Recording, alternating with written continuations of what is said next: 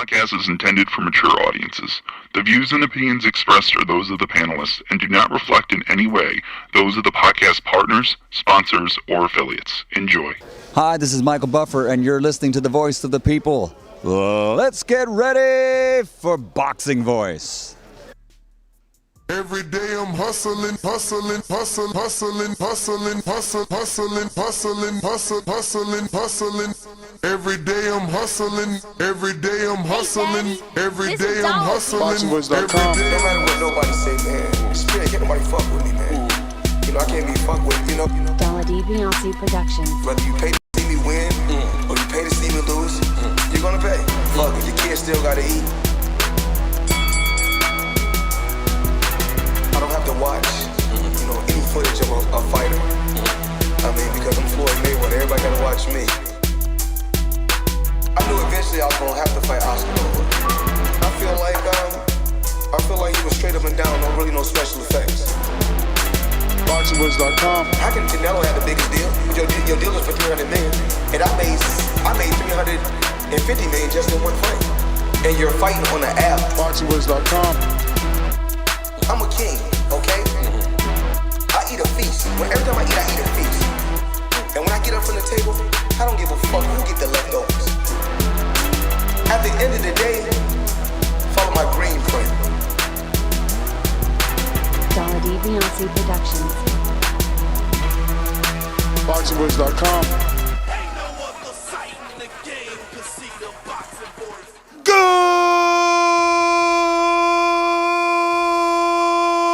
morning, TBV. What's going on, ladies and gentlemen? Welcome back to another morning edition with the Boxing Voice Radio. I am your host, Nestor Gibbs, joined alongside Mario Mongria from Corpus Christi, Texas, the IBO Medallion Champion.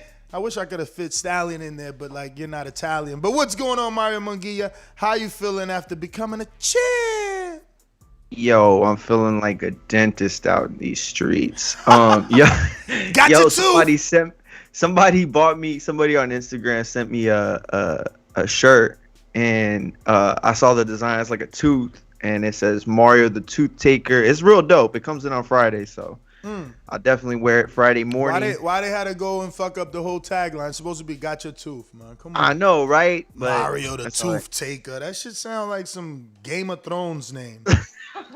Yeah, I thought it was like Isaac Yankem wrestling shit, but you know, I actually went back to the gym this morning. This was my first day back at the gym because, you know, I'm known for pounding meat, I guess. And from what I've heard, there's no softer meat in the world than Canadian bacon. You feel me?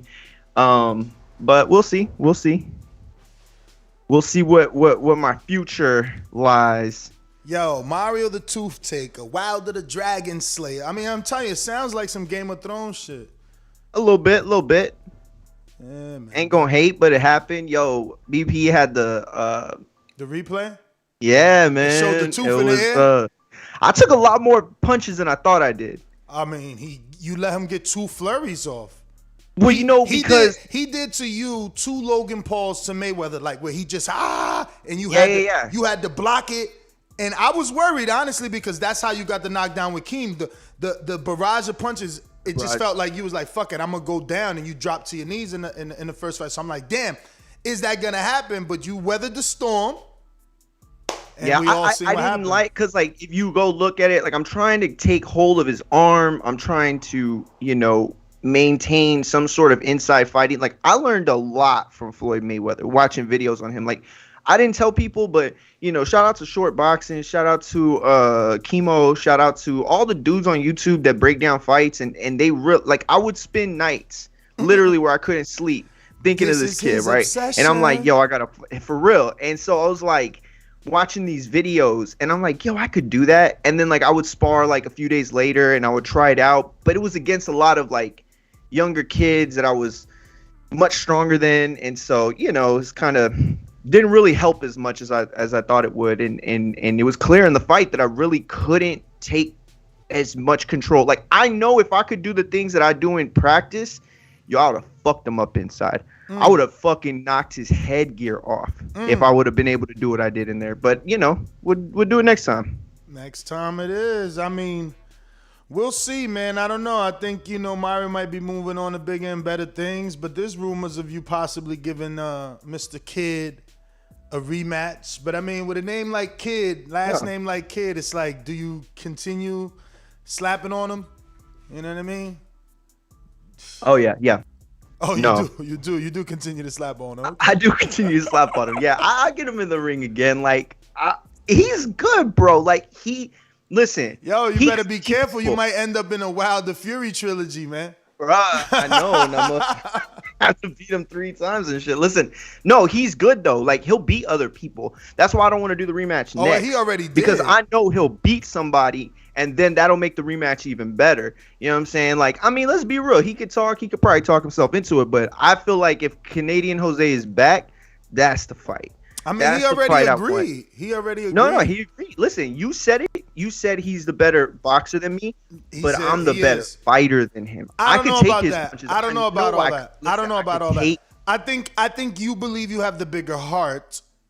I don't know about you being the better fighter, bro. No. He's the better boxer. What I meant is, I'm better at fighting in the sense that I'll take the shots. Like, I'm good with that.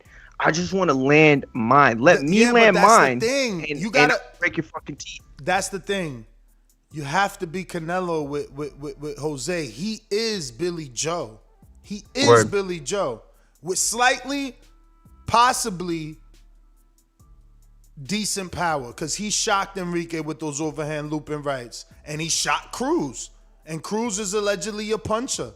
So, be careful what you wish for. The only thing you got going for you is inactivity with him, right? He's been out of border wars for many, many years at this point. Now, I think he hasn't fought since the Enrique fight, maybe, or the Cruz fight. I'm not really sure. So you got that going for you, that you got activity and momentum. He's an older man as well. You are what, 33? 35 in 2 months. 35.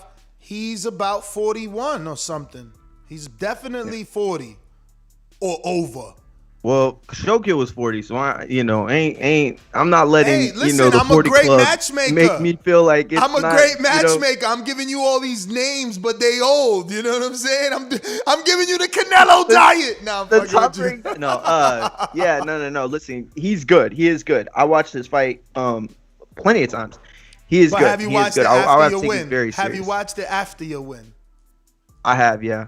You got to get you going to see Coach Franco. Let him see what you're trying to get in there with. Coach, but I don't think listen, I don't think Coach Franco, I know he has a phone because I called him before, but I don't think he's ever clicked a link in his life. Like, I think if he thinks that if he clicks a link, like, it's going to steal his identity or something. Like, my man still ain't watched the fight, but it's all good.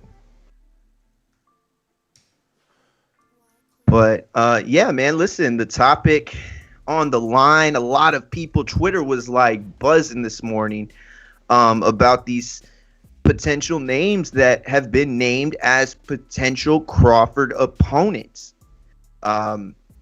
Ramirez, who we just saw fight Taylor for the undisputed at 140, was one of the names, no surprise there. Zepeda, who has become known as an action fighter and somebody who, produces quality fights. I would say that was a little surprising, but being that it's top rank and the opposition's limited, it shouldn't be that surprising. And then the big surprise was Regis Prograis was named. And he had kind of mentioned him coming up from 140. He didn't say that specifically, but just the way the conversation went when he was mentioning these names, that's kind of how I interpret it. Maybe I'm wrong, but a lot of people were saying that too online, that if this fight happens at 147, it's different. It's better at 140. What fight? I mean, you can't make Crawford move down. What the fuck? He's the champion. What does it mean? But what do you... Okay, so what does that fight represent at 147? Bruh, it represents nothing. And that's what we're here to talk about. But at the same time, Crawford's the champ. You can't make him move down. He's got I don't know how many defenses you're gonna move down. First of all, I know this is gonna be like, oh, Ness is doing it again and stuff like that. But I really hope he's opening his eyes. They're literally giving you two losers, and I don't know, a dude off a tune-up? I mean, listen, Regis is the best choice. Can we agree on that? Oh, the dude off the tune-up. But can we agree on that? So wait, you build up the Undisputed by saying the winner gets Crawford. Now you're trying to offer Crawford the loser of Undisputed and the loser to the dude that became unified to then go on to be Undisputed. Like, Bob is bad, bro. Bob is terrible. He's like, he wants to make sure Crawford knows he doesn't like him. Dude, if the entire knock on Crawford is his legacy at 47, you offer him 340 pounders? 2 coming off a loss. But that's what I'm saying is you're under the idea that this fight happens at 147, right? And that's what I was interpreting as well. But there have been a lot of people on Twitter so far say that, oh, I hear this name's not coming to 140 or he's not going to stay at 147, whatever. So if that fight's at 140, that means something different though, right? So you think Crawford said, fuck it, I'm going to stay champ at 47. Lose weight again and become 2-time undisputed by fighting Josh Taylor. Stupid. No. So stupid. No. It doesn't. Like, so you're saying they're gonna take this one fight as like the, I don't know, in between. Like, he's gonna slowly get back down to 140, get a tune-up, whichever one of these 3 guys it is, and then the next fight is Josh Taylor for all the belts and to be 2-time undisputed. I guess that's makes how I sense. see it. And that's like a build up to a certain degree. But again, I can't get past the idea of it being the guy who lost the fight to go to undisputed and then the guy that lost the fight for undisputed. Like, those are the 2 names. And it's like Zepeda is kind of this wild card. But it's a necessary evil. Like, if the goal, right, if somehow they trick Crawford into murdering himself to lose weight again and become a 140-pounder, with the caveat that you'll be a 2-time undisputed, I can see that. They're going to pay you $3 million. Your guarantee's like 3.5. So you're going to fight Zepeda or one of these dudes. You're going to be bigger. You're sucking down. And then the next one is all the marbles with Josh Taylor. Maybe a UK pay-per-view or something like that. I don't know. I guess that makes sense. You know what I mean? If he's using these 3 names, one of them, as a in-between fight. Like, all right, guys, I've been at 47 for a while. I'm going to jump in there and fight at 44 or 43, and then my next fight will be with Josh Taylor at 140 for all the belts. Making him 2-time undisputed. I like that. Yeah. I think that's better than the, path that he's been on thus far. Think about it. Everybody's like, oh, Josh should move up. So, like, how much credit do you get for beating a dude that moved up? Even though he's undisputed, he still has improved at 47. So, you're doing what Floyd did with Cotto when he said, look, I'm not going to suck you down. I'm going to go to your division and beat your ass. Is that what Crawford is doing here by going down to 140 and meeting Josh Taylor there? Because the knock on the move would be, well, Josh Taylor wasn't really a 147-pounder. Top Rank fed him to Crawford because they didn't have opponents. He could have stood at 140 and reigned. Yeah, no, I mean, listen, he definitely could have done that. But I think that if you think about it like this, like, first of all, what would the odds be that they could find a way to put Taylor and Crawford on the same card? Because remember, Taylor has his, is it WBO? I think at this point, it's very hard to do that. With all the belts that Taylor has, how could he be an undercard? And Crawford, no, you're right. And Crawford's definitely not. But here's the thing, like that. At least that points us in a direction, right? Because it's like, if you're Crawford, you need your Manny Pacquiao fight. You look terrible in the media that you've been trying for so long, and your promoter for so long has been trying to get that fight. And then the comp, right? The ops just took that rug right under you. You know what I'm saying? Like, you look so bad. You have to do something that's noteworthy in the sport.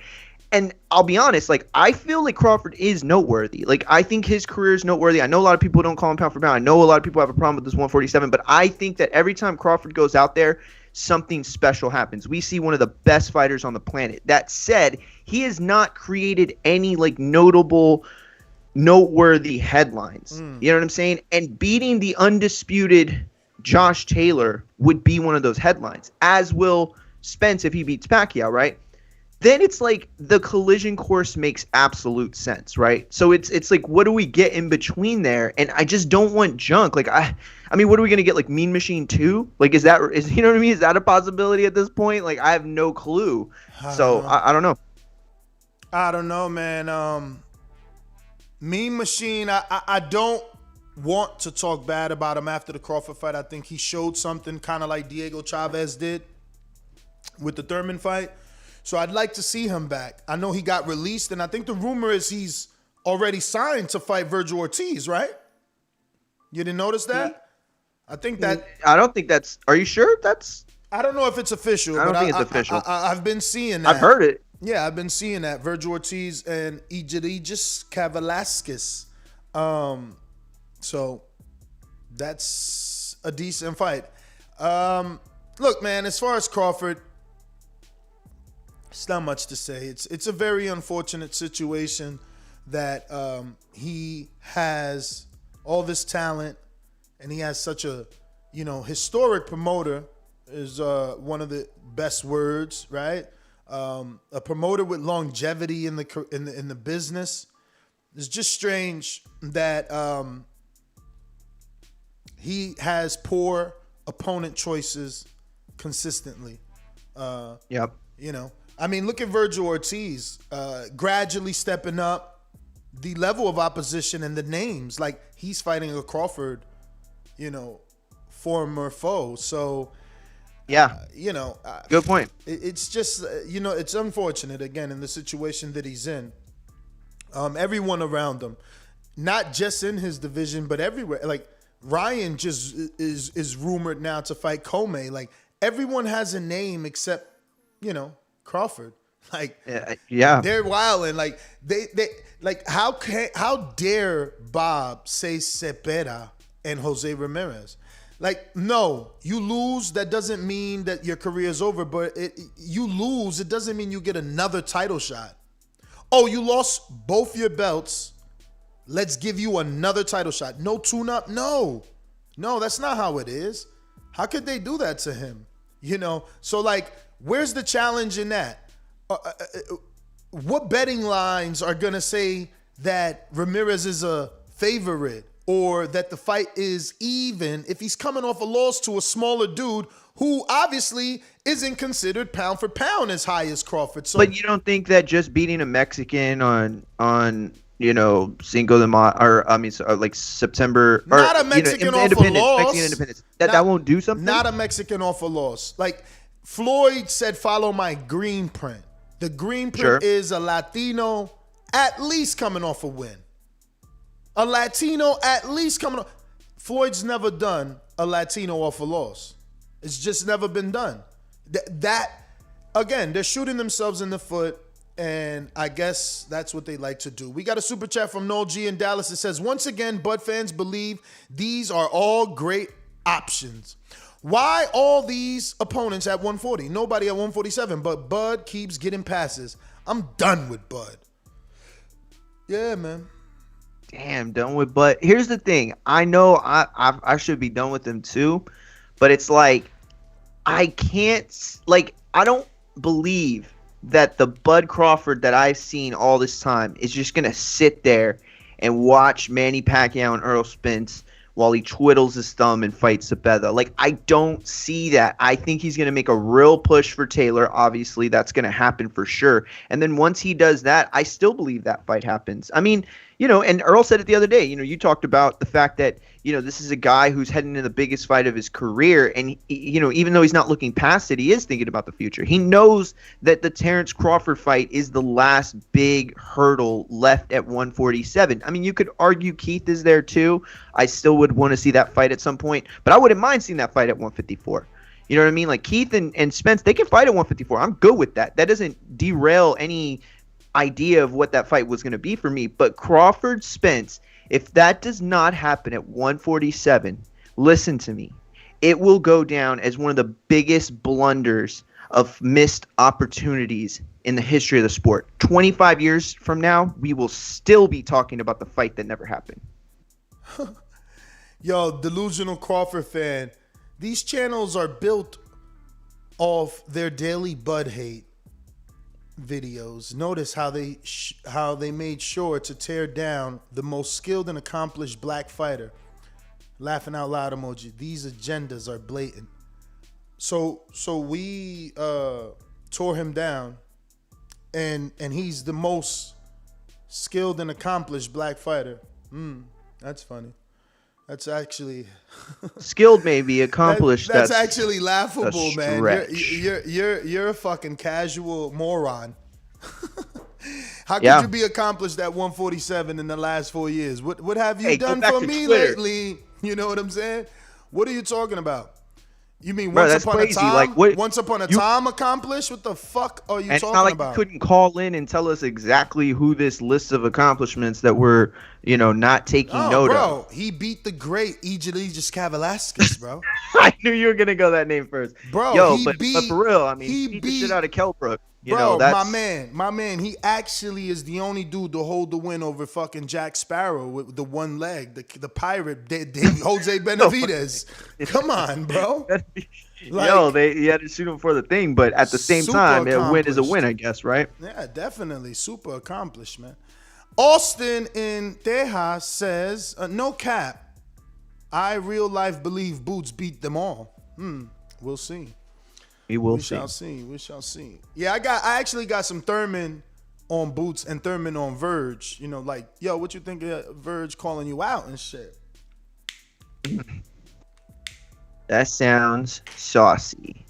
Yo, these crazy fans talking this talk on Twitter. Like, this is crazy, bro. Like, I don't even understand. That's why I'm not on Twitter, bro. I'm just saying, I'm sorry. I'm sorry to cut you off. I just want you to say, this is why I'm not on Twitter. Like, you get on there and you gonna argue with like diehard Crawford fans, but his pay-per-views do 50 and 100,000.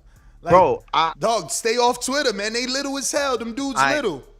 Yo, I'm telling you, I can't do it anymore, dog. Like, if you were to see some of the stuff that is addressed to the boxing media about the Fury stuff, about the Wild, like all of it, it's just fucking nonsense. Like, people make, and it's all burner accounts. Like, none of these people are even like, have the balls enough to, see their face, because then that's what a person that doesn't know shit about boxing looks like. Get in the ring and swing. Well, we are gonna have Naifir Charles in about 7 minutes. He's gonna be fighting in Buckhead, Atlanta, I believe, but he'll give us all the information appropriately. Let me see here. I did put it on our story, so I'll go through that. I guess I'm gonna have to use my phone. What's up with Instagram? Not letting you use stories on desktop sometimes, bro. Fucking aggravating. Yeah, their desktop, it sucks. So Naifir Charles, who is 7-0 as a pro boxer with 7 KOs. He's from Philadelphia, Pennsylvania, born and raised. 5'9" in the. Oh wait, that doesn't say lightweight. Yeah, he's gonna be fighting in Buckhead Fight Club. Yes, he is a lightweight. I'm sorry. He's gonna be fighting at the Buckhead Fight Club, and that's 3293 Belfort Highway. What the hell? Man, where is that? That must be somewhere in Georgia, or is that Nebraska? We're going to have to ask him. It's in Atlanta. Really? Yeah. Wow. That's what it says on BoxRec. It said Buckhead Fight Club, Atlanta, Georgia. Okay. Well, then, there you go. Yeah, he fighting a 6-rounder. There you go. We've had Naifir on a couple times. I met him one time when I was covering Shadeja Green, and he was on the undercard. He impressed me, and we've been interviewing him ever since. If you want to ask him a question, you can do so by joining our Patreon page. Remember that Patreon pledge goes to that TBV road work, goes to paying Mario Munguia and all the other staff, and it allows us to keep giving you official content. As you can see, I'm back on the road. I haven't uploaded any Michael coffee stuff as there is something cooking, and we gotta hold out. But if you want to ask Naifir Charles a question, I'm putting the link in our live YouTube chat right now. And if you want to call in and voice your opinion on today's topic, the number to do so is 1-425-569-5241. Press 1 one time to voice your opinion right here on the Voice of the People hotline. And don't forget, you could also add Nestor Gibbs on Skype to be part of the conversation from anywhere in the world. Mario, you missed it, man. I know you know D Styles. He's been in the boxing community for some time now. And, you know, I had D Styles on. I had, Raw Boxing TV. And even Major Keys jumped on for a little bit. And we were just chopping it up yesterday. Obviously, Earl Spence, we could bring that back up because, he did mention Crawford and the fact that after he beats Pacquiao, he's instructed Al Heyman to get him Terence Crawford, or else he's moving to 54. So obviously yesterday's question was, will that fight happen at 47, or do we see Earl moving to 154 before the fight can actually happen? And now with this news this morning about these very awful opponents, man, I don't know that fight happens. It's like, why even do it? Did you hear my interview with Keith Thurman? He literally believes that 3 belts is true undisputed because the WBO is old. Like, yo, them dudes don't fuck with the WBO at all. I mean, at least Charlo is. But it is true, though. It is true. Everybody's known forever that WBO's favored top rank. I mean, like, at some point, I remember in, like, the early 2010s, like it was something like 85% of their champions were WBO. And it might have been higher than that. I remember I saw Dan Rafael put that out. And so, yeah, I mean, it is kind of true. And it's like if let's just pretend we have somebody right now that like doesn't know boxing, right? And doesn't know anything about boxing, but at least understands competitiveness to a degree. And I said, okay, well, two of the best fighters on the planet in 147. One of them's going to fight Manny Pacquiao, and I describe who Manny Pacquiao is. And then I say, and the other one's going to, fight these 3 potential opponents. It's like the discrepancy is huge. That person, I think, would be led to believe that one guy is trying to make it to the finish line for the big fight, and the other guy's in the big fight. That's the way that this story is playing out. And that's why I think Crawford has to get, not desperate, that's a bad word, but he just has to, it's like enough is enough. Like, he lost the Pacquiao fight, the fight that he had been holding out for, the fight that really took a lot. You could make the argument that what Mayweather did to Khan is kind of what's gone on with Crawford and Pacquiao, but it's another argument. I mean it's slightly different, but I get Definitely. It is a guy that thought he was gonna get the big fight and didn't get it, but it's slightly different because Khan won the poll. He was supposed to get it, and I guess Crawford was supposed to get the Pacquiao fight in theory, but his team couldn't secure the bag. They needed to give Manny the bag to ensure the fight happens. But in 1 minuto, we should have Naifir Charles, and he'll be on the line. So if you want to ask him a question, don't forget to head on over to our Patreon page and drop him that question. 1 per Patreon for sure. And yeah. So we got a couple callers. And remember, you can call in by pressing 1 if you're on Blog Talk. Call in 1-425-569-5241 or add in Nestor Gibbs on Skype. We got a super chat here from AJC. This is AJ Wilder again. Spence moving like AJ. I guess I was gonna say no, but I guess, right, because he's about to unify with a former champion / legend, whatever you want to call Vlad and Pacquiao, who's been inactive, and they're putting a belt on the line for it. So I could see that, AJC. I could see that. I could see that. There's really nothing else to say. That is pretty black and white there. Pretty black and white there. I can rock with it.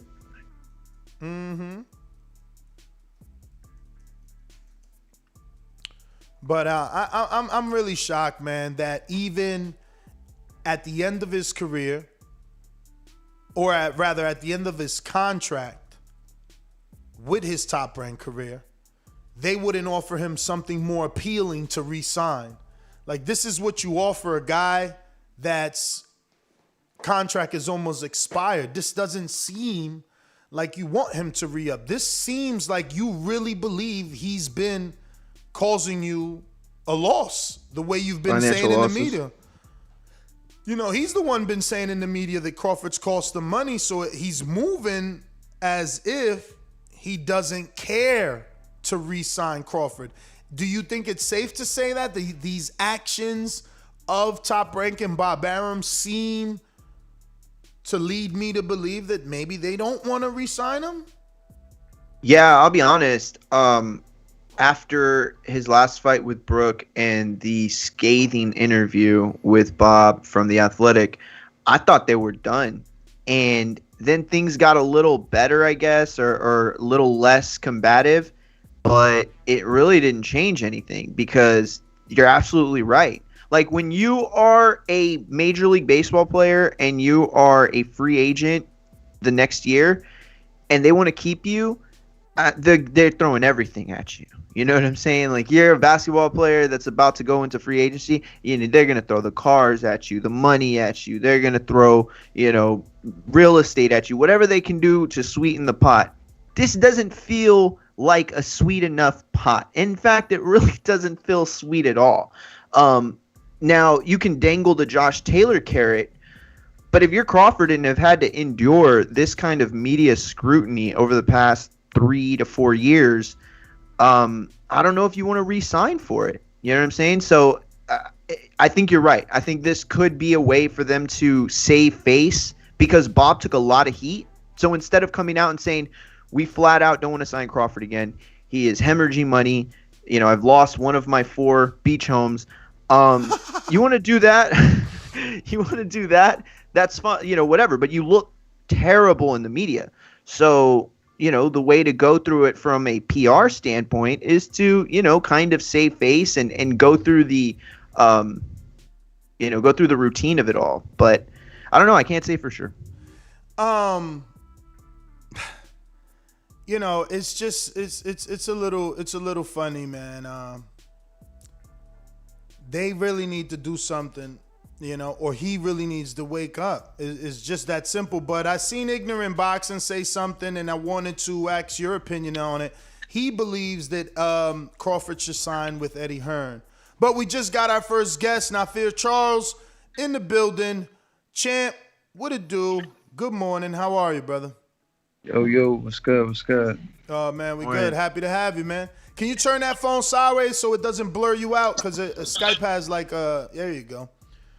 So, good morning, man. You fighting this Saturday in Georgia, man. It's fight week. How you feeling? Ecstatic, man. Just more than prepared. More than ready. Good to hear. So this will be your 6th fight, correct?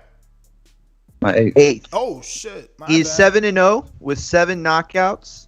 And he has fought twice this year so far, once in February and then again in May. So he's coming off of a short turnaround here.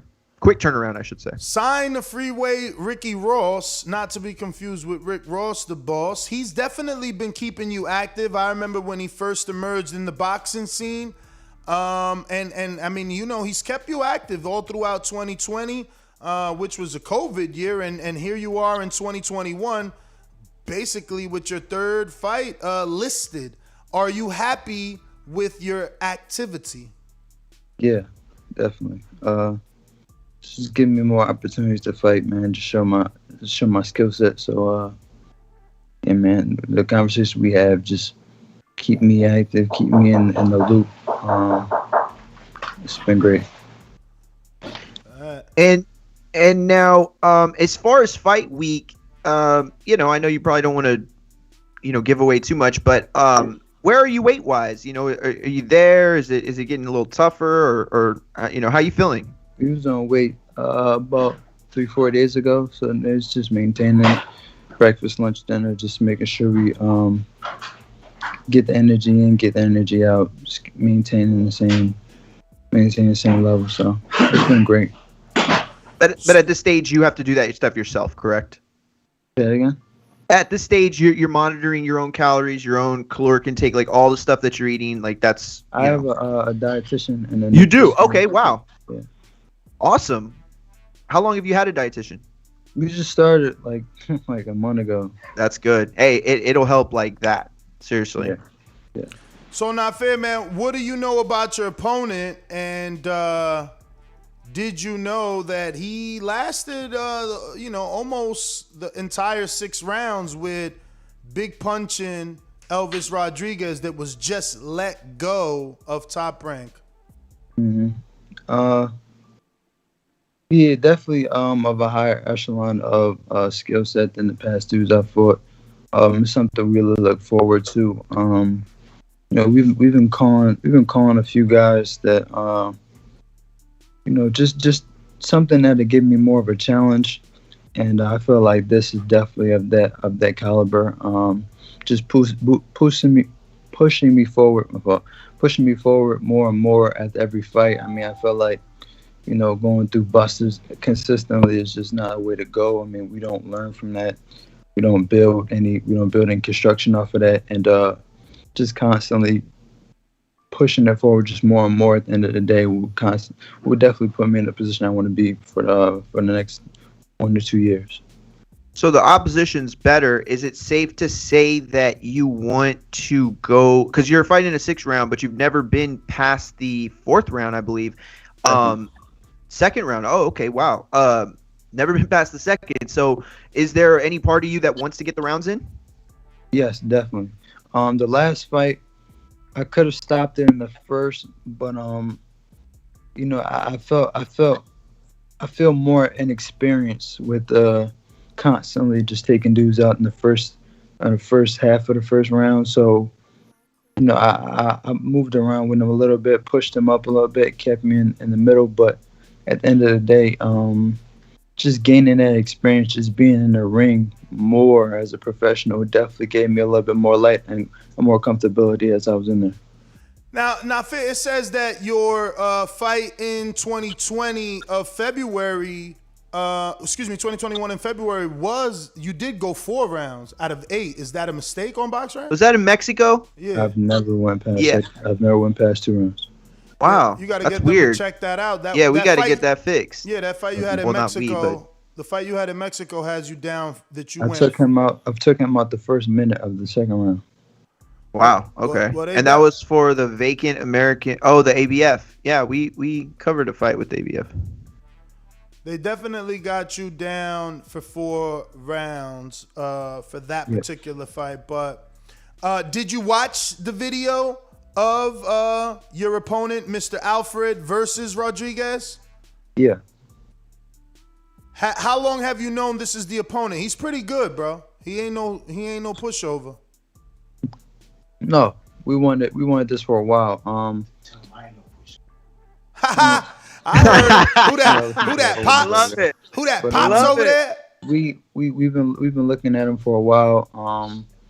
Definitely salute to this guy. I mean, we had a whole bunch of people that just pulled out, undefeated fighters that pulled out, and this guy took the fight, and I more than appreciate him for it. So, but how long did you know it was going to be him? About 2 months now. Okay, so you got definitely a full 8 weeks. We've got a good feel of him, yeah. Definitely got a full 8 weeks to prepare for him, because he pretty slick, champ. He pretty slick. I'm watching the fight as we speak. He hit Rodriguez with some shit, sent him into the ropes, and that's my man's, even though he lost his last fight. But although he does have his high school track picture on BoxRec, but it's all good. Yo, he is pretty good. I'm not gonna lie. Listen, he got good head movement. He's got good lateral movement. And he's constantly moving his head as he's throwing the jab. Yeah, he's using a jab. What I see is that you're gonna have to cut the ring off for sure, unless you're gonna outbox him. That's far from my problem, man. Far from it. Nice. So Love the how confidence. can Man, I we- wish I could watch this. Yeah, Or is I there was just about to say, how can we watch? Because now I'm interested. This is a common opponent. it's Yuri gonna be- Foreman's on? Oh, go ahead. It's going to be on Freeway Live, freeway.live. It should be on my page at naifircharles.com. Just, make sure you check it out, man. This is going to be a hell of a fight. We ain't coming for the knockout, but if it comes, it comes. Take it. Yeah, take it. Damn, Listen, champ, there's this a some step good. up. Listen, they got Yuri Foreman on this card. Yeah. They have Eric Moon on this card. Abel Aparicio. I think I know who that. He's an 8-0 fighter. Is he the guy that's part Indian, part Mexican? Yeah, I think that's him. Yeah, there's some. This is not a bad card. I mean, it's like names that I know. Is this Christy Martin or no? Christy, No. no? Because usually she uses Buckhead Fight Club in Atlanta. Oh, well then. Do you know Naifir, who's the promoter? Lisa Millis. Lisa Millis is the promoter.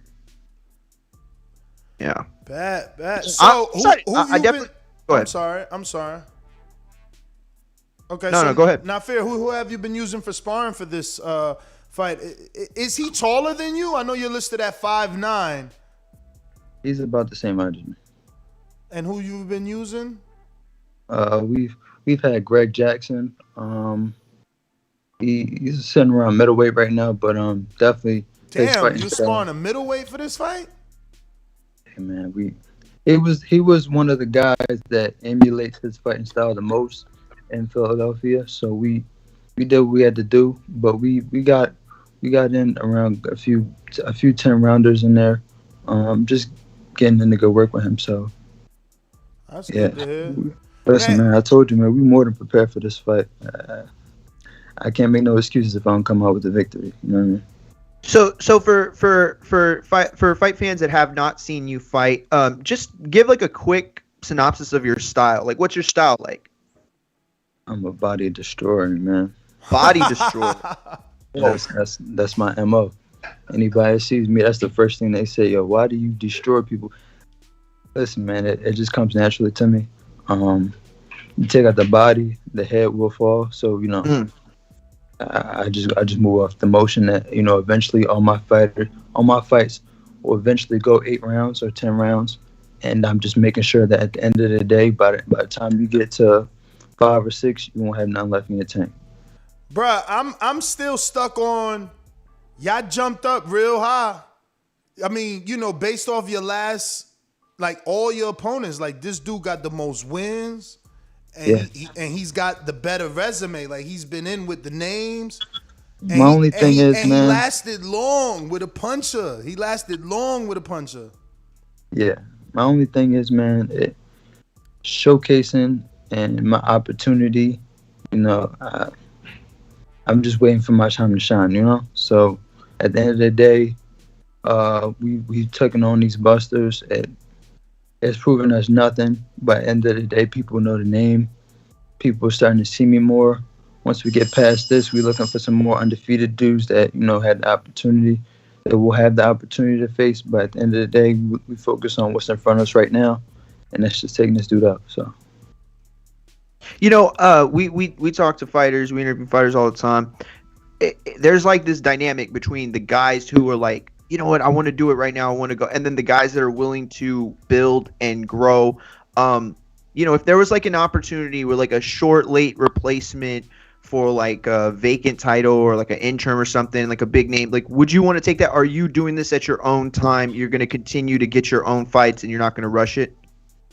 Well, I had a deep conversation with Meldrick Taylor the other day, and he was telling me just, take your time. Don't focus on, what's ahead and what you want now. Just make sure you always time everything correctly. He was telling me about all the fights that he took that he wished he had never took. The opportunities that presented itself, and sometimes things come a lot faster than what you expect, and then when you take it and you're not ready for it, then you always end up regretting it. So it was a deep conversation with Unc, and I definitely feel like that melanated with me very, very well. Like sounds like it. Just being prepared is one thing, but always knowing when the situation is right to take it, that I think that sits a lot more with me than anything else. Well said. Well said. How long you been fighting? Like how old were you when you started fighting? Or started going to the gym? 11? Yeah, about 11. And what's your trainer's name? My father? Your father is your trainer. Christopher Casey, yeah, and Ivan Robinson. Christopher what? Christopher Casey. Casey. Okay. Got it. And you've been with them your entire career.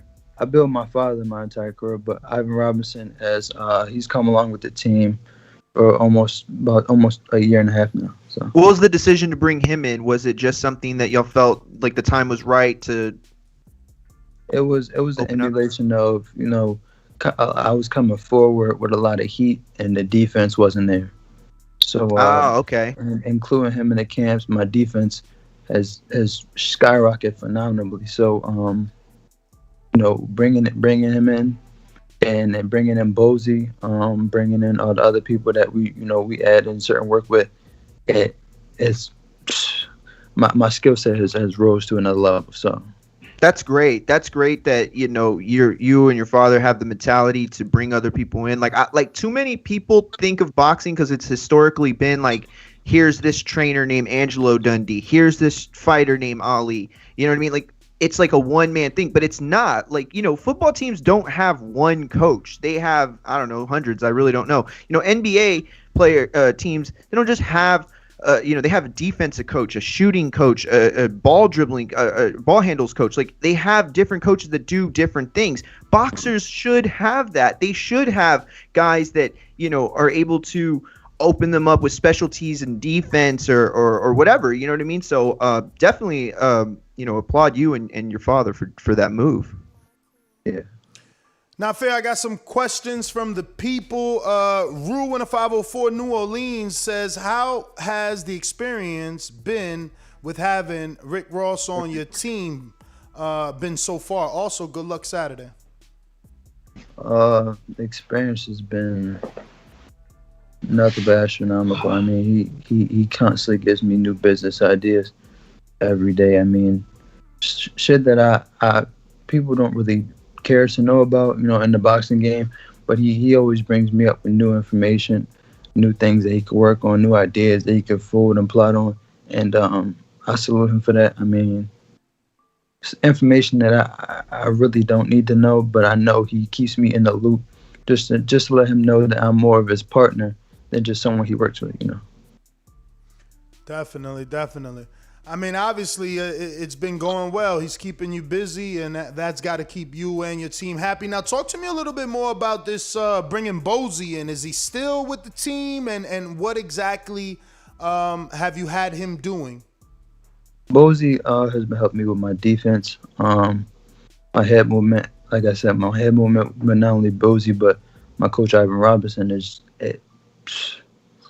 this fight. You'll definitely see it, but yeah, Bozy isn't a coach on my team, but he's definitely been coaching me for a good portion of the past few months, and none but love for him. I mean, he's more like family to me because we grew up, me, him, and his son, and a few of the other vets that's coming up in the game right now. We all came up in the amateur together, so it's nothing but family over there. We got James Valdez from San Antonio, Texas, that says, any chance George Cambroso gets the win against Teo? I'd like to see him upset, and I believe Cambrosos can pull it off. What do you think? I think he'll pull it off, but it got postponed, didn't it? It did. Teo caught till August. Till August. Teo caught allegedly COVID. Do you believe that? It is what it is. I ain't really worried about that right now. But I do think Cambroso does have a shot. Teo definitely has a lot of openings that you can take a hold of. But I know Teo is definitely coming to fight. He's always been prepared for the worst of the situation. So is Teo the undisputed lightweight champion? No, not yet. He's the unified. In your Yeah, he has to fight Devin Haney for that, right? Yeah. Yeah. He does. He does. He does. I love to see that fight also. So would I. You ever get some work with Haney? No. We might have to set that up, man. Get you on out to Vegas, man. Listen, we want to thank you, obviously, for jumping on. Let me refresh you in case any people slid in any last ones before we let you go. But we do appreciate you coming on. And obviously, they did slide in a few more. I got Young Tigre who says, thoughts on Crawford's 147-pound resume and his next opponent not being a top 147-pound fighter again. Who's his opponent? The rumor is Jose Ramirez off that loss to Josh Taylor, Jose Zepeda, or Regis Prograis. All 140-pounders. All people in your division. I mean, I would say if the money was right for them people that he's fighting, but for him, I don't know. I mean, he doesn't really have an opportunity now because he was supposed to fight either Pacquiao or Spence, and now they fight each other. So now he don't really have an opportunity to fight anybody of that caliber. I mean, there's some few people in that division where he can pull off, but I mean, I can't really speak on it because I don't really know where he's standing. But like, I liked him first when he first popped out. You know, he was fighting everybody with the name, and he was taking them out. But now it's just like, in order to keep up with Spence, he wanted to put up some names. So, absolutely, spoken like a true boxing fan. Last one, Steve in the UK says, "Hey champ, thanks for coming on the show. Outside of boxing, what interests you? Do you like to play music? Play other sports?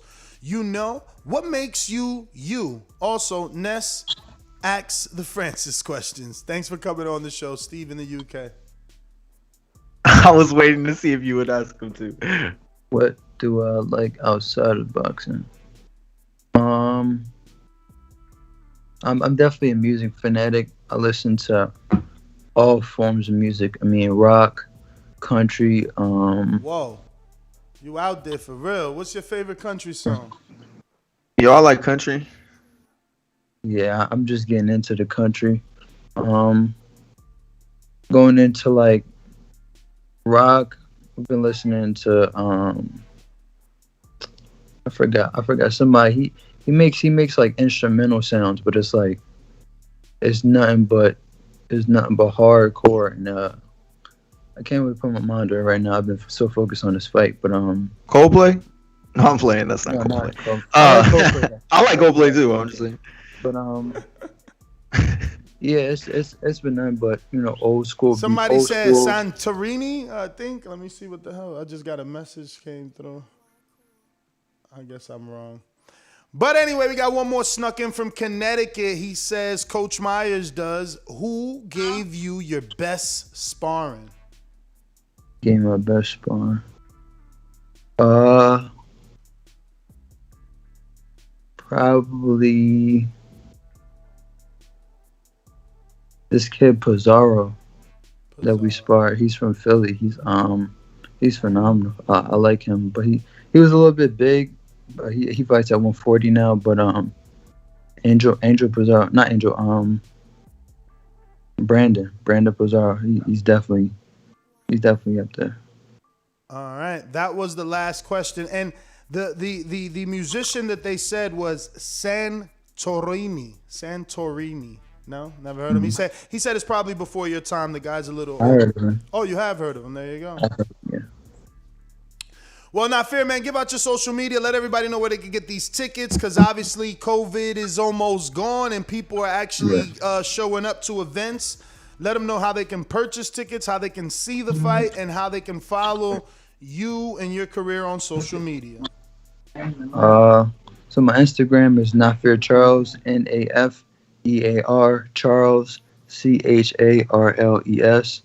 I'm not too big on a social media thing. My father runs it, so I kind of just stay focused on the fight, and everything else is just it comes through newsletters, and I hear from him. So follow me at Naifir Charles. I respond to anybody that wants to know anything, any information given. The fight will be posted on my page. It's the link will be on my page. Promo code will also be on the page. Make sure you go check it out. Hey man, make sure you get there fast too, because they don't last too long. So just make sure you get there. Bet, man. Naifir, thank you again for coming back on the show. Wish you the best of luck Saturday. And look to have you back on, brother, once you get that win. Do the victory lap right here on TBV. Enjoy the rest of your day, champ. Appreciate it, man. All right. Well, there you have Good it, luck, ladies and champ. gentlemen. Naifir Charles, he fights this Saturday in Atlanta, Buckhead. And I mean in New Jersey. What up, champ? Top of the morning, champs. What's good, fellas? What Mario looking real spiffy with that haircut, man. Vamos, campeón. Gracias. You the man, champ. You the man. Yo. You know, it was like a different feeling now. I mean, I'm not gonna lie, because it was like I competed in the other Border Wars. It was like I lost. It was like, you know, whatever. But yo, I won, and I'm not gonna lie, like I'm kind of feeling myself. Like I bought brand new glasses. I'm like, yo, this is. You know what? I gotta stay looking clean. The champ. Yo, I'm going to 175 too. Today I went back to the gym. Yo, I pigged out Sunday when I got home and all of Monday. I had like an entire box of Pop-Tarts, high as hell.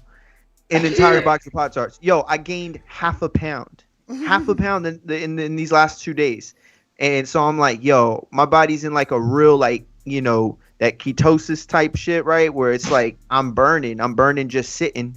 So yeah, bro, I'm gonna try to get to 175 for real. Like walk around. Let me ask you this though, and I'm sure I'm just being, you know, I'm not taking a piss, but maybe Wilder, you know what I mean, could have the same experience. I mean, doesn't it feel good to come back like you left something and then get it? Like Yes. I mean, no, that's a very good feeling. Point. You know, and the the loss other thing is too, motivating. The loss. Yeah. But that's also, the thing, you know what was motivating? Not for everybody. Knocking down the guy that everybody said was better than me, right? So it was like I had knocked down Keem, but it was like I lost to him because he was better than me. But having that in the back of my mind to be able to go forward, you know what I'm saying? Like, and it's like this thing now where, okay, I knocked down a boxer who was far more skilled than me. There's like a checklist right there.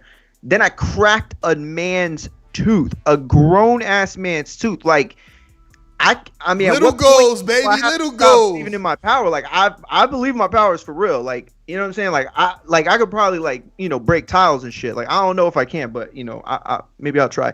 But you know what I'm saying? So it's like one of those things where that confidence is just. So it's like if you're Wilder, and even if everybody's saying, oh well, this guy's, you know, pound for pound boxer and blah blah blah, but it's like, you know, you have that power. It's, you know what I mean? And that's not even comparable in terms of power, but. Damn, he compared himself to Wilder.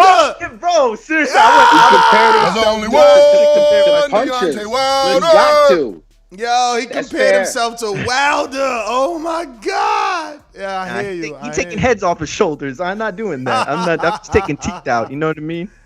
Next time I'm leaving with somebody's jaw, though. Wow. Nah, man, you got to get that Jose fight, man. Listen, Yeah, I don't think anyone's ever put Jose down. That's the thing too. Like you can find out how real that power is. But I mean, give me your thoughts, man. What do you think about these possible opponents for your man Terence Bud Crawford? Yo, man, it's crazy because I'll be that spark, man. You know, so this is where I said it yesterday. I jumped in and said it.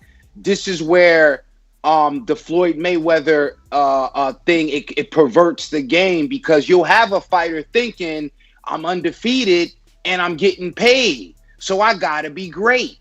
And that's the part of it that I could never like as a fan. You could stone me, you could kill me on the gram, say whatever you want. I cannot respect that. This is exactly what, you know, Floyd Mayweather has done in this regard. Now, again, Darrell said it best. The great fighters all have a loss because it was the best fighting the best. I know the Bud Tenders have since disbanded. I know they disbanded. They hanging out at the shelters now. They don't even have a clubhouse no more. So I know the Bud Tenders still ain't walking around talking about some, but he's getting paid and he's getting another $1 million once he's done, because this shit is no excuse. It's no excuse for this. At least fight Virgil Ortiz. Fight some of the young guns. Yeah, but what if Virgil don't want him? It didn't seem like Virgil and his team wanted him. We heard what Robert said on this show. It don't sound like they want him. I mean, I'm just saying names. I'm sure the Ennis camp wouldn't mind, or maybe they think it's early. I'm not gonna say everybody want to jump in there with Terence Crawford. That's a great point. But what I'm saying is I think there are a lot of fighters that are overwhelmingly willing to take that chance. They're going back to, if I fight one of the best and I lose, that says something about me. You know what I'm saying? I don't think they're content on carrying that O and saying, well, I'm not going to fight him. The only guys that I hear want to fight him are across the street guys, right? Like, obviously, Thurman wants to fight him, but he wants him to not be with Bob. Earl wants to fight him, but he wants him not to be with Bob. And, Porter's the only one who didn't care if he was with Bob. He just wanted to be treated right. There's really no one calling him out but those guys, unless I'm missing something. No, but let's take away the idea of this across the street, because he said it best. All of a sudden, it's in across the street when I want to fight. Let's take that out and just say the best guys at the top of the division are willing to fight him. Now, we know the boxing politics get in the way of that, but I think if we got enough momentum and the fighter himself is insisting, you know what I'm saying? And say, well, I'll take this level of opponent instead of what the promoter's willing to give me. But listen, I don't think, Top Rank is a strange place, because I had said it a couple of shows ago. When you go out and cheat on your lady, you still got to go home, man. So we was looking at Teo out on the town with his girl, Triller, and he's holding hands, and they looking real good. Okay. But he's still married, and he had to go home. And ain't no telling what his wife did to him. You know what I'm saying? She could have Al Greened and poured grits on him. So hell no. She obviously cooked. In she cooked clean and made the King's Castle look Yeah, good. see, They renegotiated his contract. Exactly. I like that metaphor. I think that's the right metaphor. I think the only difference is that it wasn't the man who stepped out. It was the woman who kicked out, based on some fraudulent shit, right? It was like, she found like something crazy on his text, and it was like, bro, that's my fucking brother. Like, oh shit, you know what I'm saying? And so they exactly what Ness said. They cooked, they cleaned, they got it back right. Nah, you wrong. She didn't find anything. He left because of mistreatment. They weren't treating him like a king. Yes. That's what I was trying to say. I just fucked up that metaphor. But yeah, no, you're absolutely right. I think that's a good metaphor. And that's the way to look at it. It's like a relationship. You know what I mean? So wait a minute. So we're saying that wife behaved like, so he ran out and got the side chick and found out it wasn't sweet over there, perhaps. I don't know, man. He was driven to another woman's arms, though. No, like, that's the man. real case here, is that she put him in a position where he had to go stay with the side. Like, you know that mistress was lovely. She was like she was like an Instagram model because she paid him more, and she was putting him on a stage with like A-list music celebrities. So it was like a sugar mama type of situation there. It was like, yo, I'm gonna take you out, I'm gonna do this. Like, yo, you like his concerts? value. You want to go to some concerts? She raised his you know value. Yeah, exactly. She raised his value. Because Thank you. That's the best way to say it. After dating her, Top Rank all of a sudden wanted him back. Like, oh man, can we go on another date? Look, I'm gonna wear my sexy heels and red dress. Top Rank crazy, bro. They had all that shit Bob talk only to renegotiate. It's hilarious. Boxing is a circus, man. Oh man. But if we get, I guess we're gonna get what? Teo probably sit this one out, wait for Nakatani and Lomo to wash out, and then get the rematch. Listen, I'm with you. I don't think this Cambrosos fight happens, let alone on Triller. I think that shit is out. I don't think it happens. Bro, really? Mario, Bruh, how you gonna How are you reschedule- gonna take $6 million away from my man? How is he gonna let that happen? By giving it to him. Listen. They ain't giving him $6 million. I promise. That's the one thing in this scenario that would fix it, and that's the one scenario that ain't gonna do it. It ain't 6. It's 6 total, but it It's ain't 6 total. Okay. It ain't 6. They don't gotta renegotiate shit with Peter Khan's dude. They could walk away from this fight, and not without losing the belt. I don't know about that.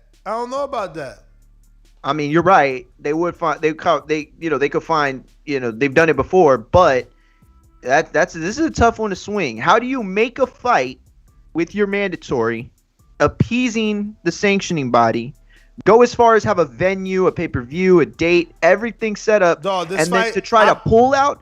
Somebody's gonna. I believe this fight happens on ESPN. Okay. And not on Triller. Okay.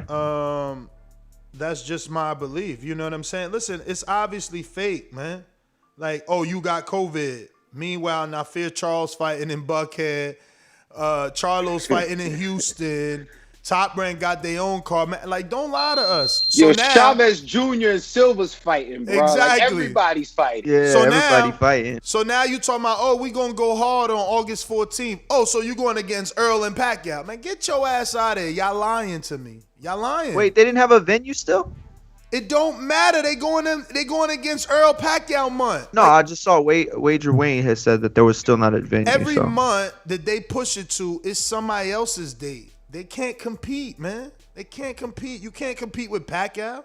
But when did that ever stop? Like from a Triller side, I don't think. Go ahead. It doesn't stop, right? But as a boxing fan, some of us can't afford both. So we're going to decide, do we buy Kambosos or do we buy Pac Spence? It's just that simple. Yeah. It's a bad situation. Absolutely. Anywhere they go, they be on pay-per-view. Met with a roadblock, man. Anywhere and they it go. sucked because wait. But here's the one thing that maybe, because you're saying that the COVID is like a possible road to ESPN. I think that's a very good point. But could it also be a potential, let's get this fight where it's supposed to be in Australia move? Because that's where they make the most money anyway. That's where the tickets Listen, are. At the end of the day, Triller won the purse bid, so somebody going to have to talk to them about relinquishing their rights to promote this fight. That's just the bottom line. They won, unless the COVID is fake because Triller really don't got the money. I don't know. Remember, you don't get no check till you fight. So all that $2.8 million he was allegedly he didn't get it. He might have got an advance. Maybe. He might have gotten a little bit of advance. Go ahead. We all speculating. This is a perfect opportunity. Something fell through with Triller. Something wasn't going right. Bob steps in and look, I told you I was going to pay you this. This is what I'm going to give you. Let them pay you whatever they said they was going to give, because they're not going to give him 6 now. So if Bob got to kick in 2, 1.5, Triller pays the rest. They move it to ESPN and they get the fight going. That's a little too clean, but no, but that's definitely a scenario that I could see play out that works, in a way that I don't see any other roadblocks. Like, to try to not make the fighter subdue it, that can't happen. There's no way that anybody associated with this fight is going to want to pay that amount of money that it would take to contractually break this thing. You know what I'm saying? Absolutely. So that's done. But to try to switch the network, I think that is a possibility. And if you're Triller and you spend all this money and now you lost Logan Paul and Jake Paul and it's they were your cash cows, you probably do want to start, scaling it back. And shout out to Julio Garcia from Canada, who wrote an article last month for TBV and covered the fact that Triller has a bunch of pending lawsuits that they have on people, right? And there are some that are speculating that those lawsuits are more about trying to recoup what they've already put in that they haven't gotten back. And I don't know if that's true or not. This is speculation from the people that are being sued, right? Specifically a podcaster by the name of, I don't remember, he was on the Tom Segura podcast. And so he said he's being sued because he showed the fight on his podcast, I think, and he had 1 million, 10 million views, something like that, whatever, right? God, and so they're suing him. No, he's in big trouble. But that didn't prevent him from, he's swinging at the fences with these guys. And he's saying that, that they've spent a bunch of money on the musical acts, that's what has hemorrhaged their money so far, and that they are in worse shape than they're letting on. Again, that's speculation from a person who's being sued by Triller. So take that with a grain of salt. But that said, without these venues being able to have actual people in them and depending on the concession and all that it takes to recoup the financial obligations, it's hard to imagine that they, are sitting pretty right now. So they might want to get out of that $6 million. And then also like putting $6 million when they could have won it with 4. You know what I'm saying? Like, it's like, maybe they didn't know they couldn't. Ryan's there doing this and like, yo, wait. We still have to pay the 6. Can we just, pay the 4 of that? It's not how it works, champ.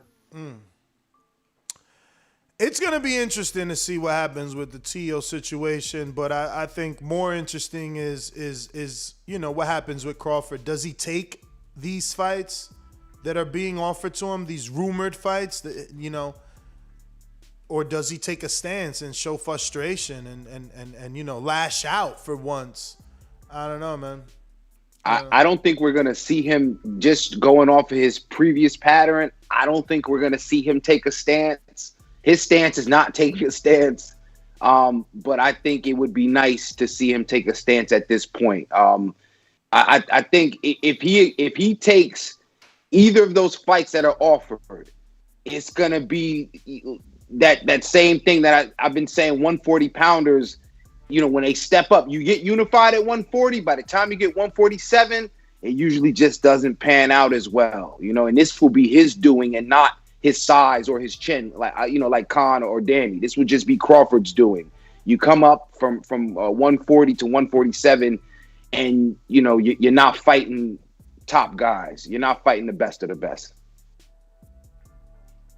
For sure, man. Nah, you're definitely right. Listen, and it's kind of sucks because it's like this is such a good fight. Like it's a good fight for what it's worth. You know what I'm saying? And it's like to put them in a situation where they have to feel like they have to sell a certain amount of ticket. I mean, a certain amount of pay-per-view buy. Like, I don't know. It's just it's a fight that doesn't need all this extra hoopla. You know what I'm saying? Because it's just a good matchup. George earned his way into the ring because the guy he beat, like I thought, was gonna win that fight. In Selby, and that's a fight I would have wanted to see too.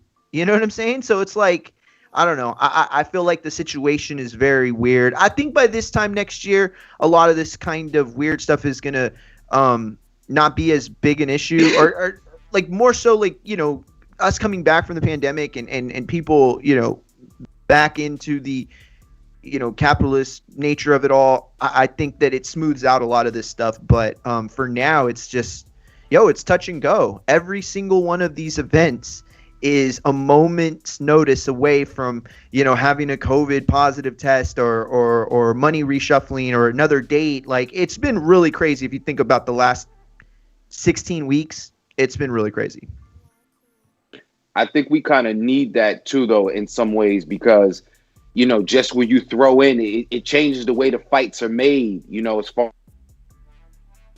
as you got to, because if your fight gets blown up because you may give, the other guy a chance to wiggle out of that situation and not get back to that fight. So that's why we can't spend the time taking who the promoter offers you because I'm getting paid good money to fight.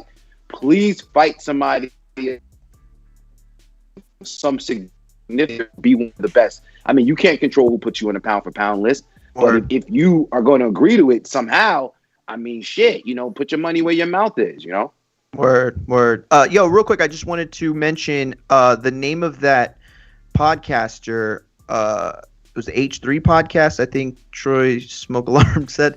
His name was Ethan Klein. And so, again, he threw out a lot of different stuff. He said that the New York Times is currently working on another story because they did put out – New York Times put out like a couple of really like scathing pieces on the Pauls, but specifically the younger Paul brother. And, he's been accused of sexual misconduct. He's been accused also of like super ripping off the people that he had brought into his house. Like, the content houses that they have, like TikTok, YouTube and stuff. So like Jake had his own, right? And like supposedly like he had like 14, 15-year-olds that he like basically ripped off. And again, that's what the article says. I have no clue what is true or not. I don't even know the, economics of a hype house or anything like that. But it was more than just the lawsuit stuff. It was more than just the Triller. Like he went off. Like he said so much stuff that I don't know if it's liable or not, but it was fucked up. It was a lot of fucked up stuff. Real quick, let's get to these super chats. Taking it from the bottom to the top, we did know G, Austin, AC, Count Drago. Coach Meyer says, actually, Count Drago says, fight Ugas or Thurman, but Charlo fighting Montiel. So basically they telling us like, oh, you telling him to fight good names, but Charlo's fighting a trash name, I guess. Or a no name, I don't know. Who did Charlo fight before Montiel? Derevyanchenko coming off 2 losses. Okay. But one legitimately people thought at least he won that one fight, right? With Triple G. That was the hype. That was like, oh, he really should have won that fight. Wait, Ness, what super chat did you just read? I read Count Drago, and now we got Coach Myers is next. Okay, I got him. Coach Myers says with the super chat, if Bob renegotiated Teo's contract and probably made a deal to compensate for the money he would have got from Triller, Bob is a smart man at times. Yeah, that's what Ness is kind of saying, and you laying it out that way. That's definitely something I could see happening. At first, I was like, no, I think Triller's got him because of the money, but yeah, you can fix that. Those are all things that can be fixed. And the longer term play for Teo seems to be top rank. We got KD with a super chat says, Bud slander is real. So people flat saying Bud ain't great. Let's be real. PBC Welt's energy change and chasing now because they got L's and he still got WBO strap. Yeah, dude, I don't know. I'm not saying my man, you need to he's stop. Definitely great. This dude needs to stop with that ridiculousness. PBC fighters are chasing because they got L's. And they also wasn't chasing before because everybody they were facing was more accomplished than Crawford. What the fuck don't you get? Wasn't Danny a bigger name than Crawford? Wasn't Thurman and fucking Porter a bigger fight? Like, Crawford wasn't even a welterweight when Thurman and Porter fought. So they not chasing shit. They got losses because they fought the fucking best. That's what we begging Crawford to do. Like, what are you talking about? Y'all I think Crawford it's unfair fans to so even admit, delusional, man. No. And it's unfair to even suggest that Thurman can't be considered still the top welterweight. Like, I think Thurman, despite losing to Pacquiao, is still a very viable fight for either Spence or Crawford. And it's a fight he could win. I'm not saying I'd pick him, and I'm not saying I wouldn't. I'm just saying that everybody's energy changed on Thurman, and I get that it wasn't just the Pacquiao fight. I get that there was this kind of build up to, everybody jumping off that ship, but I'm not off that ship at all. He is a great fighter. He is still young enough that he can do things, and despite the injuries, that time has saved his body from taking punishment. You know what I'm saying? So, yeah, like to suggest that guys are desperate more because they got the losses, but the fact that they fought the better competition, like what would Crawford want to be? In a situation where he finally got the Pacquiao fight but lost, or a situation where people continuously telling him to fight people and it's not happening, and he's missing out. Look who Danny's fought. That they still Look who Danny's fought. Man. Yeah, Danny fought everybody that needs to be fought when it comes to the top welterweight. So even if he is the bottom of the best, he's in the discussion. Exactly. What we're saying, I know what I'm saying is you can't continue to be in a discussion if you haven't at least fought a Danny Garcia. Yes. You gotta fight somebody that lets us know. That's why Porter is constantly being thrown around. Yes. That's why Porter was mentioned by Top Rank.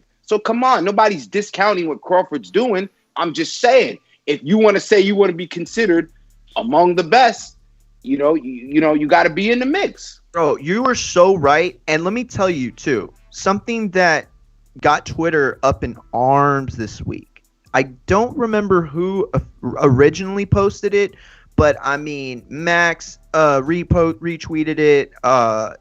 Candido retweeted it. I mean, all these guys retweeted it because it was a really great question. The question was, who has the better career, Sean Porter or Deontay Wilder? And I know that question has been kind of popped out there before, And it's like, when you think about it, Wilder's such the easy name to go to. It's like, he's the heavyweight champ. He's made way more money. He's been in these situations.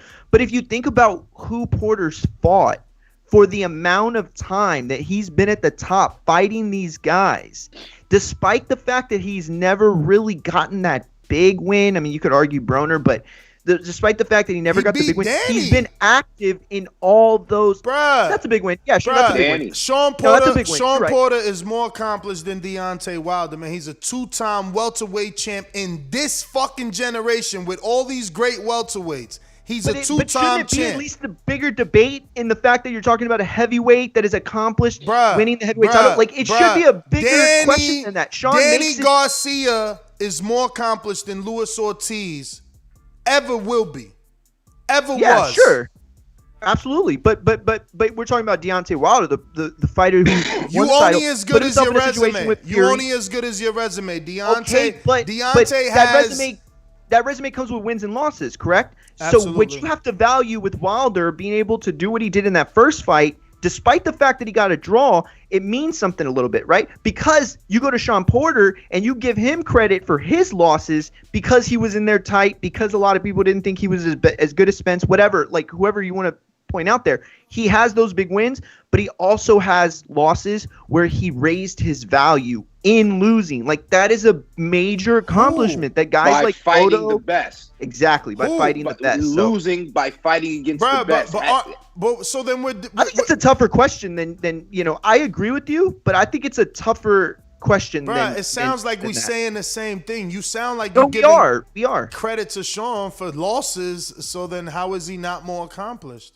He is more accomplished. All I'm saying is that to sit here in boxing where the heavyweights just mean something more, it's like, that's crazy that a guy like Sean Porter is, could be considered to be better than a guy who was a heavyweight champion just a year ago, or a little more than a year ago. But you get what I'm saying.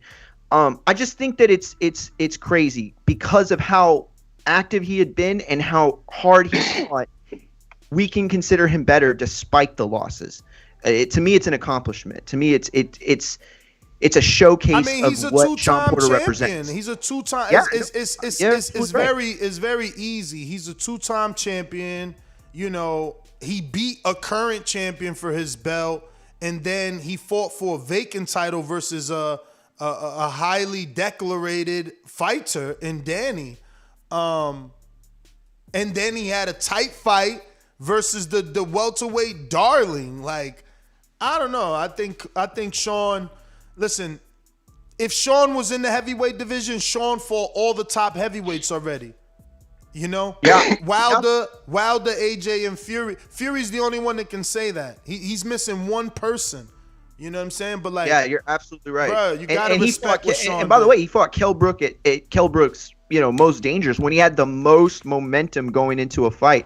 Real quick, we got Joshua Davis on the super chat. Says, honestly, Bob was right when he said it wasn't marketable. Tio went to Triller and the tickets dropped 150%. Triller was definitely going to lose money. Yeah, man. Yeah, that's a Dick Jones says. Go ahead. Crawford fans have What? Oh God. Dick Jones says, living up to the name, says Crawford fans have mental illness. Salute, Ness. Coach Myers says Danny Garcia fought the dogs at 147 already. Porter, Thurman, Spence, after moving up from 47, probably the toughest 3 opponents at welterweight. Exactly. And yes, he lost to all 3, but he motherfucking fought them. He got an O. He wasn't afraid to let it go. He kept trying, and people think he beat the Sean fight. People think he won that Sean fight, and he thinks he won the Thurman fight. So there you go.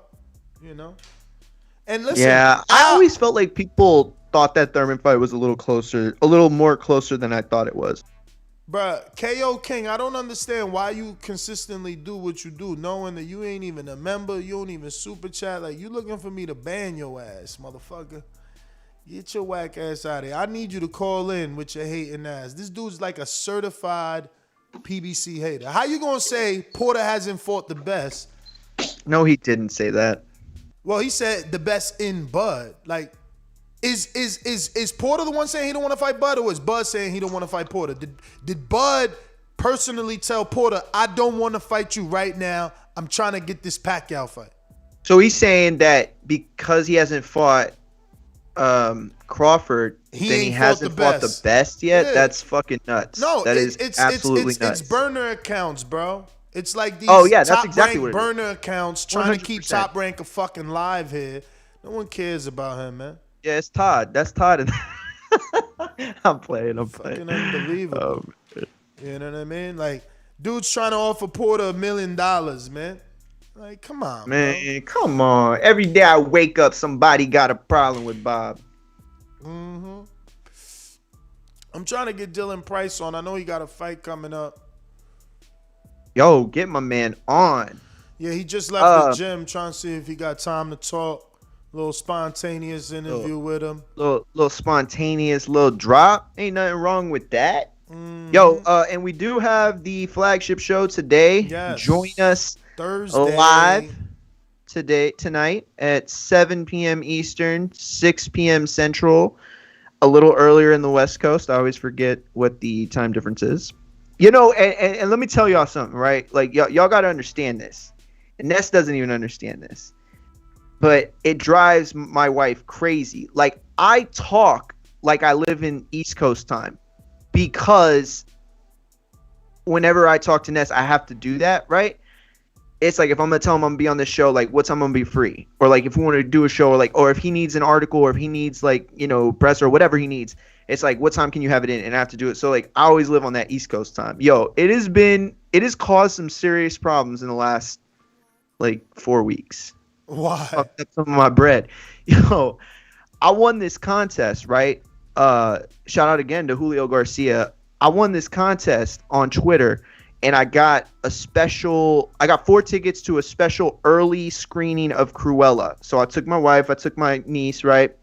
And while we were there, I had they were having another contest for a few other movies, early screenings, and then tickets to Six Flags Fiesta Texas, which is a Six Flags located in San Antonio. So I signed up for it. Yo, I won 3 out of the 4 contests. And that's because 2 months ago, I remember I told y'all my wife won a contest from her church group on Facebook to go to Hawaii. Well, you could go in a bunch of different places, but Hawaii was one of them, and that's where we're going to go. We've been winning. Free? Yo, I lost for free. The only thing we have to pay for is our passports. Because because we were gonna go to the Fiji. We're gonna go to the other ones, but we're going to Hawaii, so we don't have to get our passports because it takes too long. But anyway, I lost out of the 3 tickets I won. Right, I won 3 different sets of tickets to 3 different sets of things. I lost all but the Fiesta Texas Six Flags tickets because I fucked up the time difference and I let them go. I only had like a certain amount of time to get them, and it was like 7 o'clock. I was like, 7 o'clock, I'm gonna go. I'll be there by 7 o'clock. Yeah, that shit was 6 o'clock my time. But living on, working on that East Coast time for the last 9 years. I've been here since 2012, so. About to be 10 years, dog. Word. You gonna buy me a watch, Ness? Yeah, what kind of watch? I don't know. I'd rather have a cake. Get your little G-Shock. Little G-Shock? Yo, see if IBO will make a face, and then we'll just put that watch on there. Yo, you want one of them WBC watches, man. He need to give us one, man. He needs to give us one. Yo, have you seen the Teofimo merch? Nah. What, oh WBC merch? Huh? Is it WBC merch for Teo? Yes. Well, it's a combination. They have it's for the fight, right? It's for the fight. That's why I thought it was set, because it had a location. Yo, I'll share it to you with Skype. If you want to share it with people, you can. But let me tell you, this thing is super dope. It has the Scarface vibe, right? Uh-huh. It has that Miami 80s colors. And it has that Scarface vibe, and it's just, oh my God, it's so dope. And then he did the Floyd Miami Dolphins color scheme, and that looks really good. Like, I'm telling you, you're gonna like it. I think you're gonna like it. Here we go. Let me see. I pull it up. Is this it? All right, that did not work. Hold Hold on. In the meantime, let's open Go up ahead. these phone lines, man. We Let's got a open lot them of up. callers. I forgot all about callers, man. Apologies to the Is everybody on community. there? Yeah, everybody's on there. Oh shit. Okay. Shit. Well, I had everybody on, but it looks like some people dropped back off. Remember to rate us 5 stars on iTunes. I pretty much know everybody there. This is Antonio. What up? Subscribe to youtube.com/The Boxing Voice for the latest and greatest interviews with your favorite fighters. Antonio. Yo, my work. Antonio, what up, bro?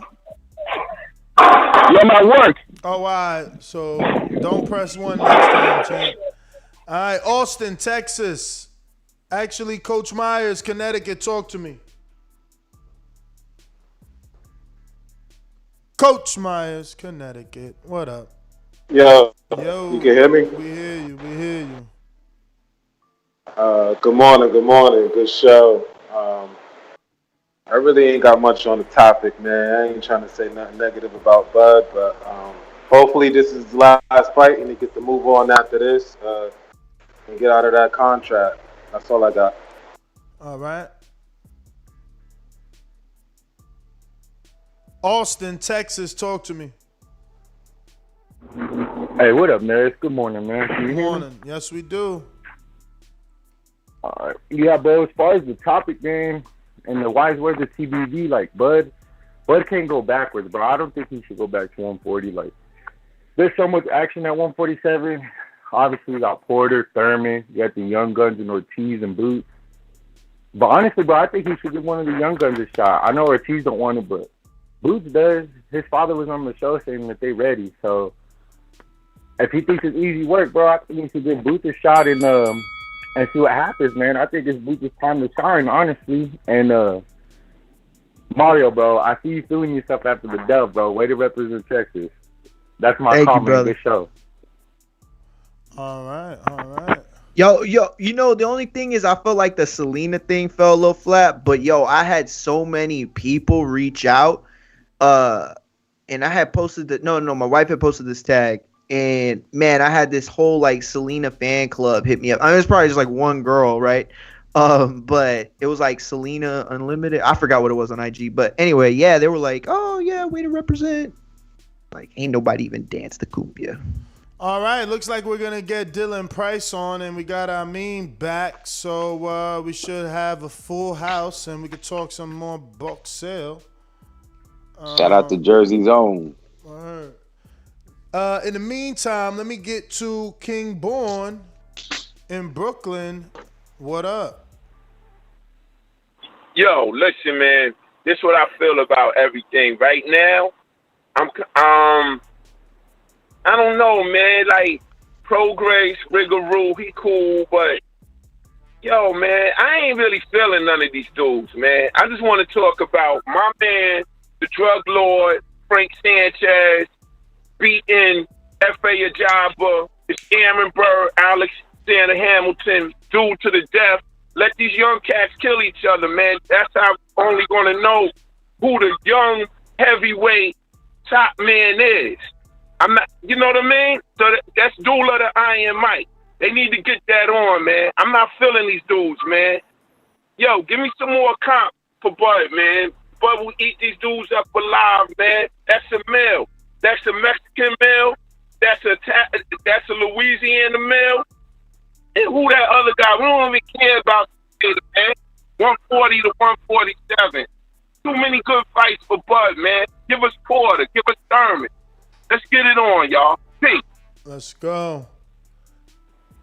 We got no Dylan yet? I sent him the link. Nothing yet. Nothing yet. And that is Dylan Price, who is 13-0 with 10 KOs. 22 years old. Very young. Anthony, Charlotte, what's going on? What's going on, fellas? How are you? All right. Next, like I said, I had seen a video where they said that Crawford might be fighting in November. Do you think he might sign back with Bob? I guess, man. I mean, look, he fixed things with Teo. He could fix things with Crawford. Is how I look at it. And because also you got to think, ain't no way in the world if Crawford is leaving, you actually think that Bob would give him what's his name, Josh Taylor fight, knowing that you're gonna let this guy beat my undefeated fighter walking out the door. Nah, that of course don't even not. sound right to me. Of course right. not. So I'm hoping he don't sign back, but I got the feeling I think he's gonna re-sign with Bob. But that's my call. Good show, fellas. Thank you, brother. If you're on Blog Talk and you feel like we haven't gone to you, that's because you have not pressed the numero uno, the number one. So go ahead and do that, and we're going to get you on. And, we're going to keep it moving. We're going out to Coach Mitty, Mr. Abandoner. You abandoned us here on the panel. I am the unified heavyweight champion of the world. I know you're booing me because I whipped the fighter's ass, but that's boxing. On this side of the pond, we're serious. Do you know what I mean? UK Great Britain boxing is on the map. My God, I feel terrible. I feel terrible that I'm living in your red rent free. Yo, what's happening? Midi. You gotta hit the unmute, champ. Unless you guess you ain't talking. Izzy in Oklahoma. Oh, there it goes, Midi. Can you hear me? I hear you. Hey, man, that's perfect timing, man. You were just talking about numero uno, number one, and you come to me, man. That's good, man. yo, how you guys doing, man? I only caught like the end of like the discussion, right? Like, so I don't know quite what you're talking about, but I'm guessing like Terence Crawford and all that. So well, I don't know, man. The list of opponents that Bob mentioned are Regis, Jose Zepeda, and Jose Ramirez. Yeah, all of them are decent opponent, man. I know that people don't like it because they're not 147, but I mean they're the biggest name that they have on their side, right? So I don't know, man. Out of the three, which one would you prefer? And I don't think Regis is not with Top Rank. I'm pretty sure he's not. Yeah, Regis is not. That's true. That's true. Out of the three, I would like, I guess Ramirez, right? Ramirez or Regis, one of the two. Like, I think Zepeda is too easy, man. Like, but yeah, man. Like, I don't know why people don't like Regis, or it was a name that people talked about at 147, like Now, Regis, I remember Regis when he was undefeated really coming for Crawford. They could go find that stuff. He's got interviews and tweets really coming for Crawford. But the thing is that the steam is off of that because he lost to Josh Taylor, man. The way that he lost, it's like if you lose to Josh like that, how could you be competitive with Crawford? I think is what like regular people are talking about. I get them, but like a loss is like, especially now that we know that Josh Taylor is that guy, right? So at the time, people didn't think that Taylor was that guy. They say, oh yeah, he's good, but Regis is gonna do it. Now he did it. He beat Regis. Now he also beat Ramirez. So we know like that loss is not a bad loss. It's against a top name. I just don't know if he's like he's big enough and he's gonna be competitive at 147. And I don't think he's beating Crawford, but that's still a good fight. I still want to see it, man. Oh, hey, man, we can't be negative, man. We don't have many fights, so let's get one at least, man. Yep, you're absolutely right. I just, the only thing I like to say is that we have to understand that there is a diet. One guy is fighting the best of the welterweight division, and the other guy is consistently being given a dude that needs to move up in weight or something crazy like that. Izzy, Oklahoma, what up? Hey, good morning, Ness. How you been? Great, can't complain. Mario, congratulations. I saw your fight. I paid for the BPE and watched it live. It was Thank you, brother. Appreciate it. It was cool to see. I don't know Show Kid. I know he was a good talker. He looked like he was pretty decent, and I think you definitely stepped up and did what you needed to do, which was fantastic. It was cool. That means so much coming from you, with all the experience you have in the game, and Yeah, man. Thank you. That's what I wanted. I wanted to show people that I took it serious and that I really wanted to try to learn how to actually box. You know, I still got a ways to go though. It was shocking. It was pretty shocking to see. I was like, what was the second round, right? When you landed, I think you landed at the end of the first and at the end of the second. Yep. But good on you, man. That was cool to see. I wish I could have been there. Hopefully, I'll be at the next. Man, I wish you were there too.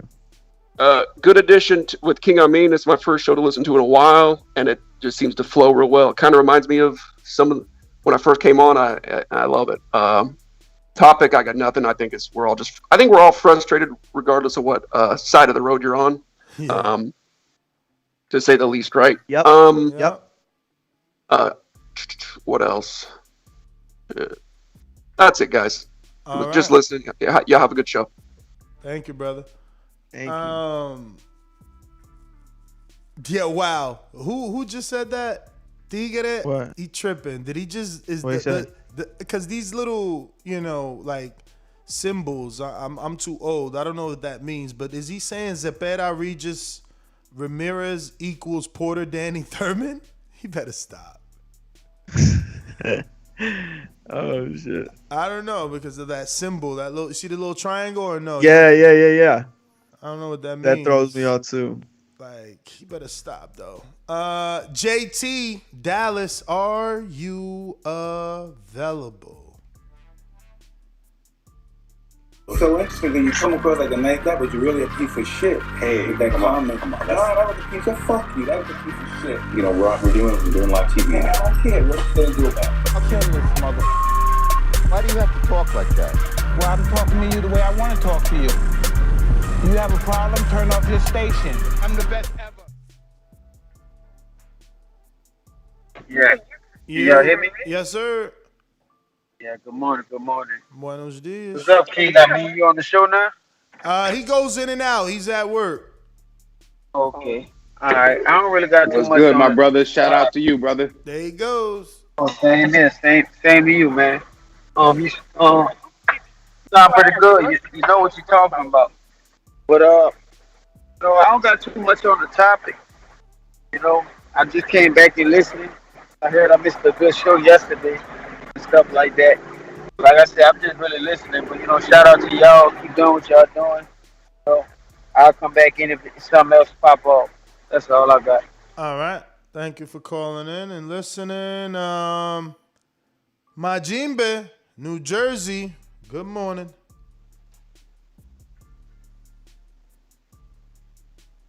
Just listening.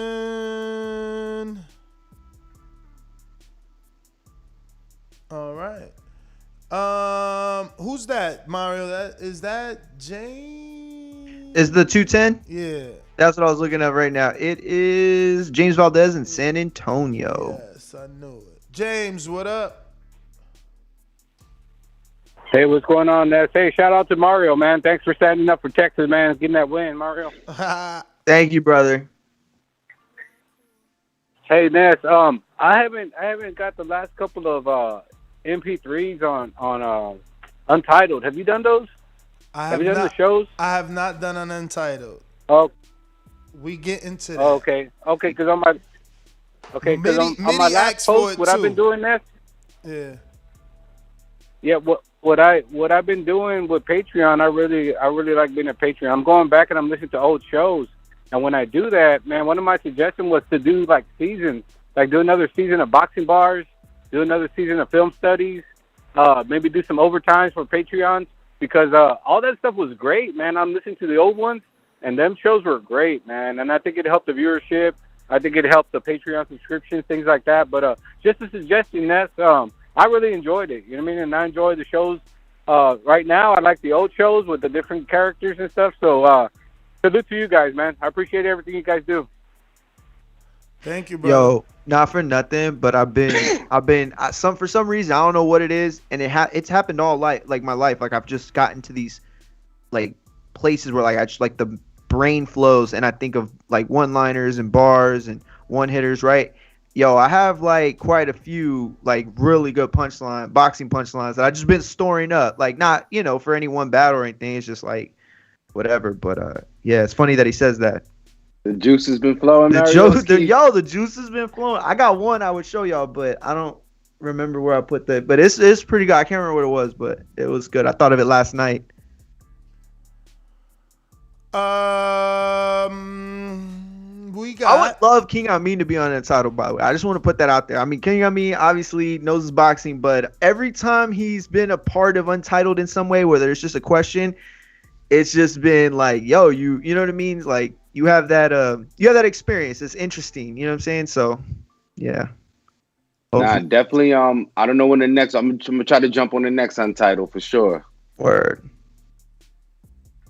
Let me see who 202 is. Is that who you looking for? It's all about scheduling, man. You know, I'm always available. I'm gonna go to Maldonado in the meantime. Talk to me. I'll put it in.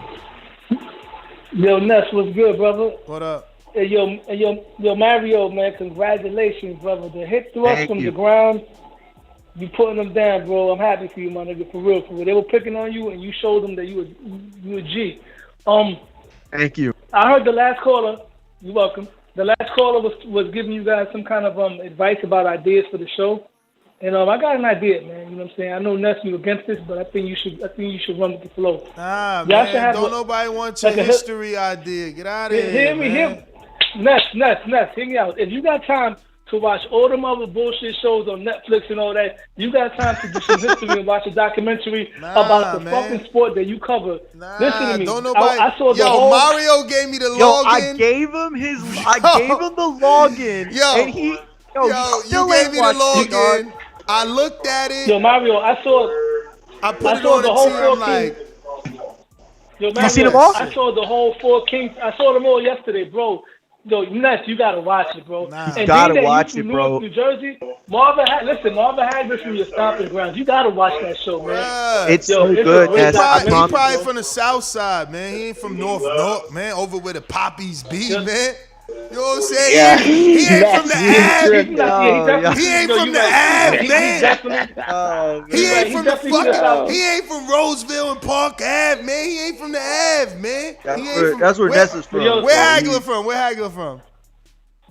Hagler's from the black section. You're right. But where, man? Fuck, what you mean? That shit everywhere. That's grafting. The part where they had the riots. If you would have watched the documentary, you would know. You from down like Central He's where they had the riots at.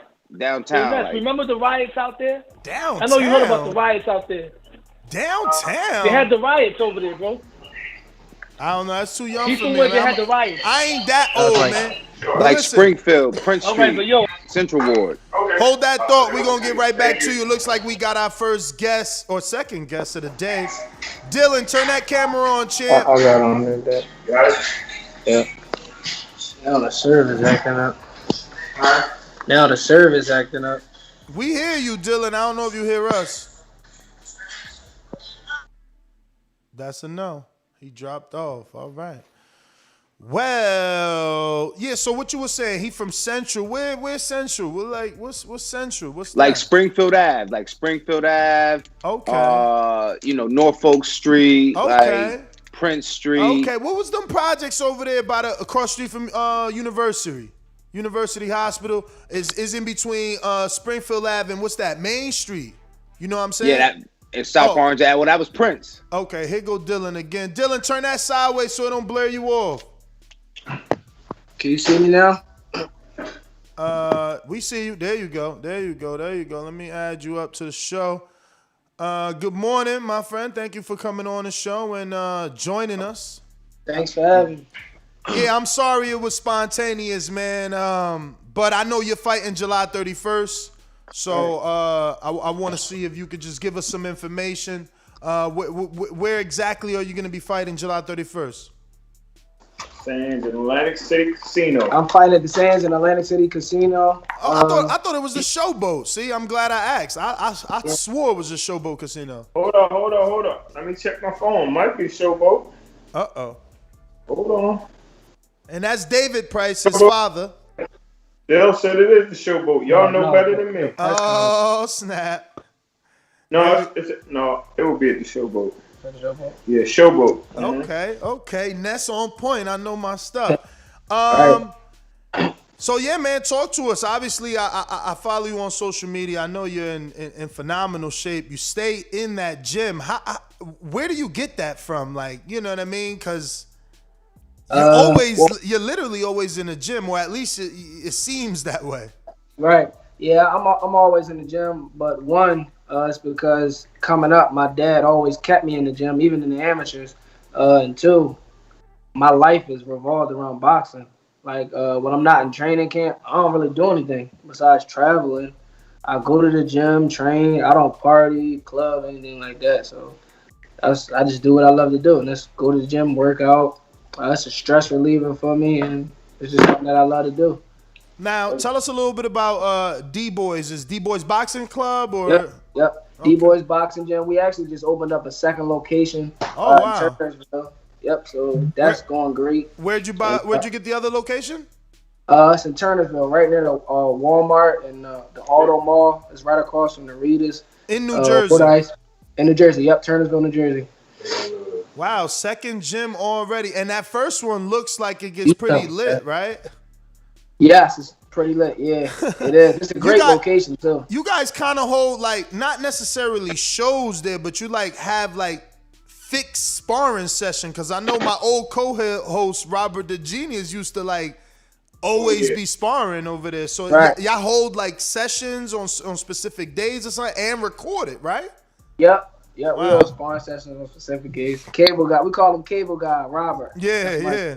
He a dog, man. Listen, I never knew he would turn out to be that much of a dog. Like, obviously, I would like to see him try to tighten up technically, but he just likes to fight that way, and he's getting it done. He's got like 2 wins with us for sure. Three. And that's because we put him in tough in the gym. So we give him some hard work in the gym, but when he go out there and fight those guys, it's pretty easy. Yeah.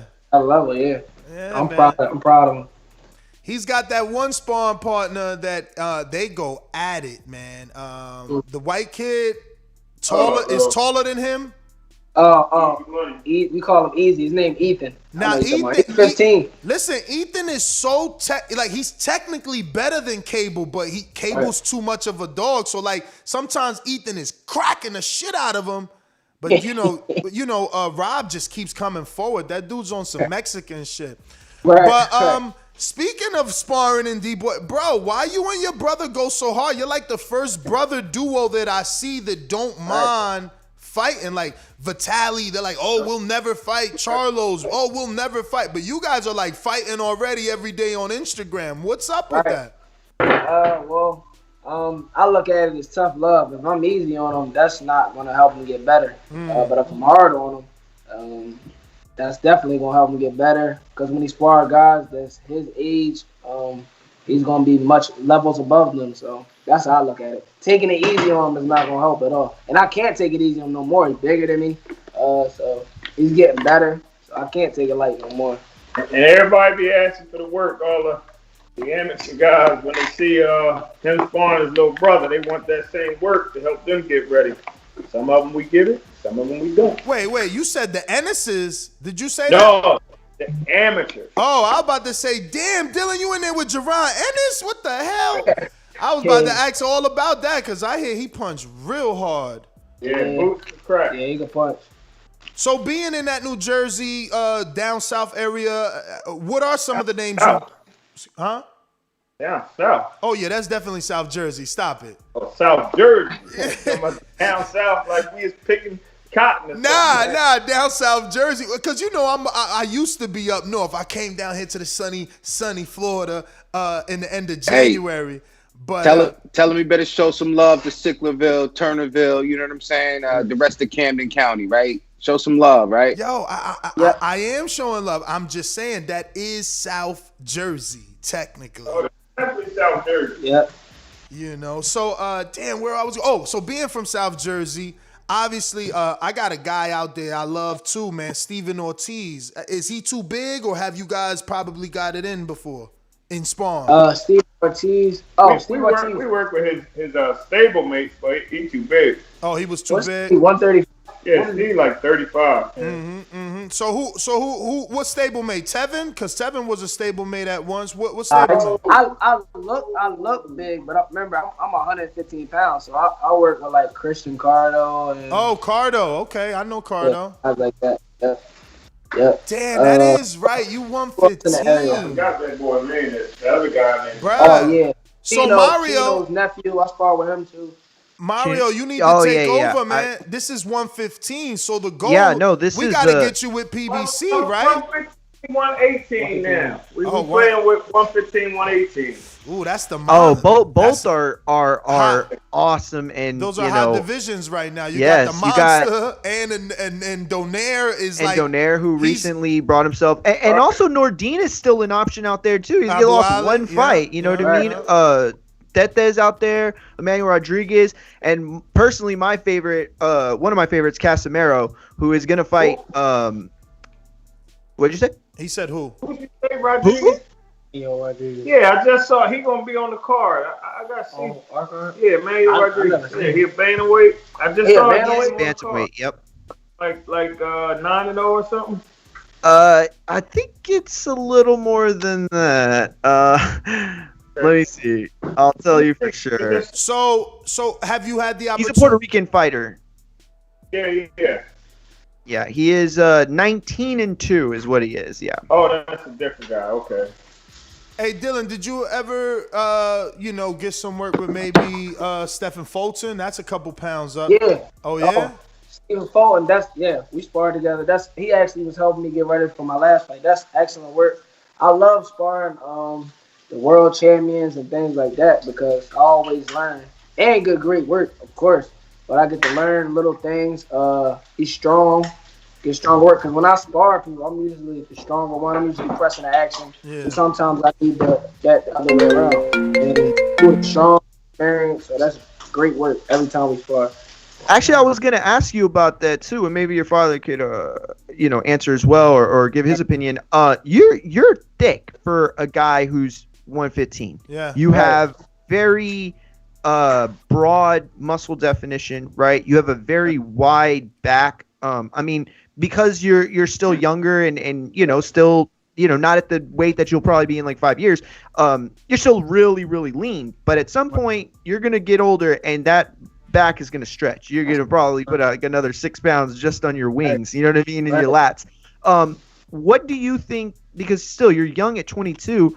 What weight class do you think that you'll? Let's not say challenge for a world title, but at what weight class do you see yourself, really reaching that level?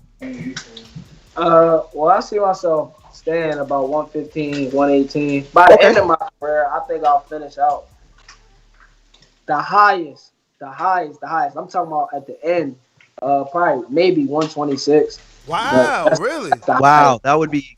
I honestly, I think that's very, very doable for sure. I actually thought you would be bigger because you're right. You do look so much bigger than 115. You see when at weigh-ins and stuff, like you see like press conferences, right? Like your clothes just fit different than your opponents. Like you can tell. I mean, it's not that you're busting out of the seams of your shirt, but you can see that as young as you are, there's room to grow. You're gonna get bigger. I know that for a fact. What's your walk around weight? Yeah, what is? I walk around about 128, 129. Oh, wow, that's still not as. That's all on push-ups and sit-ups and pull-ups. Yeah, I've been doing it since I was about 12 years old.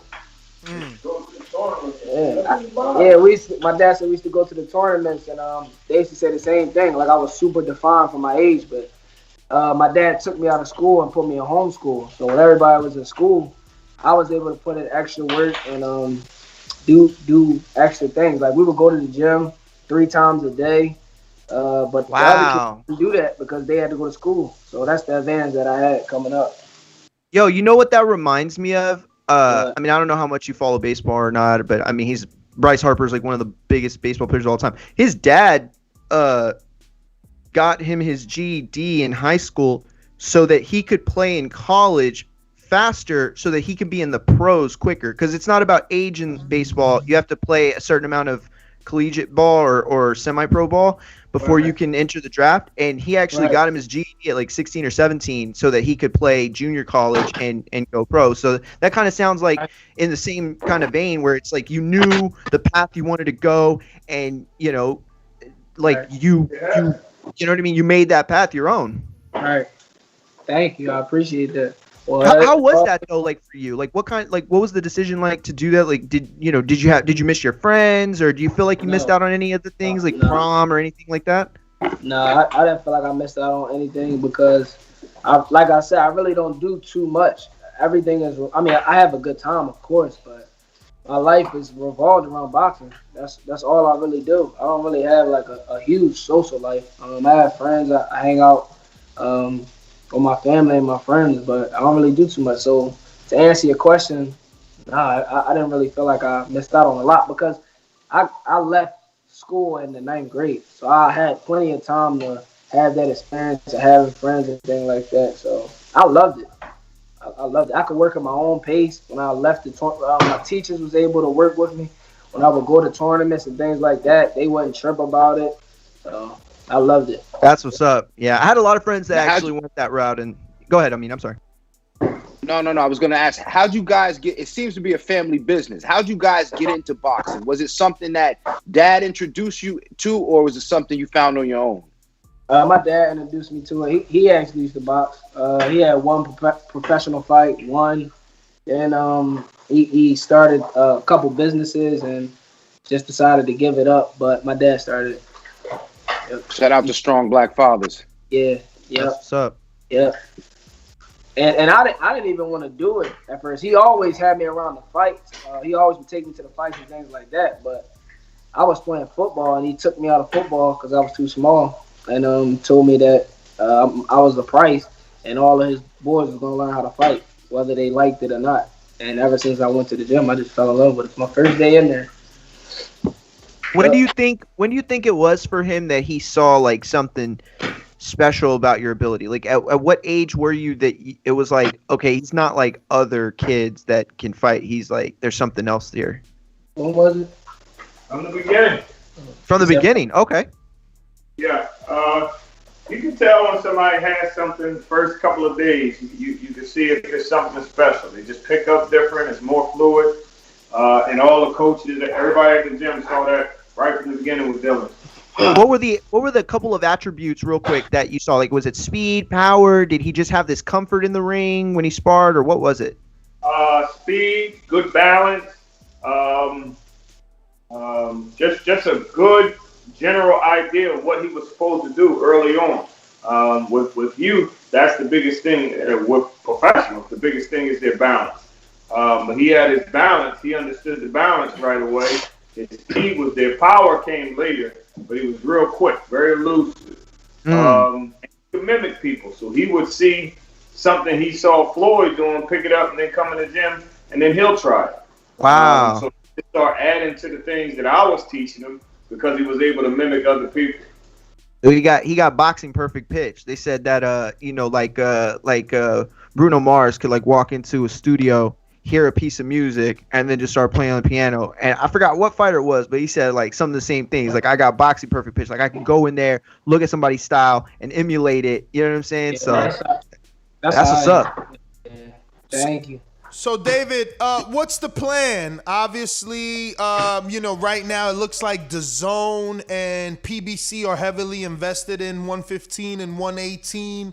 How can we get Dylan an opportunity at some of these bigger name fighters, or are you guys still building? What's the plan for Dylan Price? Oh, it's fine.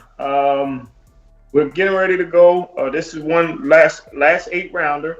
We're going to move up to 10 after that. So we're just staying busy. I keep my phone on. I'm not making phone calls right now because I'm doing what I do. But I keep my phone on. We keep him busy. Every 3 months, we in the fight. The competition is good. We just fought a guy 12-4. We're fighting Edwin Rodriguez, who's I believe 12-5. 11-5. Very, very formidable foe. He's beaten 3 or 4 undefeated fighters. Had 2 draws with 2. So he knows how to be a spoiler. So that's not something that we could sleep on. Actually had a draw with Joshua Greer. Joshua Greer in his last fight. Yep, back in November. Yep. So he's definitely a formidable foe. Something that you might see on a showbox. So we're taking our step ups. When people will say, "Hey, we'll do it. The money is right, and we'll do it." That's the biggest thing. A lot of guys won't fight Dylan. But he stepped up thanks to hard hitting, and they put that together. So we're just looking to stay busy, do our part, and just keep the phone on. Now, obviously, you guys have a lot of experience. You came into the game and you were signed quickly by Mayweather and TMT. But being on the highest level with a promoter like that and separating from him, you kind of know now what you want. So are you looking for like a partnership, a co-promotion? What are the prices looking for when it comes to, I guess, getting back into bed with a promoter and a network? Just want the right deal. If it's a great promotional contract, we don't have an issue. If it's a co-promotional contract and that works better, then we'll move that way. We're very flexible. We have our promotional company, so of course we want to be involved in some way. But it's just a matter of we're going to control what we can control, and that's keeping them busy, having good competition, not just putting ducks in front of them, and then making sure we take care of business. The rest will take care of itself. We're in the business of fighting, so promoters are going to look for that. And like you said, 115, 118, because he's been fighting at 118 because it's so hard to find 15 right now. But even at 118, that's a division that's doing well. It's very visible. The money is there a little bit more so than before. So we just have to do our part, control what we can control. That's how I look at it. Yeah, well, I mean, listen, I think that you're correct either way. Mario. Let me squeeze Go one more. ahead. I'm sorry. To the two of you, I just want to ask, and this is not me rushing you. This is me trying to figure out where we are. How many fights would you need for a Rashid Warren? 3-time Olympian. I think he's a 1-time champion, WBA. If he wanted to fight 8 rounds, we could fight him July 31st. Nah. That's not an 8-round fight. That's not an 8-round fight. No, he's just saying that we will fight him now if he fought at their pace. He understands. We're at 8 rounds. The next fight, we're at 10 rounds. So if he wants to fight at 10 rounds, we'll fight him right now is what I'm saying. We're not fighting 10. We got one more 8, then we go 10. Once we get 2 to 3 10s, then it's anybody. I don't care who you say. Batman just made 118 pounds. We'll fight him. In other words, you'll fight anybody as long as they fight on your time, on your pace, like part of your plan, correct? Well, right now, because it's 8. Once we get past 8, 10 to 12 is the same thing. No, of course. That makes perfect sense. Right. Why, put yourself in a situation where you're going to give the guy, give a fighter like a Rashid Warren or whoever, all that experience. You know what I mean? There's levels to this. You got to have your 6th round, and you got to have your 8 rounds, and you got to have your 10 rounds. What about you, Dylan? What do you think? We don't step up the progression, but as far as the competition, it doesn't matter. In a way, once we start fighting at 10, if they pick up the call, give us enough time with that, they say let's make it happen. It's fine. It's nobody that we're saying we won't fight. I just got to get him up to. I can't put him in a 12-round fight and never fought 10. Of course. So we have to take the natural progression. But as far as the persons, not the rounds, it's anybody. I don't even think I went 8. Did I go 8, boy? We went 8, and then we stopped, and the next time we went 8. That's like trying to put in an amateur basketball player that's never been. Actually, and then we went up to 10. Once you're at 10, now the phone calls are coming. You're not a preliminary fighter anymore. And that's not to sleep on Edwin Rodriguez. He's been in the ring with some quality fighters. You know what I'm saying? He's been in the ring with several guys that have been in the ring with, several guys that are good. Joshua Greer was one of them that we mentioned earlier. Juan Carlos Camacho was undefeated at that time. Jose Martinez, the Puerto Rican, there's a list of quite a few guys that he's shared the ring with that are shout out to Bill Haney, the father trainer of Devin Haney, with the super chat, who says, shout out to the Price family. Grind, can't stop, won't stop. I see you, Pops and Dylan, with the flexing emoji. Yo, shout out to him for that. Very, very. We go back. I don't know. If you go on YouTube, you'll see Dylan and Devin boxing like at 9 years old. Yep. Yeah, so they was putting in work 9, 10 years old. We used to go out Vegas with Will and the guys. So, always great showed guys. us love. Always. So again, I wanted to get your thoughts on Rashid Warren as a possible future opponent. Not today, not tomorrow, future. Like, because, you know, he is 34, you know. Right. He's a former world champion. You 22, so it's like the right, you know, names, you know. I actually was thinking about that recently too, but I feel like Rashid is he's very great fast. fighter, but you guys are both very fast, so it could be but I just feel like everybody in the boxing world, everybody in life has a time period and a window.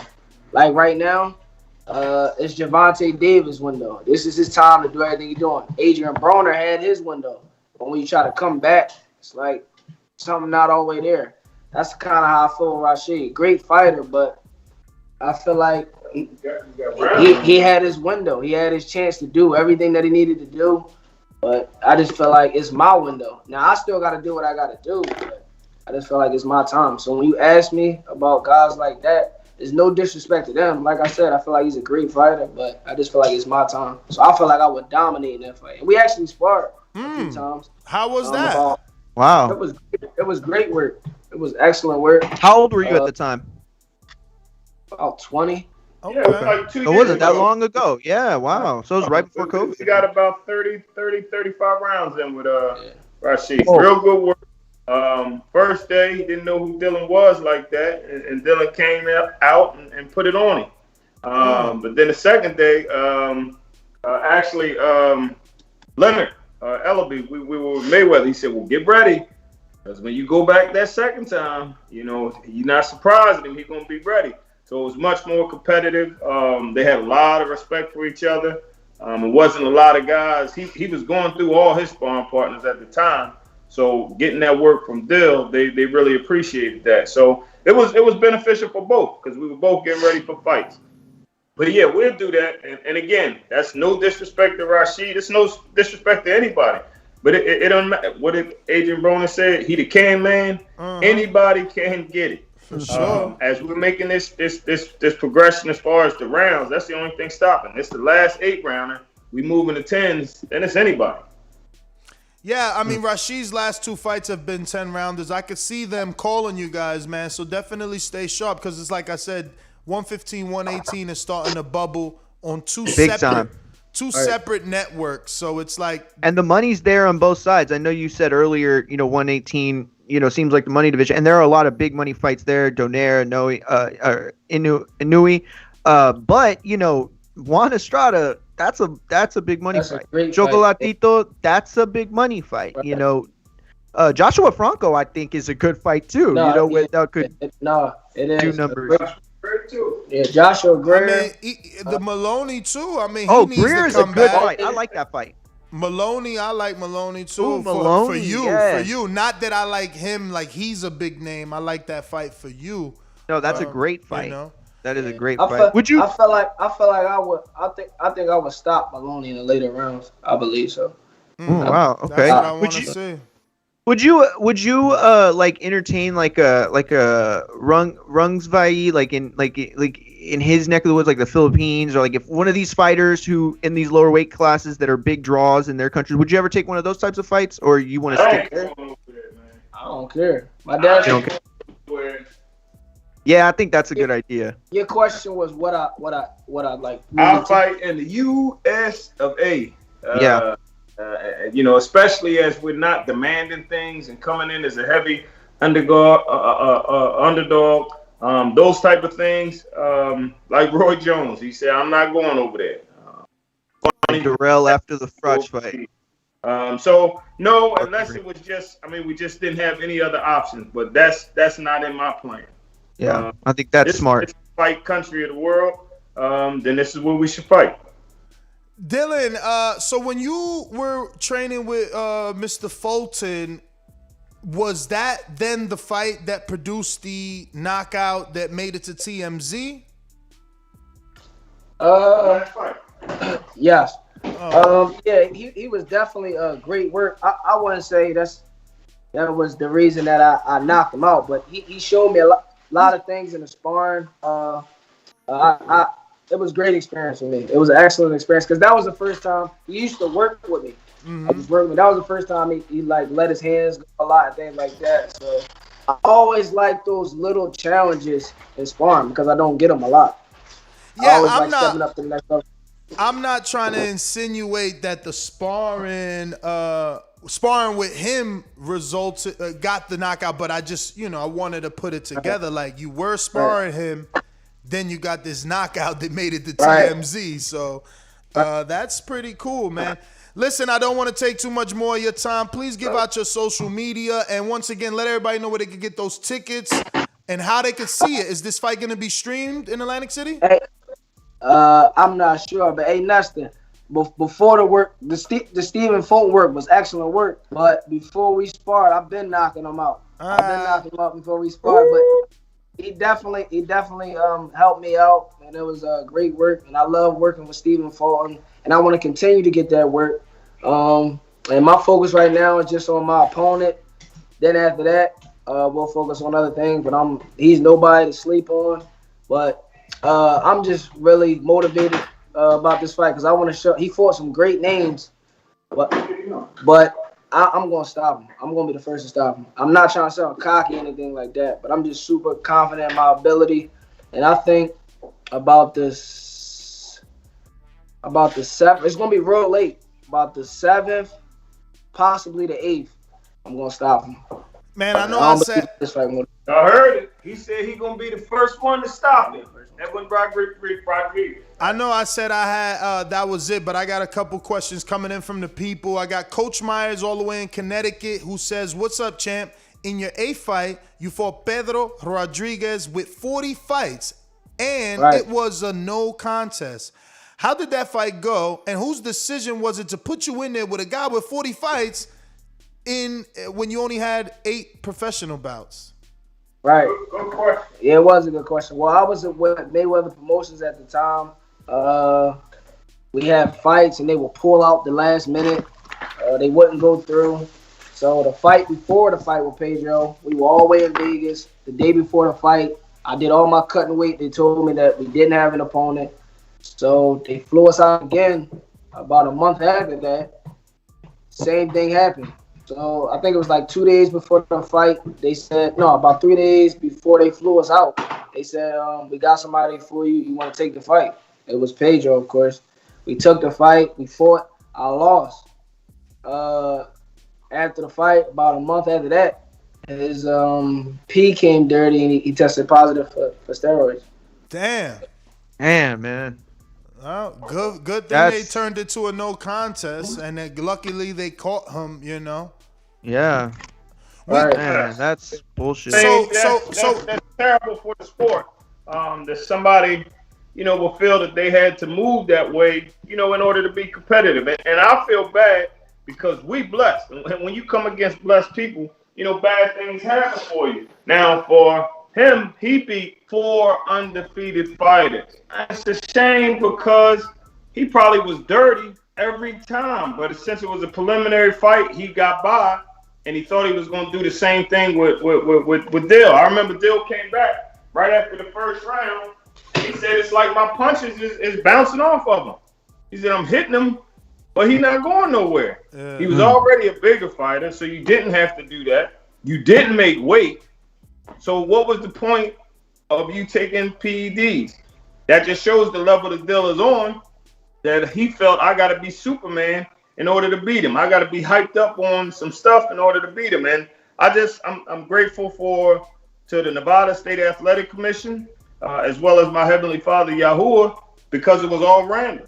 They saw something that they said they didn't like what they saw. They pulled it, and he came up dirty. So wow, that's the unfortunate part about the business. But as we grow and get a little bigger, we're gonna have control of that, because everybody that wants to fight us, you're gonna have to test.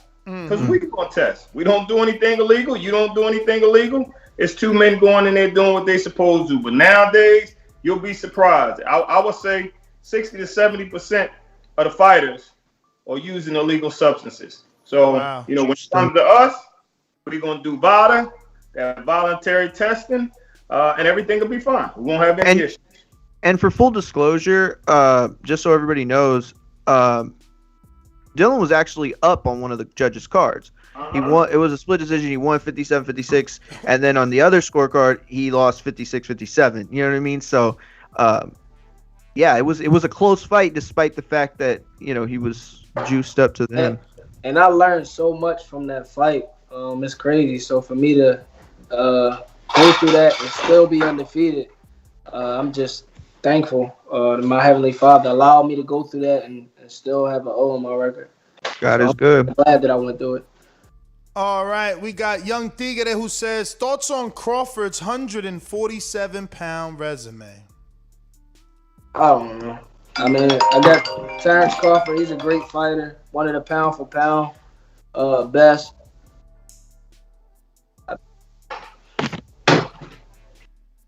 Froze up. Hello? You guys hear me? Yeah. Yeah, I think got a call. Yeah, I feel like he's one of the pound-for-pound best, and he's a great fighter.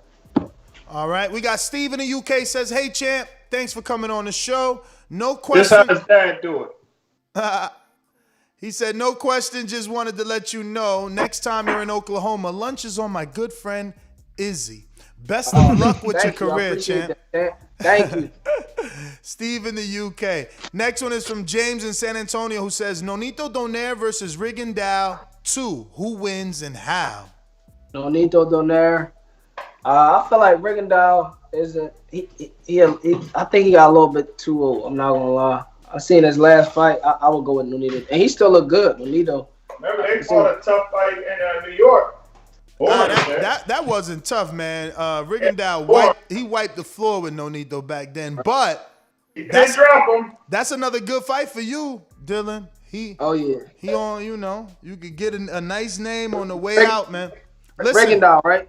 Rigondeaux, hell yeah. I actually don't like that fight as much. It's like, I don't know. It's hard to look good against a guy like that. I think you can beat him. I think Dylan's speed, because Rigondeaux loves to be set with a wide stance. I think Dylan's speed could offset him. I don't know. No. I'm not saying that he doesn't win that fight. I'm saying that it's hard to look good against guys like that.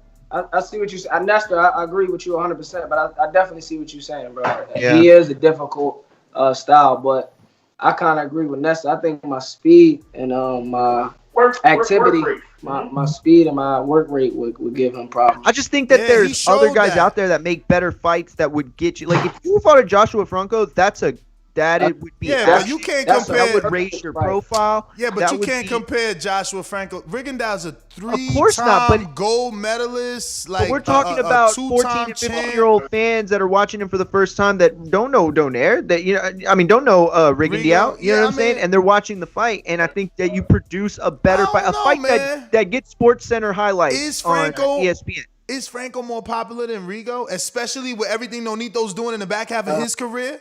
Yo, my people like him. My people love him. You know what I'm saying? He'll have Texas eyes, Mexican eyes. He'll have a lot of different people watching him. Talk about Franco, right? Yes. Yeah, I mean that's a tough. He's with Golden Boy, right? Yeah, with Golden Boy. Whichever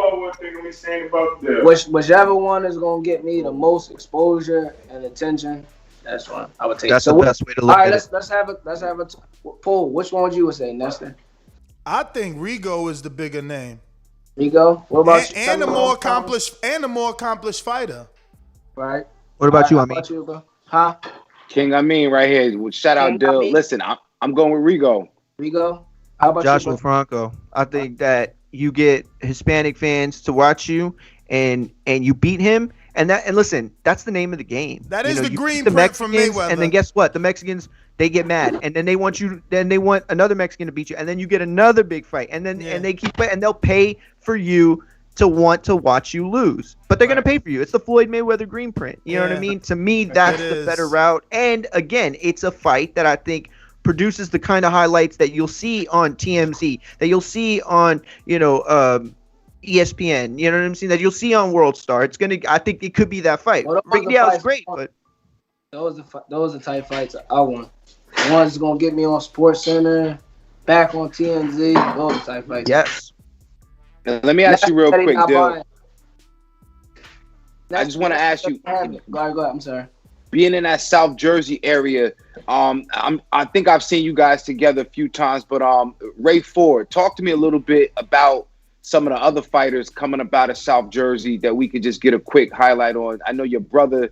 I mean, you and your brother, y'all damn near look like twins. I don't know how far apart y'all in age, man, but he's bigger than you even. But can you just give us a little highlight, maybe some fighters in your gym? Yeah. Let me start with the first guy you said. He's a former stablemate of ours. I trained him for several years. And then he had a little fallout, got disrespectful with USA Boxing, so I let him go. So we don't have no conversation. Once you go on, I don't say negative, I don't say positive. You really don't exist. So Ray Ford, you could ask Ray Ford about Ray Ford. But it's a lot of other good fighters. I'm gonna let you go with some of the other good guys coming. Let me tell you about me. I stick with my own. I don't like hang with people within the boxing community. I don't have no friends in the boxing community, so I'm just gonna stick with my team. I got my little brother and a couple of other guys coming up under him. My little brother name is Devin Price, and that's about it. I'll represent Jersey a little bit. Not me. I'm gonna go north.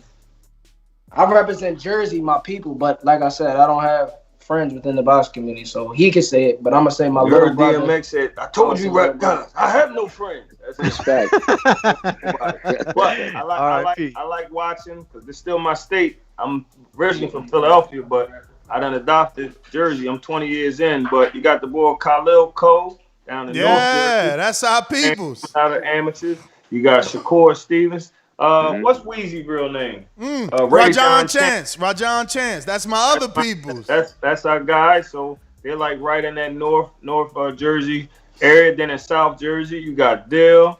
Who else in South Jersey ripping it up? You got the two young boys, the two brothers, Isaiah. Oh yeah, I like them. Isaiah. His brother name is Pretty Boy Woo, and the other one is Isaiah Johnson. And then you have his brother Albright. Amir Albright.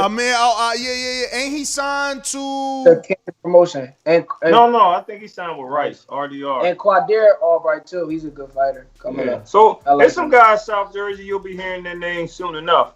What y'all think about Naifir Charles? Who? I'm talking about Naifir. Oh, Naifir Charles, he's a good fighter. I like Naifir. See, I haven't seen him in the pros. He's knocking everybody out, so I'm impressed. He about he's 7-0-7 knockout. He about to have a fight with a good opponent, man. I hope he get that win. Best opponent to date. Maybe that's what it is. Then this a big ass step up. This a big ass step up. He mean though. I like him. He's mean. Well, he gonna have to show it in this fight. It's a big step up compared to what he's been in with. Huh? He fights my undefeated. Nah, the dude just lost to Elvis Rodriguez, but he went all 6 with Elvis, and Elvis got the knockout. Got the knockout in the 6th round, but he pretty good. Good head movement. Elvis Rodriguez, that's the one that Kenneth Sims just beat, right? Yeah.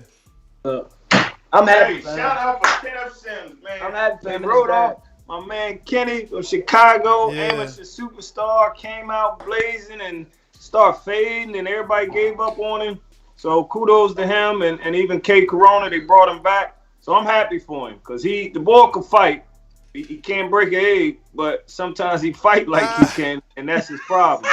But he finally realized that and start doing what he had to do. So I'm proud of Kenneth Sims. Him and his dad, good people. That's what's up. Well, that was a big win, man. I want to shout you guys out for taking the time to jump on the show, man, and we wish you best of luck, obviously, on July 31st. Definitely appreciate it. Give out that social media, both of you, because, Dad is definitely inspirational, man. You lost so much weight. You look so good, bro. You could be a heavyweight yourself, man. People better not sleep, man. You looking good out there, man. So shout out to the both of you guys. I love the father-son duo, man. We about to get Bill Haney on, and he's another father-son duo. So, shout out to you guys. Once again, shout out to Will. Thanks for the compliments. That's our guy, him and Dad. Thank you for you guys for having us, Ness for putting this whole thing together. And you can follow Dill at Dylan the Real Dill Price on Instagram. And then mine's is at D-Boys Nation. At D-Boys Nation and at Dylan the Real Deal. So keep an eye on us. Go ahead and give out the gym addresses now that you got two gyms. Yeah, we like the George Jefferson of the gyms, baby. I got one Berlin Road, Clementon, New Jersey. Then we just opened the other one, 3321 South Black Horse Pike in Turnersville, New Jersey. We just got the sign up, so y'all can't ride by us now. We ready. That's right, D-Boys Nation, man. Shout out to you guys, man, because we know firsthand that the training and tutelage out of there is good. Not only is Dylan a product of that and your other son, but obviously our very own Robert, man. He went in there a complete novice, and he's come out a 3-0 fighter on some of these non-sanctioned bouts. But once again, thank you guys for coming on, and we look to have you guys on soon. All right, thank you for having us. All right, brother. There you have it, ladies and gentlemen. Dylan Price and his father, David Price, father-son duo, getting it done in boxing and doing it on their own, man. And I'm going to be real, man. I get a short notice fight to fight a dude with 40 fights. Yeah, I'm leaving Mayweather Promotions too, man. Like, that was crazy.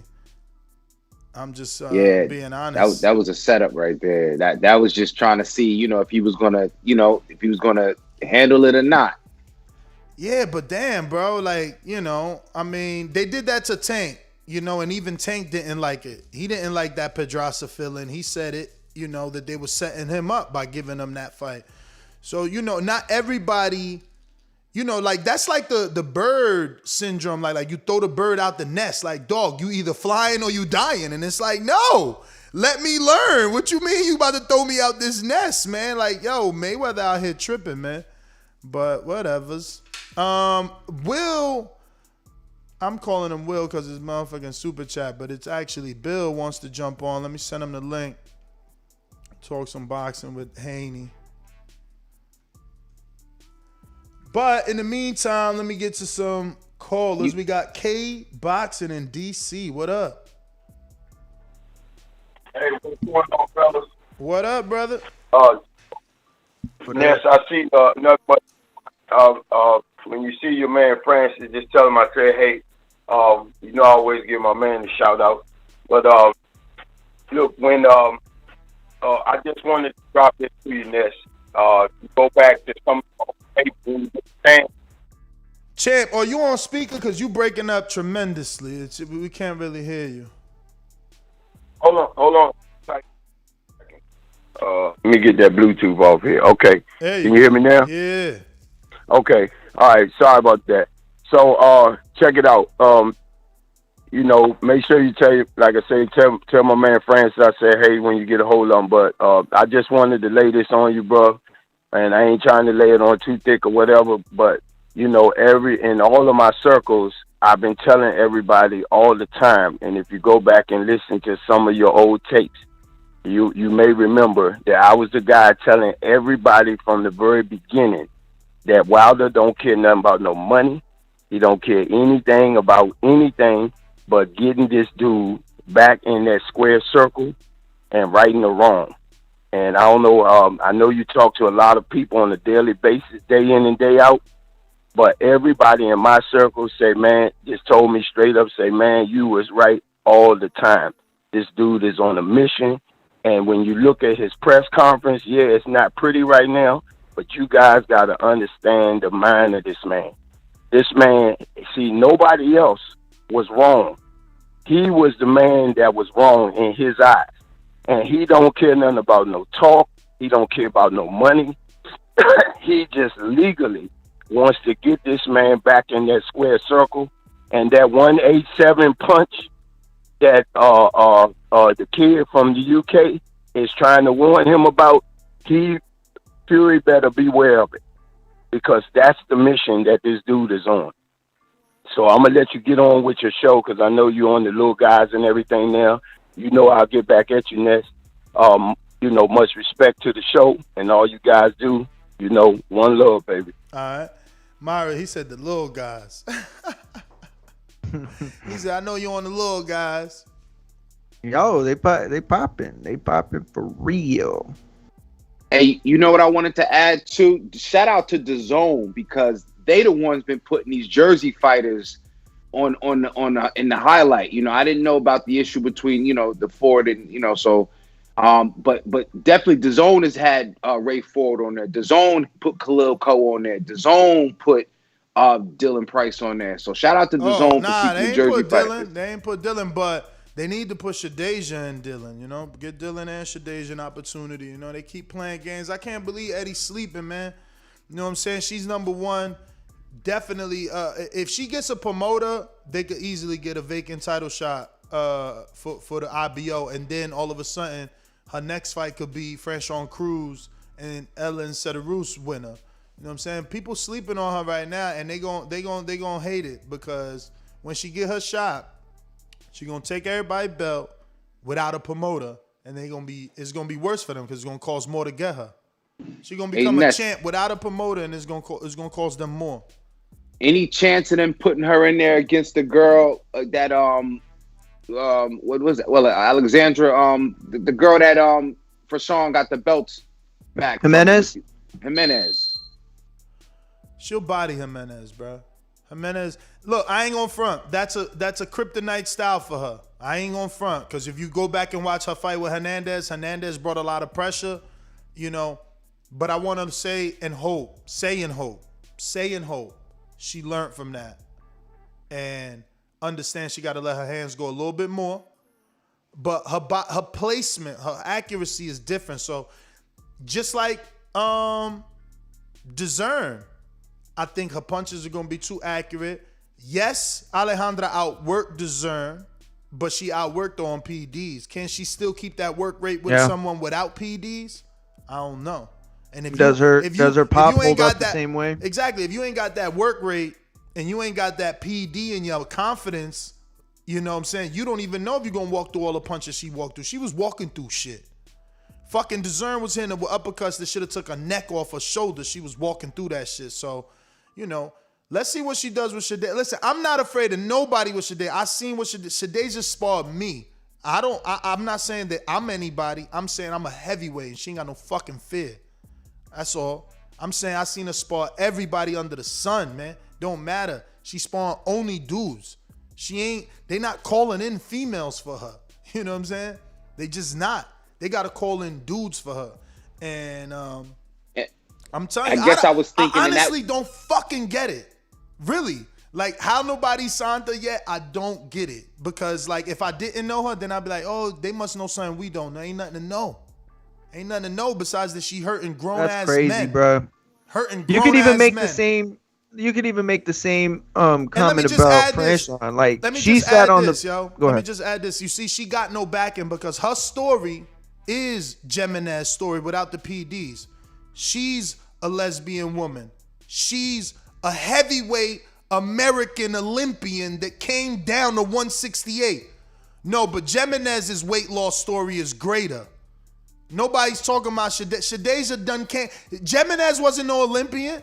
You understand? So it's just like, it is what it is. But when they do give her shot, she gonna shit on people. Ain't Savannah Marshall fighting at 168? Yeah. That's a. I mean, look, Savannah got more experience than her in the amateurs. That's a good fight, I'm just saying the eventual, but we made a point earlier, like in women's, when you were interviewing Odessa, and sometimes in the women's game, you don't need a whole bunch of fights. So when I asked about Jimenez, I was thinking a big name, even with the controversy attached to it. And then, I guess the end game would be a fight with Marshall, but I don't know how many fights in between. The women's game, they seem to move a little bit faster. They do move faster, you're right. The end game definitely ain't Marshall. Marshall needs to stop. I love her. She gives us plenty of interviews. I don't want this to be taken the wrong way, but she's only known for beating Clarissa. Like, she just won a vacant title. But in a women's boxing, the true, like, potential to draw, it's limited to a certain amount of fighters, and you could argue that Marshall would be one of the bigger names that she could get. I mean, you know what I'm saying? I agree it's not the end game, but at the same time, It's maybe because Infinity Wars. they're not spending the dollars on Marshall. They're not making a main event the way they No, did you're Katie. right. You're right. You know, they You're right. they paraded Katie in the boxing world. They're not doing that with Marshall. No, they're not. You're right. Not the and same way. Marshall- Especially after some of her wins, I thought that they would have like pushed the machine a little more, and they haven't. We got 2 cash apps. We got one from Got some super chats too. Austin that says, "Let me get another call, please." Where are you, Austin? Is he not on there? Oh, yes, he is. Oh, you see him? Okay. Go ahead. Counterpunch. What up, Austin? Hey, yo, what up, man? All right, bro. All right, I got a proposal. I got a master plan for Mario. So I think Mario should give Showkid the rematch in September. If he loses, they can have the trilogy in December. But if he wins, obviously that's just trash. And then come December, he could try to get his loss back. Come September, I'm gonna beat whoever I beat, whether that's Esteban or the dude that lost the Tank and Border Wars team. And then come December, let's just say Mario lost. Wait. We The can dude have that Showkid lost Mario. the Tank. Who Tank fought? Oh, he fought Keem. Tank You talking fought about Border Keem? Wars 10. He talking about Keem. Uh-oh. Yeah, call yeah, out. so- Call out. Yeah. Call out King, call out either one of those. If I beat them in September, I low-key, who I really want is King. And I know that Showkid's boy. So Mario and Showkid could be the headliner. And then me and King could be That ain't the Showkid co-main boy. event. That ain't Showkid boy, because Showkid thought he was going to beat Mario and fight Keem, remember? Keem. Oh, You don't shit, like well, him. He You wanted, don't like him. he wanted Keem and Cruz. Shit. Hey, I still that's the like that master plan. idea of fighting somebody fighting on my undercard that we could build to. That's old school promoting. That's how it worked. Exactly. And I'm from Texas, Mario from Texas, we could put on. For Bruh, listen, we need a could have venue, the man. All Texas. We need a Yo. venue, man. We You can't see how go back Keem's to still a an gym. A-side? Yeah, Keem's Keem still the hell an of an A-side. A-side. Hey, that's Hell yeah. Corcoran, bro. I could try to make something happen in Lubbock or in the West Texas area. Yo, I But told you Corpus, already, Dallas, man. I'm there. I told you already. If you got a venue, contact me on Patreon because you don't got no Instagram. Let's talk. But we need a venue. I'm not All going right. back to a gym. I'd rather do an appreciation night than go to a gym. I'm done with gyms. We Oh done. yeah, for sure. But yeah, Yo, I'm making a real that's two push for Border Wars Corpus. ahead. I'm making a real push for Corpus. I really think that there's an opportunity to do a Border Wars here. Yeah. Well, let's hope, man. Let's hope we letting the clock tick, man. We got Ken Stone with the Super Chat. He says, people think the World Boxer Super Series blocks fighters. Tabiti was in the tourney, and he is TMT fighter. No excuses. Enter the tournament. You are a duck. Yeah, I hear you, man. Some people just don't enter those tournaments because they got better situations. You know what I'm saying? Yeah. Like Butte, that was the same thing. You know, he was a draw. He was making money. He felt like he didn't need a Super Six. But guess what? He allowed several people to Yeah, use but he the Super still Six got a to, big fight, though. Like, he waited, No, he and then did, he got he the did. Frotch fight really big. We got another super chat from Ken Stone that says, Happy Inoue Fight Week, TBV. The monster returns. And we got a cash app, big 20 dub. Big 20 dub from my man Tony Boswell that says, I'm here for the support. Or to support, rather. Good We man, appreciate that. We appreciate that. Looks like we got AMG on the line. What up? Yo, what's up, Ness? How's everybody doing? Bless, brother. How You about guys hear me? chilling. Yeah, we hear you. Okay, good deal. Good. Yo, Mario, congrats on the win, dude. Good win. I saw Gracias. that. As far Gracias, as hermano. the topic with Crawford, I just kind of hope Crawford swallows his pride a little bit when it comes to fighting Spence. I'm tired of Bob Arum. I hope he retires. I think he's a horrible fucking promoter at this point. So I can't wait. Hopefully he leaves. I don't know if he can either join either with Al or with Eddie or something so we can get some better fights. But he needs to quit on that whole 60-40. I mean, Spence should definitely get 60-40, not Crawford. And I don't think it's a 50-50 there. So hopefully he swallows his pride so he can get some good fights. And, just gets a better resume going forward, at least at 147 pounds. All right. Well, thanks for calling in, my friend. What do we got? We got a super chat from Showkid.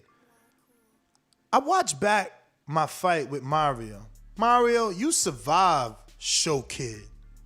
I think it was a headbutt. I won both those rounds, and then Mark Breland happened. He spiked my water. Part 2 coming soon. Okay. Yeah, listen, I mean, that's been the narrative that you're trying to push, and nobody's saying you didn't have success. Win but listen, those 2 rounds. Like, that's how it was. Okay, that's no. debatable. Listen, Mario. So he dropped you first, and then you dropped him. So that mine round was more real. So that round even. It's even. It's 8-8. So the first round he beat. You just landed the one big shot at the end. I knocked tooth out in the first round. I hear you, but you didn't know that. You didn't know that. The judges didn't know that. See, you don't get credit for knocking his tooth out in the instant because he's got to quit, which he did.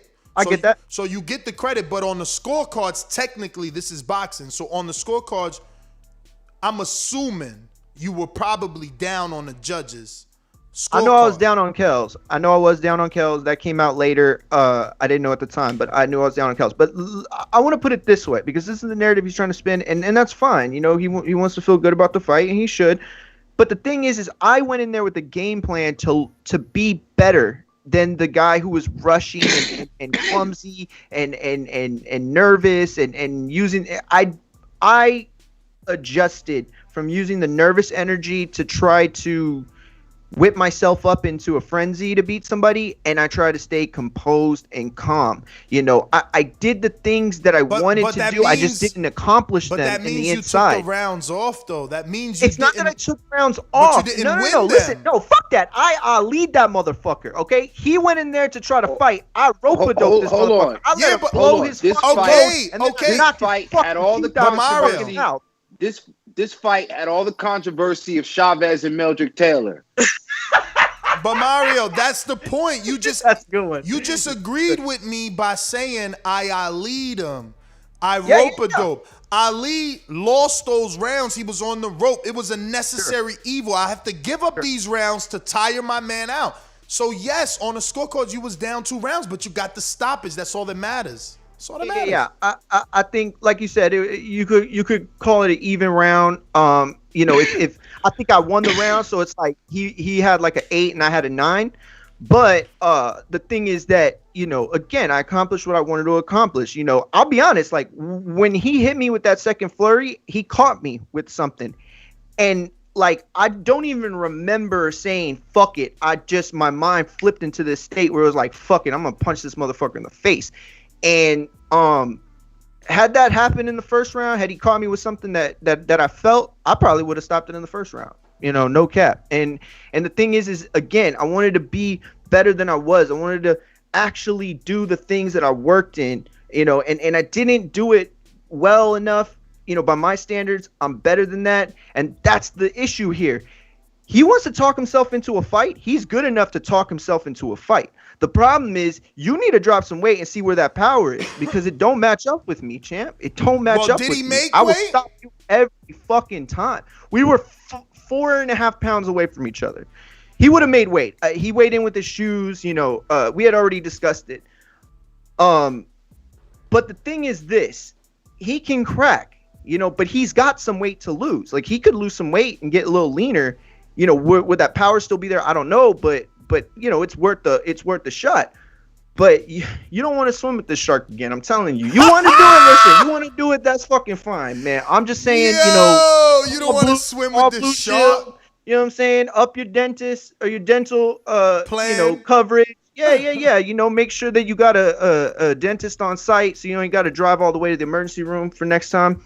Wow. And we can do it. I got a dentist in Corpus, champ, so I got you covered.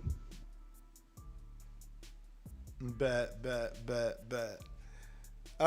Listen, man. Mario, who's the 347? Fuck. That's Brandon. I know it by heart now. That's Brandon, bro. And not Cincinnati's.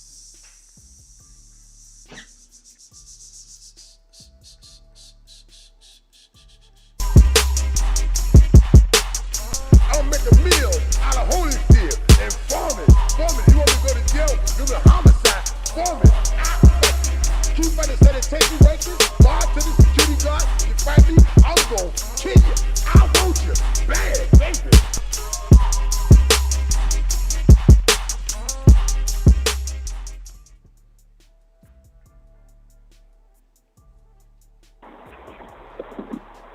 You, what up? What up? What up? What's going on? It's John from Queens. What's up, fellas? Oh shit. Yeah, that's John in Queens. I was like, yo, that says John in Queens. It don't say no brand. What up, Nuss? Mario, what up, man? I like all the spicy talk, man. I'm feeling What that, up, man. champ? Keep doing what you do. I want to ask y'all a quick question, man. You know, this Terence Crawford, Bob Arum shit, man, this shit's frustrating, man. Is his contract over in October? Can he walk? Supposedly. I mean, I can't see him extended, and he need to do maybe what Mikey did, Garcia, and maybe do independent and just get advised by Haney or go get money with her and whatever. But all this, you know, Rougarou is a good fight, but it's not blowing my socks off. You know, Ramirez took the L. Zepeda just barely beat Lundy, you know what I mean? And I mean, I just think, Al Heyman and Spence are dwarfing these dudes, man. Like, this shit got to stop, man. Like, Spence is getting mega fights. He's mixing up all the top dogs. And like I said, if Spence goes up to 154, I don't see him coming back down. I see him maybe chasing Canelo, because I don't even see him fighting Jamel. But I see him chasing Canelo, and they're going to lose out on that money if they don't get that right soon. I don't know what y'all got to say about that, but I appreciate y'all taking my call. All right, brother. Well, thank you for calling in. Davidian, Buffalo Falls. Yo, what's good, TBV? What up? Yeah, great show. Mario, congratulations on the win. I had picked you, so I thought you was gonna get it done. I mean, I was rooting for you for the first time you had fought, so I don't know. You the man, champ. But hopefully, you know, I like, everybody likes Crawford, but hopefully he should have been walking from Top Rank. I don't know. It's kind of, he should have been started walking, I feel like. But hopefully we see the fight with him and Earl, because, you know, that's a big fight. That would be blockbuster. But I don't know. We have to see. Hopefully he leaves Top Rank though, or go somewhere. I don't know. Do something. But I don't know. You know, because I'm a fan of Bud, but Earl doing his thing. So, and I still think Earl gonna take him out too. So, but I know the Bud fans hate hearing that. And then the Teofimo, I was looking forward to that fight this weekend, but he came down with COVID for real. Allegedly. Yeah, wow. I don't know what else to say. Just great show, great interviews, and yeah, keep up the good work. All right, brother. Well, thank you for calling in. God bless you. Buffalo Falls. We got what? Rep it. What up? What's up? Congratulations to Mario on the win. You deserve it. Me and you doing your thing. Ness, I like that you're giving chances to people all the time. Raw Boxing TV, that was awesome. About Crawford, I think it's just Bob Arum telling Crawford to kick rocks. You know, that's what he's saying. Like, he's telling him about those fights. That's what he's doing. He's not going to resign him. I also saw your Michael Hunter interview. It was great. He was alluding to the fact that he was a Wilder sparring partner. And then after your interview on Fight Hype, later that night, I saw another interview with Michael Hunter, and he straight up said that that he would take out Wilder like in early rounds quick. Did you catch that? I didn't.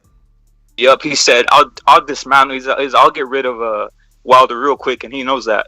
I was like, what in the world? How come he didn't get spicy on your interview? I was thinking, why didn't you just divulge all this? It's like he was like holding it all in. I don't know if he's trying to get publicity or what, but that's what he believes. Content's amazing, and are you looking in at the fights of Gabriel Rosado versus this Uzbekistan guy? He's fighting Beck, right? Yeah. Is it the same one that was scheduled for the first time and got canceled? I think that's the guy, Big Beck or something like that. Yeah, I'm gonna be tuned in for sure. Yeah, they got him as like a underdog of like a plus 800 or something like that. They got Rosado as a plus 800 underdog. And this guy's 6-0, right? Yeah. Something crazy like that. What did you think about that? Were you gonna put some? Would you advise people to put some money on Rosado right there, or what?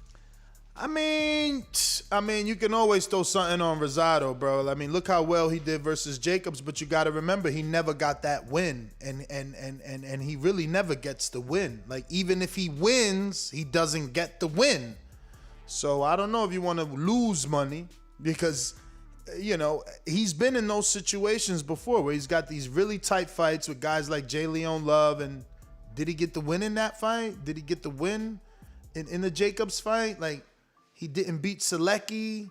You know, he's a great fighter who hangs with the best of them, but he's got to start doing a little bit more to solidify these wins versus, you know, turning a Cinderella at midnight. Yeah, man, I'm thinking about it, man, because I'm like, how's Rosado 800 versus this guy? But you know what? You're saying that you probably won't get a decision, right? Yeah, I mean, Rosado would. Can he? I don't even think. When's the last time he stopped somebody? It's just so hard to bet on Rosado. Root for Rosado all day. Bet? You tripping? I don't even know if I ever made a bet on Gabe Rosado. It's just difficult, bro. He's always in a tough fight. I mean, bro, he even got a draw with Aries. Like, it's what I'm saying. It's like, yo, he hasn't got a legit win since 2017, and that was Glenn Tapia, who people already thought was washed. Yeah, he's in all of them though, man. It's messed up to see all this type of decisions, man. Well, that's my call, man, and you guys are still killing it. Thanks. All right. Appreciate it. But let's not forget, though, you know, Aries just got the biggest win of his career, you know, so that draw looks a little different. No, I get you, but the point still remains Gabe was the A-side in that fight. He was supposed to beat Lewis. Just like Jarrett was supposed to beat Lewis. Beck was supposed to fight Kovalev, right? Probably. Brandon said that, and it hit me. I was like, wait a minute. I remember that, yeah. Well, I mean, he's definitely in and around that weight for Kovalev. He went down, but he's definitely fought at 73, so he's going to be the bigger man versus Rosado. Yep. I mean, he was as high as 181 in February of 2020. If Rosado's the goods, he ends this guy's, you know, hype train, because he is the first name this guy's getting in with. Like, the first name. He's never been in, he ain't fought nobody, man. I mean, Clay Collard made a name for himself, but no, that doesn't count. I get that. I forgot. Right. No. I'll give him the prospect. You give him killer. Clay? I'll give him Clay. Fuck it. Okay. He beat Clay. I ain't even noticed the prospect killer. You got to give him Clay. Yeah, prospect killer is you know, has definitely made a name for himself after the fact, but the win means a little more now after what we saw, you know, him able to do. But he's 7-0 with 6 KOs, southpaw. You know, I think his height is, I don't know. We'll skip that. But, you know, 25 years old, you know, decorated amateur. I mean, there's a lot to like about this kid, but you're absolutely right. You know, we've seen hype trains get derailed by lesser fighters than Rosado. You know, Rosado is more than capable of exposing a hype train. This dude went 10 once with Vaughn Alexander, and I know Gabe better than Vaughn. Oh, much better than Vaughn. I ain't even see that name. I'm dyslexic as hell. I ain't even see Vaughn on it. That's Devin Alexander's brother. He took him 10. He took Beck 10. Yeah. And Melikuliev got cut in the eye from an accidental headbutt. I don't know. We'll see. And Vaughn's a guy who beat Money Powell. You know, he's been in the ring with he upset Money Powell. Oh, did you? I'm sorry, my bad. Damn, what's his name? I forgot how to say it. For what rep it? I'll put like $5. I mean, damn, what's $5 on a plus 800? That shit probably looks sexy and shit. Wouldn't that be? Let me see if my bookie got that fight. If you're gonna bet on my bookie, don't forget to use bet. That'd be $40. I don't know, champ. I'm about to see if they got the fight here. They got Blair. Here it go. Oh, he a plus 600 over here. What is it? What are you? Oh, you're on My bookie. My bookie, yeah. Yeah, they must have just heard me and changed the odds and shit. Like, yo, Yeah. he's right, yo. Fucking Malakuliev never been in there with a Gabe Rosado. So let me see. $5 on a plus 600, you make 30. Yeah. That's simple enough. So you multiply. you know, so it's multiplying, right? Let me see if it was 10. 10 is 60. No, yeah, okay. I can't imagine anybody feeling confident enough to put that 6 stacks 120 on man. Rosado gets you 720. 100 on Rosado gets you 600. 50 on Rosado gets you 50 on Rosado gets you 300. That's listen. 50 on Rosado sounds real good. Whoa, 50 on Rosado's a car payment. That's insane. But that also lets you know that it's difficult to do, bro. And that's money line. That's money line. But again, if you're gonna make a bet, don't forget to use Bet TBV. Who got the background? Is that my man? I mean, with no headphones, we're gonna have to get some headphones. Who gonna super chat 50 right now to Cash App? These headphones. He can't. We hearing the show back. Mario 909. Who's that? You ain't even helping no more. Mario like Ness know all the numbers by heart. You was knocking it out, but my man. Yo, we got Karma. We got That's Karma on the line. That's Karma, Mr. That's Karma Surge. No. Turn that TV off or whatever you got playing back. No, it's Bill. Bill's on. Wait. Oh, that's Bill in the background. I can't see him, but I see. Yes, it is Bill. It is Bill. Karma, I'll be right back to you. Yeah. I'm blaming Amin and shit. Hey, hold on. I'm blaming Amin for the background noise, man. My bad, Amin. I didn't know it was Bill Haney. How are you? What's happening, man? What's happening to everyone, man, on the panel and everybody in the chat? Salam alaikum, rahmatullah. How are you, man? How is everyone? Can't complain, man. Good. Bill, you looking lean as hell. Yeah. Hey, man, listen, man. We're eating right and we're thinking right. You know what I mean? We're getting good rest. You know what I mean? It's just as all hell. Yeah, it's a great time. You know, you see me representing this, this Oakland, USA. That's what's up. That's a dope shirt. Let me just turn it off. Not turn it off. Just take it and put it in the back. I think Bill getting ready for a celebrity boxing match. He don't want to announce yet. So Bill, you here to break the news? I see Ryan says he got a fight. Did he get the Haney fight? Ryan definitely doesn't want the Haney fight. You know what I mean? He can't land it? Yes. I think, it's about time that we start, telling the truth. And I wanted to make sure that I came on the boxing voice, the voice of the people. You know what I mean? I want to come, in the middle, the top of the morning and give them some news that they can use, that Devin is available. We've met every demand of the people, from who we fought, what kind of competition we fought, to the style that we didn't fought in. You know what I mean? It was a great fight on that Saturday night between him and Jorge Linares. I hear a lot of things about Jorge Linares that is real troubling when they say they want to bring boxing back.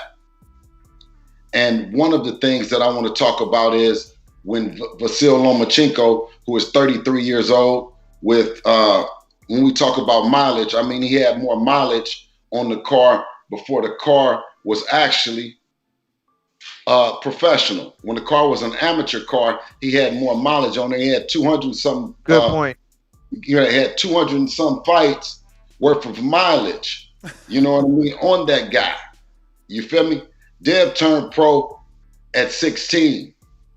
We were fighting 17 and 18 because his birthday is November the 17th. So he was fighting 17 and 18 at 16 years old, winning, beating everybody. So when we talk about, all the young fighters that we know now to be great, the Jaron Ennis's, the Shakur Stevensons, Teofimo Lopez's, Ryan Garcia. Let's make no mistake about it. Devin, we've been knowing Devin for longer, and he's younger. So when you talk about a professional style and a professional approach to boxing, you know, we wasn't playing with this shit. We knew that Devin was like one of the callers said in, or that might even been Mario, who said that they're a shark. Devin is a shark, and when you talk about swimming with these sharks, you better believe it. You know, you better know how to get down.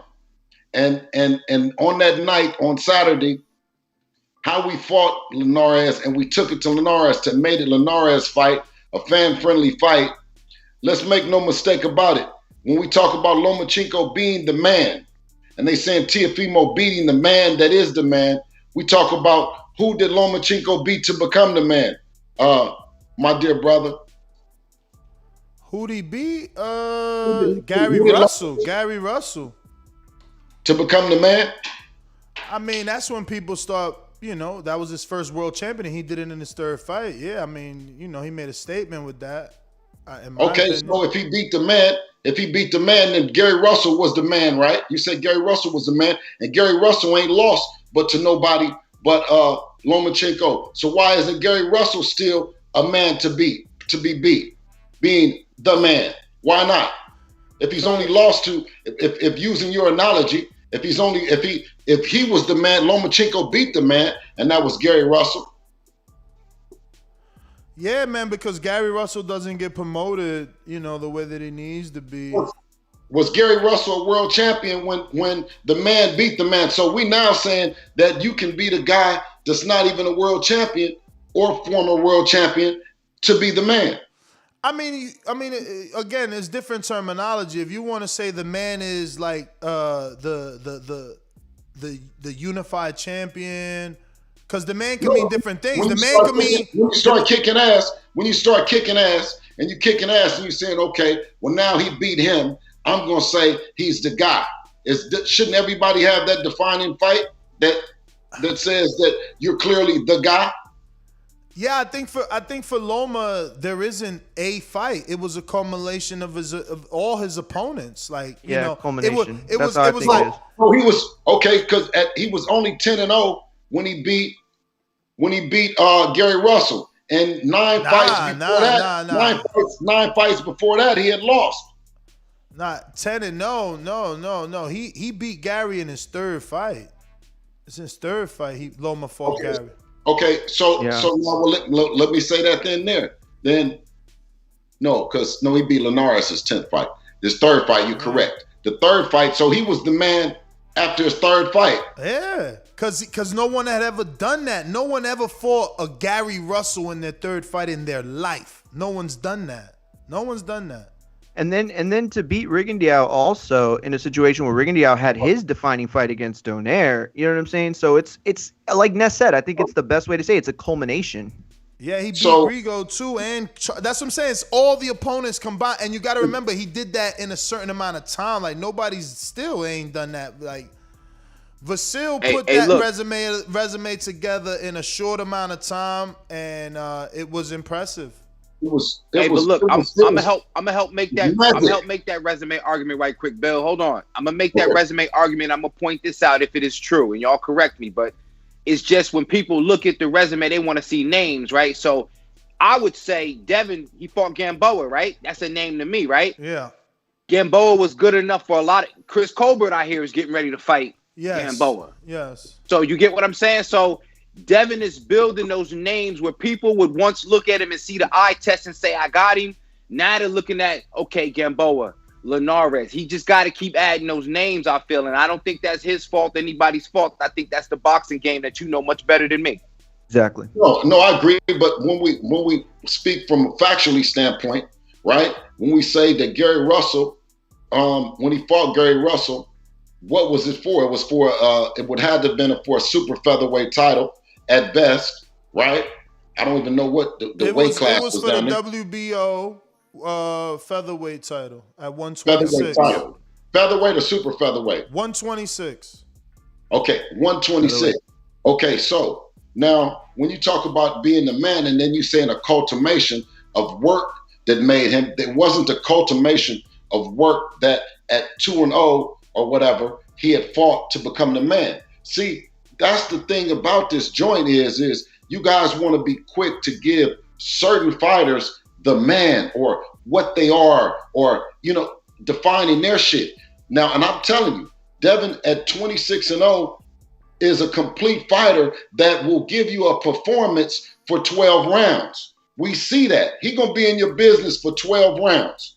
Now, when we talk about Lomachenko, 126, let's establish that is 126 the man, or did he do what he had to do at 135 to be the man? What division of cultivation of work that makes Lomachenko the pound for pound guy that he is?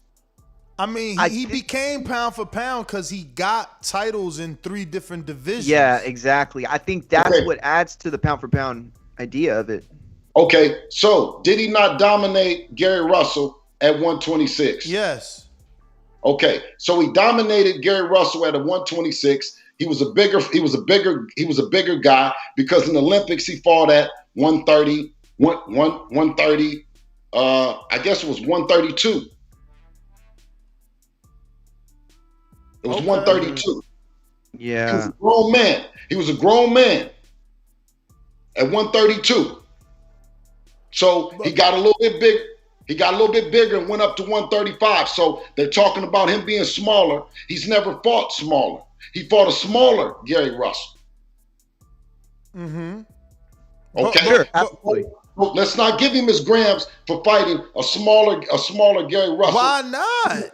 Why Well, not? You made the weight. No, I'm saying in terms of the magnitude of being the man or not. Now, but I think you getting. I mean, you too hung up on this man thing. Like beating Gary alone didn't make him the man. It was like beating Gary, then beating Gamaliel Rodriguez, then beating champion Roman Martinez, then beating champion Nicholas Walters, then beating champion Jason Sosa, then beating Mariaga, then beating again champion Guillermo Rigondeaux. Wait. In 16 fights. Out of all those champions, what are we debating here? He got 16 fights and he got like a dozen fucking names. It's insane. Okay, now of the dozen names, who is the most accomplished of the dozen names that he has? Guillermo. And I would have to say Rigondeaux. I guess Rigondeaux. How many world titles has Rigondeaux got? Pedraza. I would say Guillermo Pedraza and Guillermo. I think you could make a case for what he did to Nicholas Walters and essentially took him out of the fight game. How many world titles? Listen. It's Guillermo Rodriguez, Guillermo Rigondeaux, Linares, Pedraza. No, not the best. One of the best. Okay, Pedraza. How many world titles does Pedraza have? Because Rigo, I think, is a 2-time champ, man. He 2-division champ. Just like Pedraza. No, Pedraza, my ass. Take a look at Jorge Linares. We said Linares. Is who? Yeah, Linares is definitely one of them. One of them, for sure. I said the most accomplished. I didn't say. He ain't more accomplished than Rigo. You better knock it off. Rigo got. Listen, look. Yeah, sit back so you can listen. Rigo hold the Nonito Donaire win. That right now, that win is fucking gold. Donaire just knocked out 2 champs. Rigo got the better win. Linares' biggest win is fucking Corolla, man. Get out. No way. I mean, he did what Jordan did essentially. He came back and reset time. Nah, and man. Did Rigo still got the better resume. I said, accomplished meaning. You said the win. You said, I didn't say the biggest win. I said the most accomplishment. He got what, 3 gold medals? He got his world title before. He got his world title, I think, in 12 fights. He won that first right after Tion Kennedy. I ain't even got the resume pulled up. Yo, Rigo's that dude. He beat Becco almost 20 years ago and Nonito Donaire, man. Wait a minute. But when we talk about accomplishments, when we talk about world titles in multi-divisions, then it's Jorge Linares, bro. So you saying Linares has the most wins of any fighter that Lomachenko won at 44. The only person close to him is Salido with 41 wins at that time.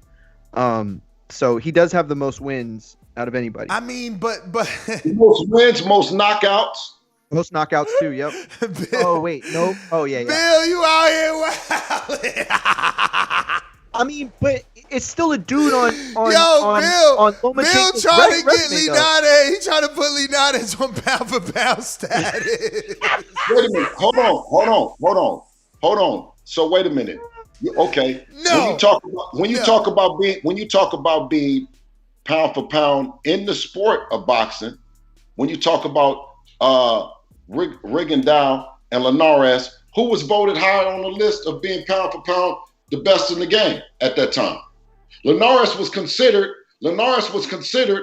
almost, I don't know, he was up there, dog. Linares' resume not better than Loma's, man.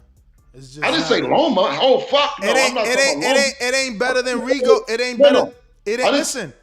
Listen, Bill. All jokes aside, it ain't better than Rigo's either. Like, all jokes aside, Linares does either. I've never said that it was better than Lomachenko. I said that Linares is 35. Lomachenko was 33, and they talking about an old Linares. Motherfucking Lomachenko was old as shit himself. You dig what I'm saying? They the same age. All them dudes is the same age. Why they talk about that old shit? You know what I mean? Yeah, but the problem with this argument old is that different. Listen, it's not numbers, Bill. It's not he old 34. It's like he old 34 and he old like 200 rounds box. But you got to also think about it like this, though. And cut eyes throughout his career. Yeah, but you got to think about it like this, too. Rigondeaux had this hype. People said he was the greatest amateur fighter in the history of boxing. He came out and he continued to do and live up to certain hype. Linares, at his most prestigious, lost at the Marco fight. Like, yo, They were calling him the next De La Hoya. They said he was going to be the gold boy, and he kept getting his momentum. None of that shit, dog. Exactly. So if you never believed it, why you sitting here trying to act like it's I'm talking about we never believed the Lomachenko bullshit in the first place. Me neither. We never believed it. I picked against him. We got a chance to go out there. I took Devin to the Olympics for the 2012 Olympics where Lomachenko won. He won the gold medal. Usyk won. Clarissa Shields won, and nobody from our team, the U.S. won. Michael Hunter, Earl Spencer, none of them medal. I was out there in the UK. Luke Bill, Campbell. man, you trying to be slick, man. We don't want to have we want to know what happened with Top Rank, man. Did they offer you the TO fight? Is they offer you Nakatani Loma winner? Like, you a free agent. Why you want to talk about Linares, man? No. Fuck all that talking about that we are free agents. We are not just free agents because we did great business, right? And not only are we free agents, we are free to make any fight in boxing. So let's talk about that. Why are we talking about the past, though? Let's talk about that. Let's talk about the fights you want to make happen. Well, okay. Now let me go on to say what this is Teofimo Lopez, and the Lopez has said it was nowhere to run, it was nowhere to hide. That once we finished, we handled our business, and I went on record more than one time and says we're available. Handle your business, we're available. We ain't said nothing about no babies. We ain't said nothing about what we can't do. We ain't said nothing about nothing. So what is Bob saying? Wait a minute. When everybody talks about where we can fight or whatever, I'm here to tell you is that not only when we were with Eddie, right? Eddie, at the press conference after Devin finished the fight, he said that he would support it anyway. If whether we renewed our deal with him and did a new deal or anything, he would still support us fighting any other place. You see what I mean? Now, when you talk about Bob Arum and you talk about Eddie Hearn he said he talked to him almost every day about Fury and Joshua. So if we were fooled, bro, if we get real money, we get real checks. If we were fooled, then what happened to hunting us?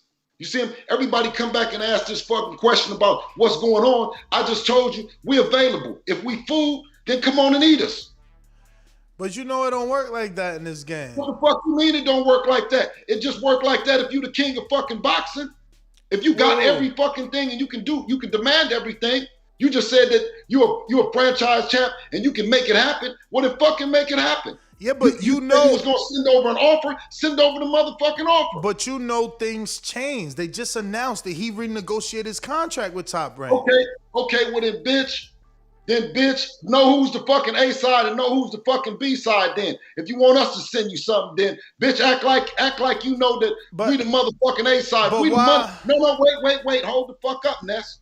Now understand though, you know, you out tramped your way into a Triller bag, you dig what I'm saying, with a motherfucker that you don't even know whether y'all married or not, you dig what I'm saying? You just having a fling over here to just get a little bit of paper, you dig what I'm saying? So first you just tried to, you know, pull up with your new guy. That hoeing, Bill. Pull up with your new guy in the new car and act like you got a new relationship to try to make your old guy mad. You see what I'm saying? To make your old guy mad. So guess what your old guy said? You know what? Yeah, you know what I'm saying? Okay, I can see when you bring your ass back over here. You see what I'm saying? And I'm going to take this, I'm going to do for you. And then y'all patched up, y'all kissed and made up. You lying motherfucker. You kissed and made up. You dig what I'm saying? With your old boyfriend. Your new boyfriend is like, damn, we doing all this promoting like we go like we in a relationship, like we might be in a relationship when you have no intentions. So it's all bad business. When you talk about Devin Haney Promotions, you talk about Bill Haney and Devin, you talk about representing this Oakland, California, man, where it's always been independence, all the way from the late 60s, the start of the Black Panthers, the start of the Black Guerrilla Family, the start of organizations to protect the community on the streets and in the prisons. It started here as independent, as we don't have to be owned by nobody. So when I come here saying that I come here as a representative and a president of Devin Haney Promotions, and we ready to do business. It don't mean who the fuck because we have to go get with this person. We have to go get with this person. The only thing we got to do is wear that belt proud and be ready to defend it against whoever that Mauricio mandates. Now, let me tell you about the WBC franchise belt. You can't get mandated for it. Yeah, so can't nobody that want to have it, that want to be world champions and get paid millions of dollars, yeah, you can't get that franchise belt. You can't work that. Now, this the WBC world belt, we're ready to bring that to Oakland, California. We're ready to come to, that's an announcement right there, that Devin's next fight will be in the Bay Area. God willing, inshallah. We're talking about the venues around here, whether it be the old Oakland Coliseum or whether it be here at this new arena in San Francisco or one of the other defined historic landmarks in the Bay Area. It's about us showing up that our people showed up in Las Vegas. They showed down, they supported, they spent a bunch of money. So it's only right that we want to deliver them the show that they've been supporting from a distance. We deliver it at the house. You see what I'm saying? We've proven that we can sell tickets. We've proven that we can get viewerships. You see what I'm saying? But it's still DHP at the end of the day. You the boxing voice. So say you're ready to do a deal with the boxing voice with somebody else, you still gonna be representing the boxing voice, point blank, period. But I have to call. You say you're ready to do business, but you waiting for a phone call or you waiting for Tio to offer you something. Why can't you just sit down? Why in boxing is it so hard to sit down with people? No. What you're saying is that when you talk about Teofimo Lopez and his business and him being the king in his business, you hear things that Leonard Ellerby says. You hear things that Camboso said in the sense of he brought the situation to you, Tio. You see what I'm saying? You talk this bullshit. Now, one thing that's different is that we do have a belt, we do have a network, and we do have money. So you're confirming what Eddie is saying. He said that you guys do want to re-sign and they drawing up the contracts. Well, I'm confirming because you say you do have a network. If you got a network, that means you still with Dazn. Because the Ah, quote, listen, the no, quote listen, I got listen. is that. Let me see. Let me look for this. Shit. All right, highlighted. Okay. Yeah. So Haney wants to sign again in the Matchroom, and the contracts are being drawn up. You don't see nothing where it says, yeah, so Haney wants to sign again the Matchroom. I'm You didn't serious. see that. I'm serious. I got a text right here. I got a text that says, "Ask Bill if Eddie is right." He did an interview with Boxing Social where Eddie says Haney wants to sign again, and they're drawing up the contracts. You seen the video? I don't remember him saying drawing up the contracts, but I definitely remember him saying specifically that it looks like y'all are gonna re-sign. Just like it looks like that, Mario. That's what you said. Listen, no. And you're playing. You're playing this perfect. You're playing this perfect because this does not happen. This is rarefied air. Where this is like if LeBron played 2 seasons with Cleveland and then became a free agent. Like guys don't find themselves in this kind of situation. Shakur's locked down. Crawford's been locked down. These guys put themselves in situations where they get bled out. You can't come on the Boxing Voice playing. You're going to get exploited. This is real life, a real life situation, and I wouldn't play with the people. I promise you I wouldn't play with the people. You see what I'm saying? But at the same time, we spent a lot of time coming out of that great city of Tijuana, man, you know what I mean, who prepared Devin for this position. You see what I mean? And I think we showed that on Saturday. And you think? And so you you think still like ain't tell us how the call went. Go ahead. Have you talked to Bob or not? I spoke with our lawyers that speak with Bob's lawyers and them too, though. So the lawyers been talking. Yeah. So has he offered you guys something?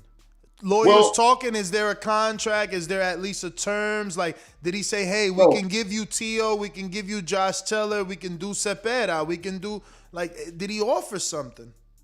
No, it didn't get that far. It didn't get that far. Nothing from Espinoza? No. What Bob did was, he bamboozled the people in the sense of that these things take time. You know what I mean? And no matter what he said to the people in terms of, they're like they're not like babies where you can just get what you want. In business, and any attorney or anything knows. Okay, we fought. I don't know what, a couple weeks ago. Things cannot be strained or cannot be over with or cannot be. You know what I mean? It takes time, right? And on our part, we say that we're available, right? We're still in the position. We haven't did anything else different than fight on that night. You know what I mean? And I think that what they were talking about was that in Bob's defense, right? And Bob's defense is that he said that he had to make an October 2nd date.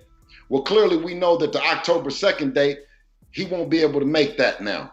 So that would mean that Teo would then be having a baby and getting over his baby and doing all the stuff and be able to fight Devin in January of 2021.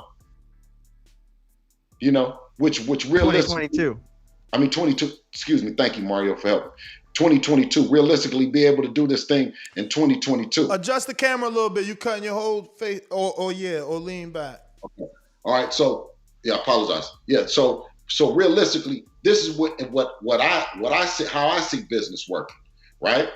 Of course, I felt a different way than I'm feeling now. What's the latest with Devin Haney? Obviously, we saw him return to the ring against Jorge Linares. Is Devin Haney still under contract with Matchroom? We actually are working on a new contract at the moment. His contract, that was his last fight. I just wanted to play that because people try to say he ain't say the word contract. Yes, he said we working on that new contract, Bill.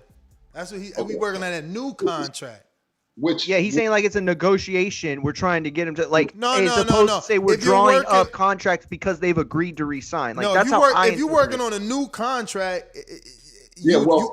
Great. It's a great thing because in basketball or football, if they say that they're working on a contract, that means that it's being worked on, and until the actual signatures are on there, then you won't have all the demands. So it's a great thing, and shout out to Eddie. Let's talk about that. I mean, you made it clear that Devin has always lived up to his side of the contract by continuing to win, by becoming the world champion, by selling tickets, and by, being proactive. You guys bring fights to Dazn. You don't just wait. So what do you think all that is worth now? I mean, I'm not looking for a dollar. I'm not looking for a dollar amount.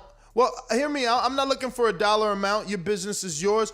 I just want to know what level of treatment you're looking for now.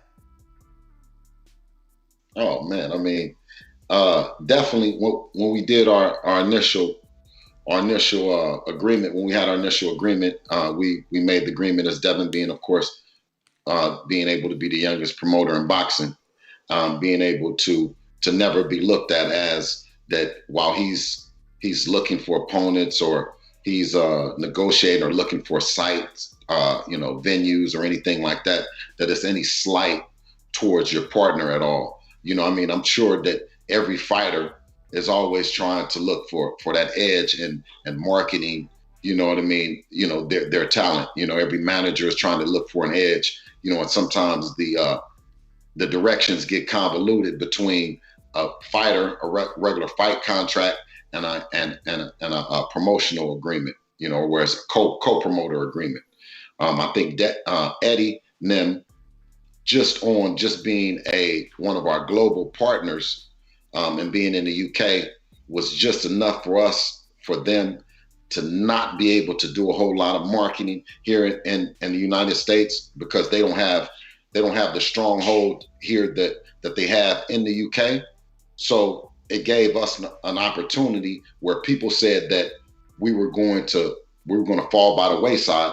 Well, that meant that we were betting on ourselves, because we didn't go with a U.S. based promoter that like a Arum, Al, or Golden Boy.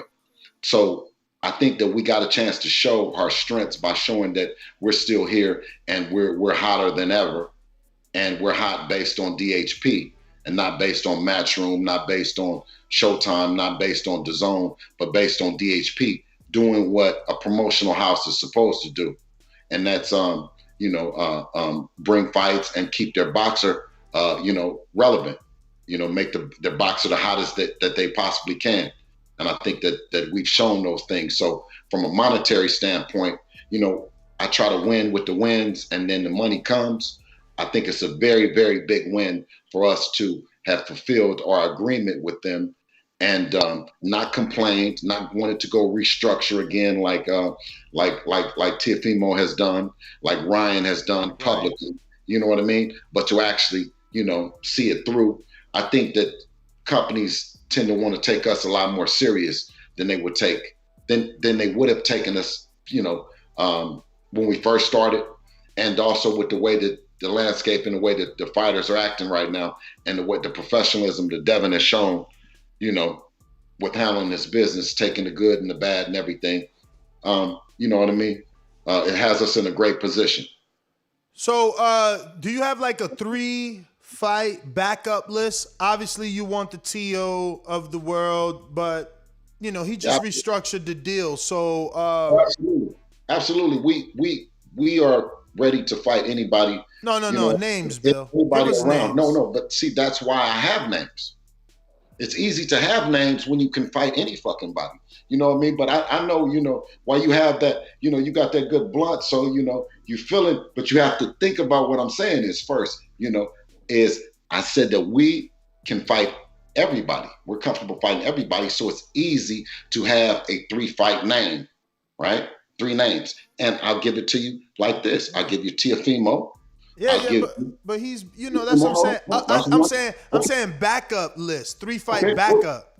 Okay, well then, let's put him and Ryan Garcia both on backup, because they're not going to work. Okay, if we want to put Teofimo, we put Ryan in the same. I love how realistic you are. Yeah, back them all up. Ryan is rumored to fight Comey anyway. Let's back him up. We got the Jojo Diaz and Javier Fortuna. The winner. We got Gary Russell. Oh, you still want that? Absolutely. Didn't you just hear him talking about? Why not? Did you just hear him talking the other day? Absolutely. I didn't hear him talk. I ain't know he was back out here. No, but that's the thing about it, is that we know we'll still deliver the fights. We know what the people is calling for, but we know Devin is the one that's hot. Not Mr. Gary Russell, but he's a great, talented fighter. That's a good name. He's a good name. He's a good name. And I mean, I needed you to tell, I needed you to big up him, big up somebody on the list, if it's Gary Russell or it's whoever. When you, at this point in time. But one more. I like Gary Russell. We letting our nuts hang with it. I like Gary Russell. What's the last name? 3 fights. He said, what was the first one? He said Jojo Javier winner. Yeah, Fortuna winner. Rolly Romero. Oh yeah, I like that fight. I like that fight. Really? Okay. I like that fight. So let's go back where he said Rolly, and then he said Jojo. He said Jojo Fortuna winner. So hopefully Fortuna wins, and then you said, what was the first one? Well, he said Teo and Ryan. No, Gary. Okay. Gary. No, I got it. So you sat down with Espinoza, is what you're saying? Yeah. No, I didn't sit down with Espinoza. I just knew because those are pretty much 3 PBC fighters. I knew Mr. 1.5. You know what I mean? We got that in the closet. You dig what I'm saying? So we ready to pay him, right? I know what DHP can. He said get the money now. See, we got the money now. You see. So DHP got the money now to go and give Gary Russell that 1.5 that he want, and let's go ahead and hand this show over here to Dazn, and let's make this shit happen, Captain. Oh, so you want it on Dazn? I thought because it's Gary and PBC, and then you said Javier Fortuna. Listen. If we got the money, we're bringing the money, we're bringing the belt. Doesn't that make you what? The A side. Okay, so let me tell you where it's going to be at. It will be on Dazn. No, I got no problem with that. I was just trying to see if maybe Espinoza offered you that 3-fight deal with Javier Fortuna, Gary Russell, and Rolly Romero. Those are basically Showtime fighters. Yo, how crazy would it be for y'all to beat Linares and fight Fortuna? And those are 2 guys that Ryan was supposed to fight. That's a good one. And y'all take that or I shouldn't say trash, but y'all take care of the business that Ryan was supposed to take. I mean, honestly, that's a bad PR place for him. I think the narrative is bad. Teo can probably get $5 million. For what? For Devin. Oh, to fight you. Yeah, what do you mean to fight? Yeah. What the fuck else is he gonna get $5 million from? I mean, that's why I laughed. I didn't know what you meant. I didn't know who you were saying he was fighting for $5 million. Yeah, he might. That's what he can get $5 million. Man, why, Bill? Man, I mean, are you playing coy because you don't want to ruin a relationship with Eddie? Like, I don't understand. Why wouldn't you use your phone? You know, you did business with Showbox and Espinoza before. These 3 names you mentioned are obviously Showtime fights. Listen, no. Like now, when when the great Mr. Price down over there in Jersey, he said, you know what? He said, my phone is on, but I'm not using it. I'm not making no calls. But it's on to be answered. I'm doing my work. Nobody had nothing to say to my good brother, Mr. Price. Shout out to the Price family. He's on a different level. They on a different level. They trying to get where you are in the sense that they want to be independent and world champions. You know? Well, you know what you got to keep doing? You got to keep doing what you started doing that got you there. You know what I'm saying? You can't get thirsty. You know what I'm saying? We just knocked off. Listen, Teo said that he was in the millions. He was in the millions club. We told him, welcome to the multi-millionaire club, my man. You know what I'm saying? So when Eddie said that he was talking about a big offer, right? Everybody started saying that, well, he got a baby. He got a 140-pound fight. He got everything, but he go from hunting. He was supposed to have been hunting us. So by the time Devin go from the ring to the yacht in Miami to hearing the news that Teo, but right before we about to come to the fight, we're hearing that the fight ain't on. How can the fight not be on in 2 weeks? But guess what? Nah, 1 week, man. They canceled that shit yesterday. No, I'm not. I'm talking about the Devin Haney fight. and Teofimo Lopez fight. What do you mean, huh? If you can make a Jose Pedraza and Teofimo Lopez fight before he beat Camboso, why you can't make a Devin Haney and Teofimo Lopez fight before? Because you know what? They said we had to beat Linares first. So as soon as we beat Linares, he already got another fight with Pedraza. What the fuck? I thought you was just hunting Devin Haney. Pedraza? That's what Bob Arum said. October 2nd, it was going to be Pedraza. For who? For Teo? Yeah. And that's why I asked you, did you call Bob, man? Because you're not getting Teo if you on the outside. If you ain't in-house, you ain't getting that fight, man. No, listen. Want to tell everyone, make sure that they know that we got to be in-house, but Anthony Joshua don't got to be in-house. Nah, he right? don't. He don't. Yeah. He don't. Right? Come on, man. You can't compare Devin Haney to Anthony Joshua. Maurice Hooker can't be. He don't got to be inside. It's a number of different. Anthony Corolla don't got to be on the inside. Come on, man. You can't talk to us just like that, dog. Dog, but you know that those dudes weren't threats. When you a threat, you got to be on in-house so that I, as the promoter, I still win. Like that's why he did Josh Taylor Ramirez, because he still wins. He still controls Josh Taylor now.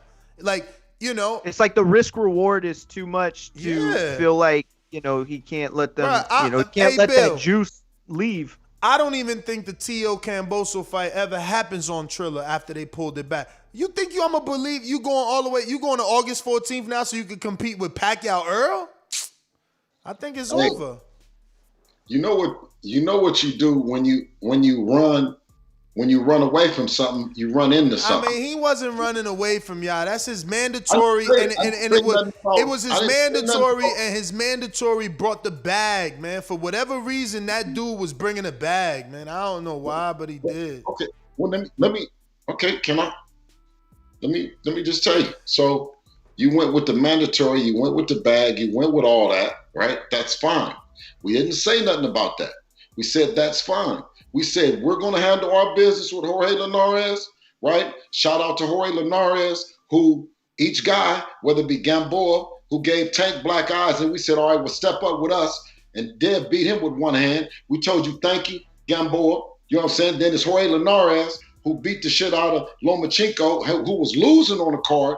Lomachenko was losing to him, right? And one ref had Lomachenko up, one ref had Jorge Linares up, and one ref had it as a draw.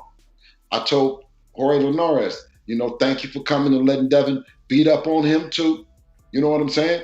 And whoever that we get, right, I know it's not going to be good enough for the people, but I'm telling you this, and I've been telling you a long time, they don't want to fuck with him. Whether it be T.O., Ryan, none of them, all of them is capping, my man, period. We got to jump through. We got to jump through every hoop. It's always something, right, that we got to do. And I just said that we're available right now. We're available and being free agents. You said make the calls. Yeah, because you could do a one fight as a free agent. Like, hey, Bob, can we get this one fight? Can we get the one fight with the rematch clause? One fight, rematch clause, one way? Like, I mean, okay, I hear you. Right, let me just ask you this. You know more than me. You know more than me.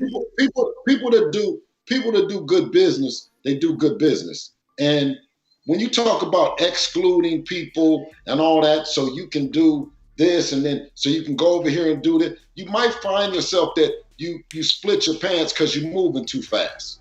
And I'm saying is, yeah, come over and do all that shit sounds good, right? But these promoters, networks, and all that, as you've said, are very fickle. They're very fickle in the way that you come over and you approach them and you do shit. So I haven't been telling people how to run their business so much as saying that I'm available to do business if you want to do business. But call them and say, okay, well, it's going to be this way or it's not going to be, that way or whatever. I'm not able to tell Top Rank that shit, man. But I ain't asking you. I'm just asking you to call Bob and say, hey, man, are we talking? I'm a free agent. Hey, Espinoza, We did wonderful business with you. We love that you were the first person to believe in Devin, and you gave us all access. But we've grown our profile tremendously. We're coming back to you as a champion with the WBC belt, not just any champion. Like, I don't know, Bill. I would be shopping, man. I'd be Jerry Maguire. The minute that fight was over, I'd have been on the horn trying to see what's going on. Well, when you talk about that, you talk about once a person has invested in you, whether it be on a showbox level, you know what I mean, where we were having the showbox shows and Showtime did a wonderful job and they invested, or whether it be Dazn and Eddie. You know, we go and we listen. I have attorneys, you know what I mean, that talk to the other attorneys, but as far as me actually making a phone call to a situation like Bob Arum to sit down and talk to him about that. I mean, if they want to do business, they know that we're here and we're available to it, you know. And that's the way it should work. That's the way it should work. You know, these teams, like you were saying earlier, like when an NBA guy is a free agent, you know, they're sending them cars. They're sending them on vacations. Like, you know, if somebody wants you, then they need to make you feel wanted. I get that. On the other side of it, too, is it maybe a little bit like because of the bad blood between Bob and Eddie that we've seen based off the Teofimo purse bid, that there's some sort of hesitant. You know what I'm trying to say? Yes, thank you. Yes, a little bit maybe. Yeah, but I can only go on with the fact that what Teofimo as a fighter and a self-described king or undisputed or any of that describes itself. He's saying that it's nowhere else for Devin to go. He's saying that what he's going to be able to do, we did what we handled our business. We put ourselves in that position that you're saying, and if it's us bringing the money, and us bringing the network, us bringing the fans, I mean, give us some respect. That's all I'm saying. You know, I've never said that the fight can't happen. I just said that the way in which that they're going about it and they're talking about it is not true. It's blatantly, it's disrespectful, right? It's ways that they don't want the fight to happen. They want us to say, fuck them, and us not be available. I come back on here to the Boxing Voice and say, nah, that's not true. And that's not true. I have not told Eddie not to talk to Bob, or Bob not to talk to Eddie about anything. They're going to continue to do business. You know what I mean? And if Bob and Eddie talked and they came up with something and presented it to me and then presented it to Teo, what would be anything different than anything that's been going on in boxing, period? For the last 100 years. They talk to Bob. They talk, Eddie talked to Oscar De La Hoya about Jorge Linares. The Golden Boy team, they felt they had a shot. Yeah. No, I get it. Listen, I understand where Ness is coming from. I do. You know, at the same time, like if I have a son and I'm in the position that y'all are in where, you know, you're a hot free agent, you have the ability to do these things, I'm looking at, you know, who has done me right and who has done me wrong in the past, right? Showtime put out a beautiful short doc on Devin. That's where my brother fell in love with Devin Haney. He watched that doc and he fell in love with Devin. He's been a big fan ever since. So Showtime's done y'all right. I think that everybody can agree that Matchroom, Eddie, Dazn, they've done y'all right. Bob, on the other hand, you know, he's not even doing his own fighters right. You know what I'm saying? Like, T.O.'s in the situation that he was in. You know, Bud, you know, he just shit all over him. So the hesitancy to go there, you know, I would see it, you know. But again, it's like these deals, they become what they become at the NBA level, at the MLB level, because they're shopped around, because people start creating, you know, competition, right? It's capitalism that works at its finest. And so that's the reason to me to have these types of offers, to just go back and say, well, Eddie, you know, look, they're doing this, or, you know, Bob, they're doing this. Like, yo, that's a joke. You know, we're worth more than that, because, you know, things like that, the way it kind of moves naturally. Well, when you have a guy like Eddie, who, you know, they say earn with Hearn, you know what I mean, right? Right. So you have Eddie.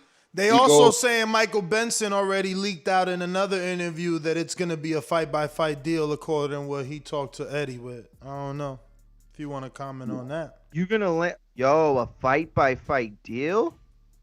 So it's going to be like a Mikey situation where they have last rights? That's wow. Well, when you talk about any of those kind of things being available to a 22-year-old fighter, right?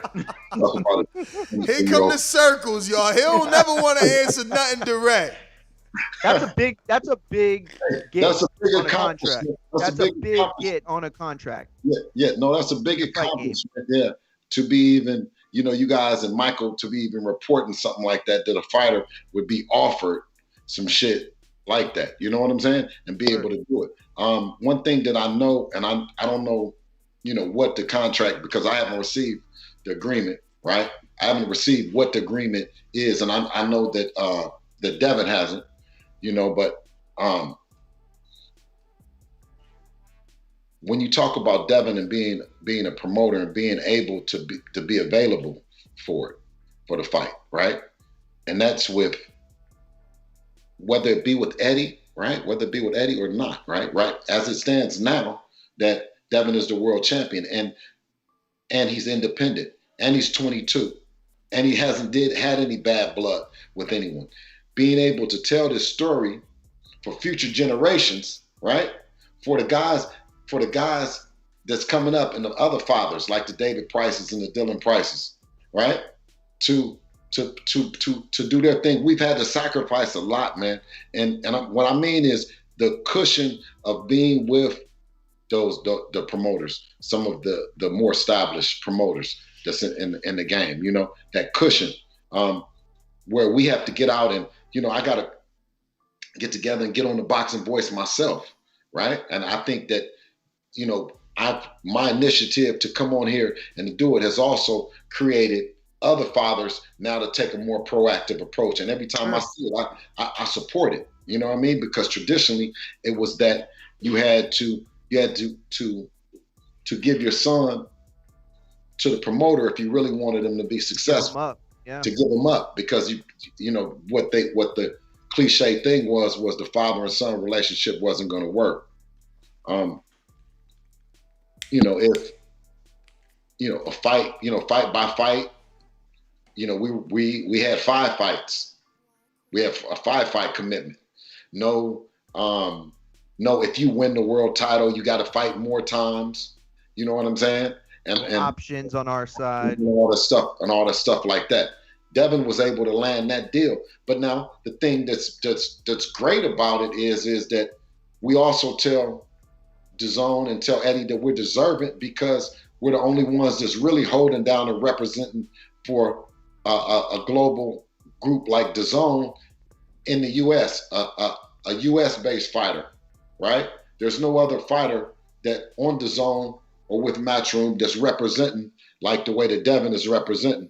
Of course, you got Canelo, but Canelo is Mexico. He's not necessarily the U.S. He has a tremendous following here in the U.S., but he speaks very limited English, so on and so forth. So, you know, we're just happy to be in the situation that we're in, bro. So when do we find something out? When do you foresee like an announcement, an official press release from DHP Promotions?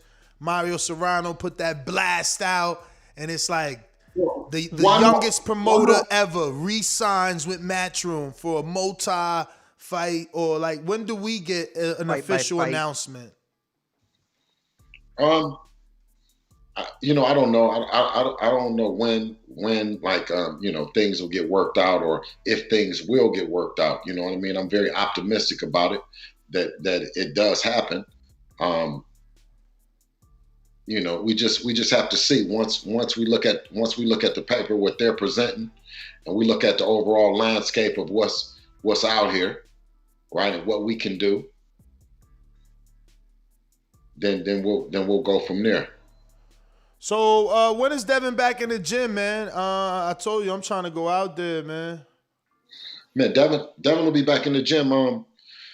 He'll be back in the gym ultimately when he decides to get in there. But I mean, we're always sitting around the gym waiting on him to come in. You know what I mean? He's a hard working kid. I think I anticipate. I don't know. He'll be back in there soon. I don't want to give him a date that I'm quoting.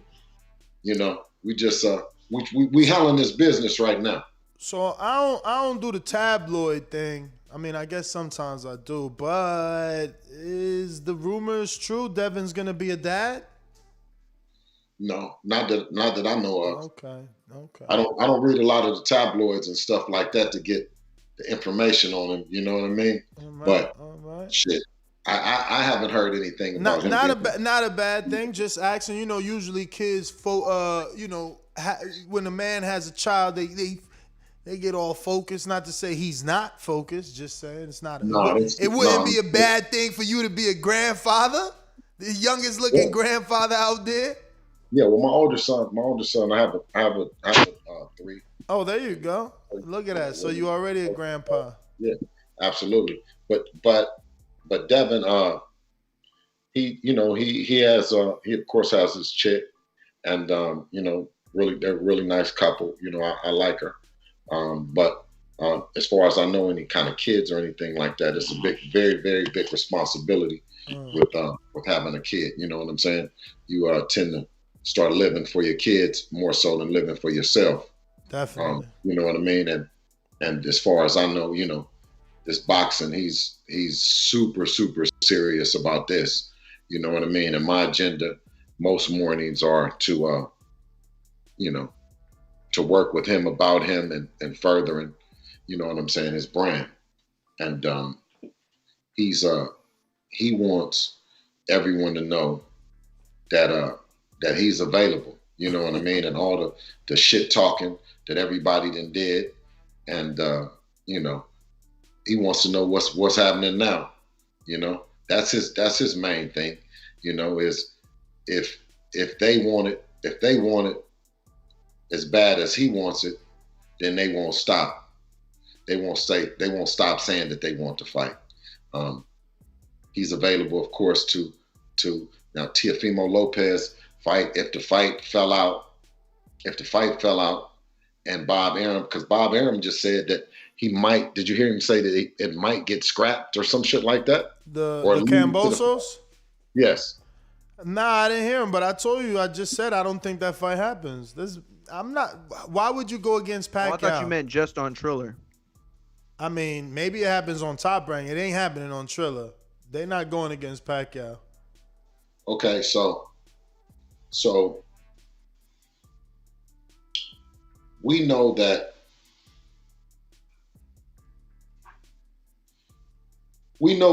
after Cambosos, it's no reason that he can't fight Devin. It's no reason that they can't sit down and negotiate the fight. Politics, Teo said as much himself. He said after y'all beat Linares, he said that. It shouldn't be. He said all that before Linares. But he said it after Linares too. Then he said no, but he said it a lot before. Then he said it after, and then Mario. All of a sudden, we heard some other shit. Now, if you restructure your deal and get the Devin Haney fight, or we structure our deal and get the Teofimo Lopez fight, what the fuck is the difference, man? Come on, let's knock the shit off, man. You know what I mean? We ain't getting in his business about what he's doing and what he's not doing. You know what I mean? You're a fighter and you're available, right? Devin's a fighter who's available. I don't want to mix up the two and make it, this and that, and start talking too much of the business. But I do want to let the people know and let other fathers know and people that it's possible to get to the level that we're at by doing what we did, and that's why we did it. The comfort of, we could have had the money and the comfort of being protected by one of the companies, but but it felt a whole lot better doing it ourselves. It feels very good that we ain't fucked nobody. You know what I'm saying?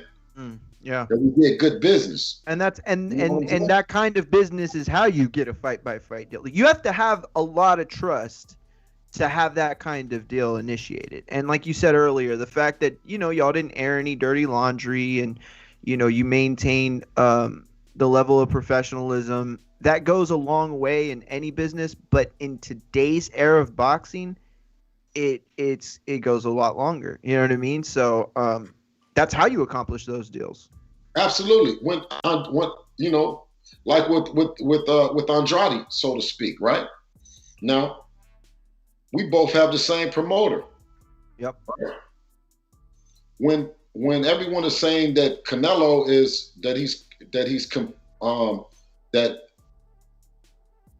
that Matchroom is focusing on Canelo, good. So now we can show how we really get down. Now we can show them, what we do as a company, what Devin does as a fighter. When Devin is in there, Devin's like, who sold this motherfucker to Eddie? And Eddie Devin said, me. That feels good to see your son as in there in the meeting. He says, me, I did this. Not y'all. Y'all didn't do, I did it. You know what I mean? And that's what he said in the meeting. So to have a partnership like that, to have a partnership where you're able to show your worth, you're able to grow, you're able to conduct business, you're able to pick the venues that you want to go to and do them the way that you need to do. You want to be able to sit, you want to get the reporters, you want to get the influencers in there, you want to get to do the things that that's the millennial show. Devin's able to do that, right? You know what I mean? I want to fly. I want to fly media. You know what I'm saying? We want to fly media out too. You know what I'm saying? Don't say because he's 22 or because we just started that all that shit is not important. You know what I'm saying? So in a new agreement, we want to be able to say these things, right? We want to be able to do it. It's not just about just quick. Oh, okay, let's restructure. You give me some more money, and that's no. We're talking about some whole other ancillary things that need to happen in agreement with a Devin Haney. As far as the Devin Haney show, a Devin Haney event. Would there be any desire to, if things work out with Eddie and Dazn and Matchroom, to have it in the contract that Devin starts commentating or being part of the show in that kind of way to at least have he's still very young, he's still got a huge career ahead of him, but planting those seeds now, right? Like Ward did, like Tim did. Is that important at this point, or is that still off in the future? No, it's not. It's not important. Okay. What's more important is him understanding that shows like yours, like you guys, the Boxing Voices, his own platform, that he's able to parlay his success to his own platform and draw his own audience and do that kind of thing. That's what's important for me, us as independents, us knowing that, you know what I mean? But also us being there. He's there and he's professional enough that he's there to do the events for Dazn. But if Dazn prefers to have Ryan Garcia come up and commentate or have someone else come up and commentate because of their audience, what he understands is that the world is big, and he has an audience as well, and him actually being able to service content to his audience is more important later on as he progresses. But you got to be. That is exactly the truth. So You're right. VADA just announced a big congratulations to Devin Haney and Linares for successfully completing the VADA program. So shout out. They just made it official that your bout May 28th, your son was clean and so was his opponent. But Bill, we're going to wrap it up. This is possibly the time of the end of the show. Unfortunately, hey, listen, Ness, I always appreciate, coming on here and talking to you guys. When I of course learn more, I'll tell you guys more, but you know what I mean? It's a great time for Devin Haney and DHP Promotions to be in a position. Enjoy it, man. Enjoy it. Soak it up. Y'all earned this spot. Y'all really real. did. That's why I was pressing, because I'm just anxious to see what's gonna happen next. You know, I'm all tuned into the Devin Haney movie. You know what I mean? I'm ready for the next I appreciate episode. that, because I can tell that that you have you like okay, you guys in that position now, make the move, and and I appreciate just even your energy towards it and concern towards it. But I also know that it's very important that the process and the time taken to put in and come up with a great situation needs to take place as well. I don't think or feel that it would be fair to Devin or Devin Haney Promotions to be just rushed into something just because, you know what I mean, other than it being the right thing to be rushed into. No, for sure. But Bill, definitely give us your social media, and obviously Devin's social media, and Mario the same. Well, like I always, tell you, if you want to catch me, then you'll catch me on your ass if you ever have anything bad to say about Devin Haney. So that's where you'll catch me at. But more importantly, Real Devin Haney on all platforms. You got Real Devin Haney TV on YouTube as well, where you get a chance to see Devin and see our journey that started in humble beginnings, of course, out of Oakland, California, like I always say, and also starting out in Tijuana. So you can catch our story. You know what I mean? And if you just really need to talk to me, it's BH the Great, BH_the_great on Instagram. Appreciate you. And he does respond, just so y'all know. At Mario Munguia on Twitter, at Mario Munguia on Instagram. Mario, so you ain't gonna tell Bill you got the win? I mean, he was supposed to be there for your win. He was supposed to be there for your win. I seen you coming with the medallion. He put the medallion by his face so Bill could see it earlier. No, I heard Mario. Listen, I heard you talking some big shit though. You know what I'm saying? And when I was showering, brushing my teeth, and all the little shit, and I was hearing, and I said, that sounded like somebody talking some fighter shit. You know what I'm saying? And that was you telling the dude that he might not be ready, huh? No, listen, he was a great opponent, but I knocked his tooth out. I just don't want to take the rest of his dental, he needs to up that dental insurance, and then maybe we'll get it on again. Who do you favor your style most closely to? I would have to say it's like probably Orlando Salido. No way. That's who I want to be. I want to be Orlando Salido. That's who I want to be. Oh, you like Orlando Salido, huh?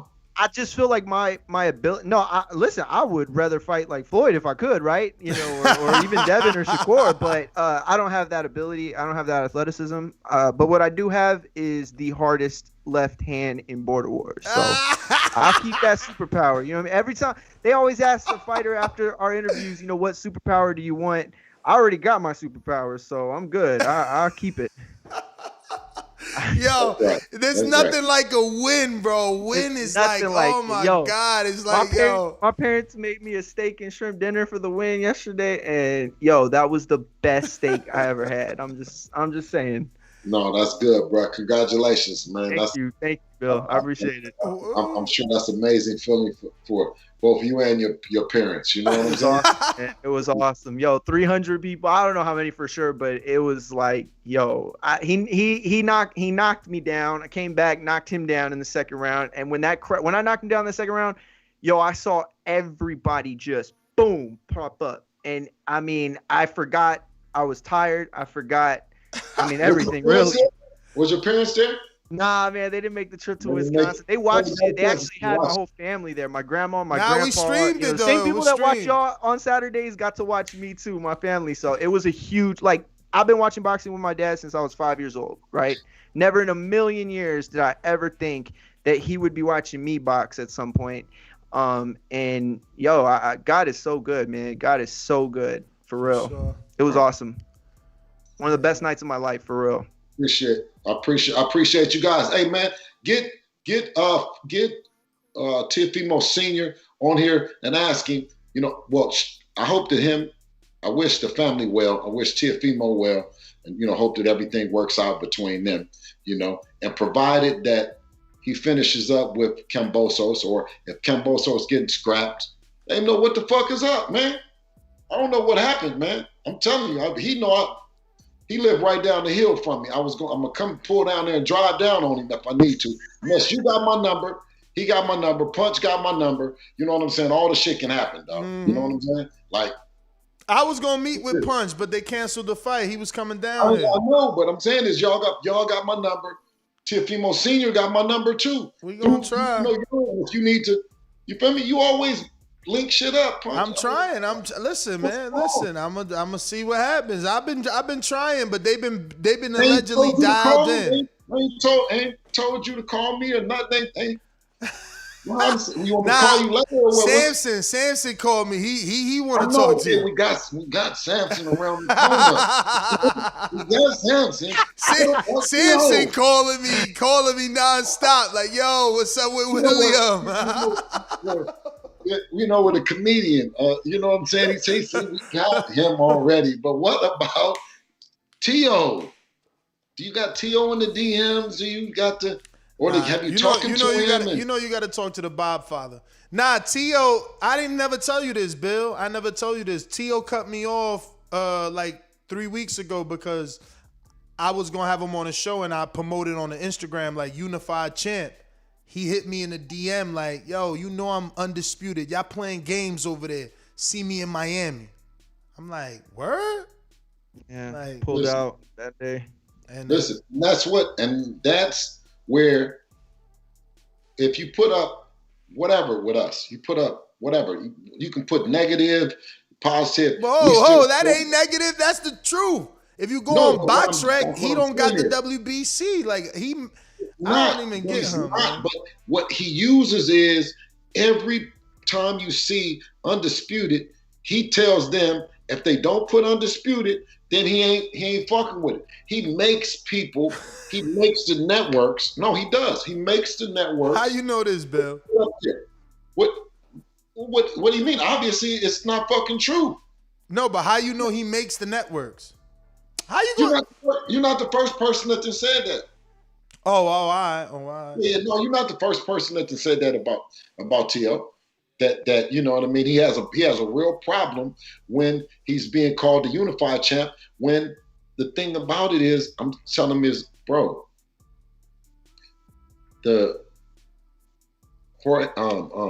Lomachenko never fought a champion to get the belt. He fought the vacant. He fought Luke Campbell. Luke Campbell's never been a world champion. He fought that to become the franchise champion. For you to have the franchise belt. Come on, my dude. This shit ain't nothing, man. You know what I mean? And we thought we went from a position of that we was looking for him, and then out of nowhere, we kept saying, all right, well, come on, bro, let's make the fight. Then out of nowhere, he said, I'm looking for you, Devin. I'm looking for y'all, right? Right out of nowhere, right? Now, we're not in agreement that he just came out of nowhere and started saying he looking for Dev, right? Bingo. We said, okay, bingo. So now you looking for us. But you can't look for us, and you got to fight with Kambosos right now. So, but right after that, we're going to make this fight happen. We said, okay, we finished. We handled our business, right?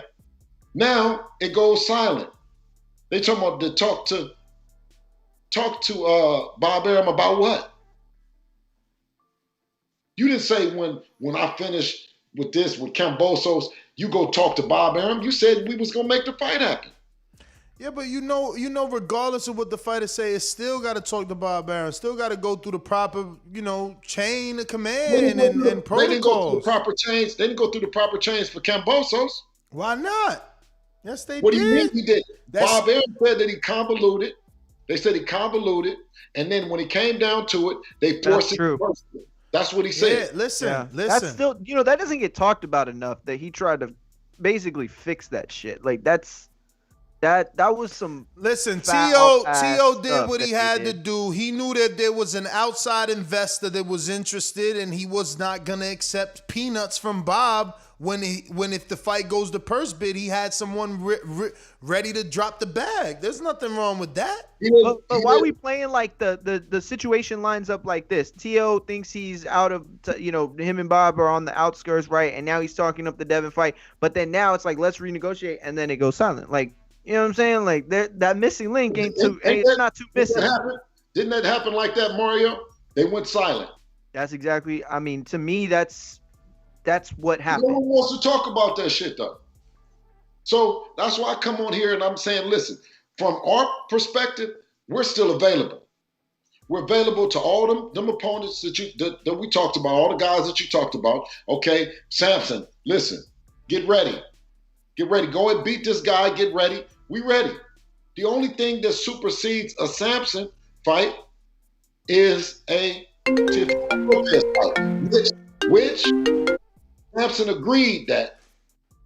He agreed to it, right? When we talked about it, right? Yep. Yeah, no, I mean, I think he's a very realistic person too, understands what that fight means. But yeah, I mean, I just think we have to hold everybody accountable. You know, he's gonna fight George. I'm not convinced that he doesn't fight that fight. And once that fight happens, the iPhone work. See the iPhone working, going to work right now. You see? Yeah, you see? Yeah, definitely. Yeah, that's. But yeah, man, I hope all these fights get made. I really do. And I don't think Teofimo's, scared to fight. I know Devin ain't scared to fight. I think it all comes down to, like Ness said earlier, there's a promoter and this promoter doesn't want to see the juice fly out the promotion. It's the risk reward factor. He'd rather give that fight to Nakatani or a Loma rematch. Like, he wants all in-house, and it's, it prevents the best fights from happening. No, he doesn't want all in-house. He wants like any other promoter. He wants his fighter to be the winner at the end of the day. Exactly. That's it. So it's not all all in-house, because he'll do a non-in-house fight. Yeah. I hope so. I definitely hope so. See your phone working, huh? Ah, my phone working. Yeah, that's Samson. He said, "Tell William send me the link. I still have his check." Oh, no doubt. Samson, like I told him, listen, Samson is a good guy. I wanted to do business with Samson before, and I continue on to do business. You see, I'm telling him, I said his name, I said Javier Fortuna, right? I'm bigging up the winner of Javier Fortuna and Jojo Diaz. This shit is all business. And one thing that you guys know different, just like Mr. Samson knows, is Devin is the real deal, man.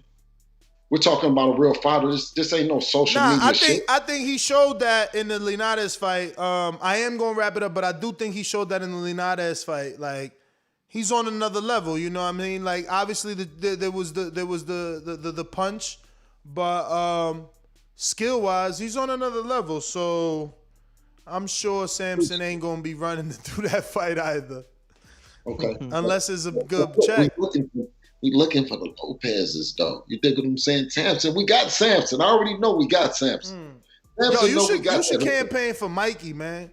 Go outside the box, man. Get Mikey. What he doing? Is he retired? I mean, he owed the zone a fight, don't he? Or at least a match, right?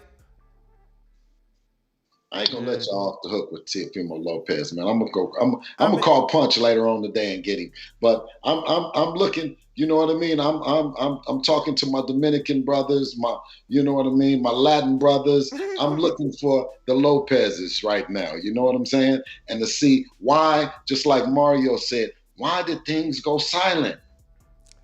I mean, I think it's because of the renegotiation. They're obviously not only restructuring the contract, but what the plan moving forward. Yep, they're trying to think. Yep, that's exactly what it is. Like, Mario, that's exactly what it is. And I'll tell you one thing is, it's not what you said. If you said that's what makes you the king, is because I'm Devin. Come on, Bill. Fighters talk, man. Fighters talk. Okay, all right. Fighters gonna go on talk. They ain't got nothing to do with the negotiation table. We all know that, man. Is Javier Fortuna is Samson looking past Jojo Diaz?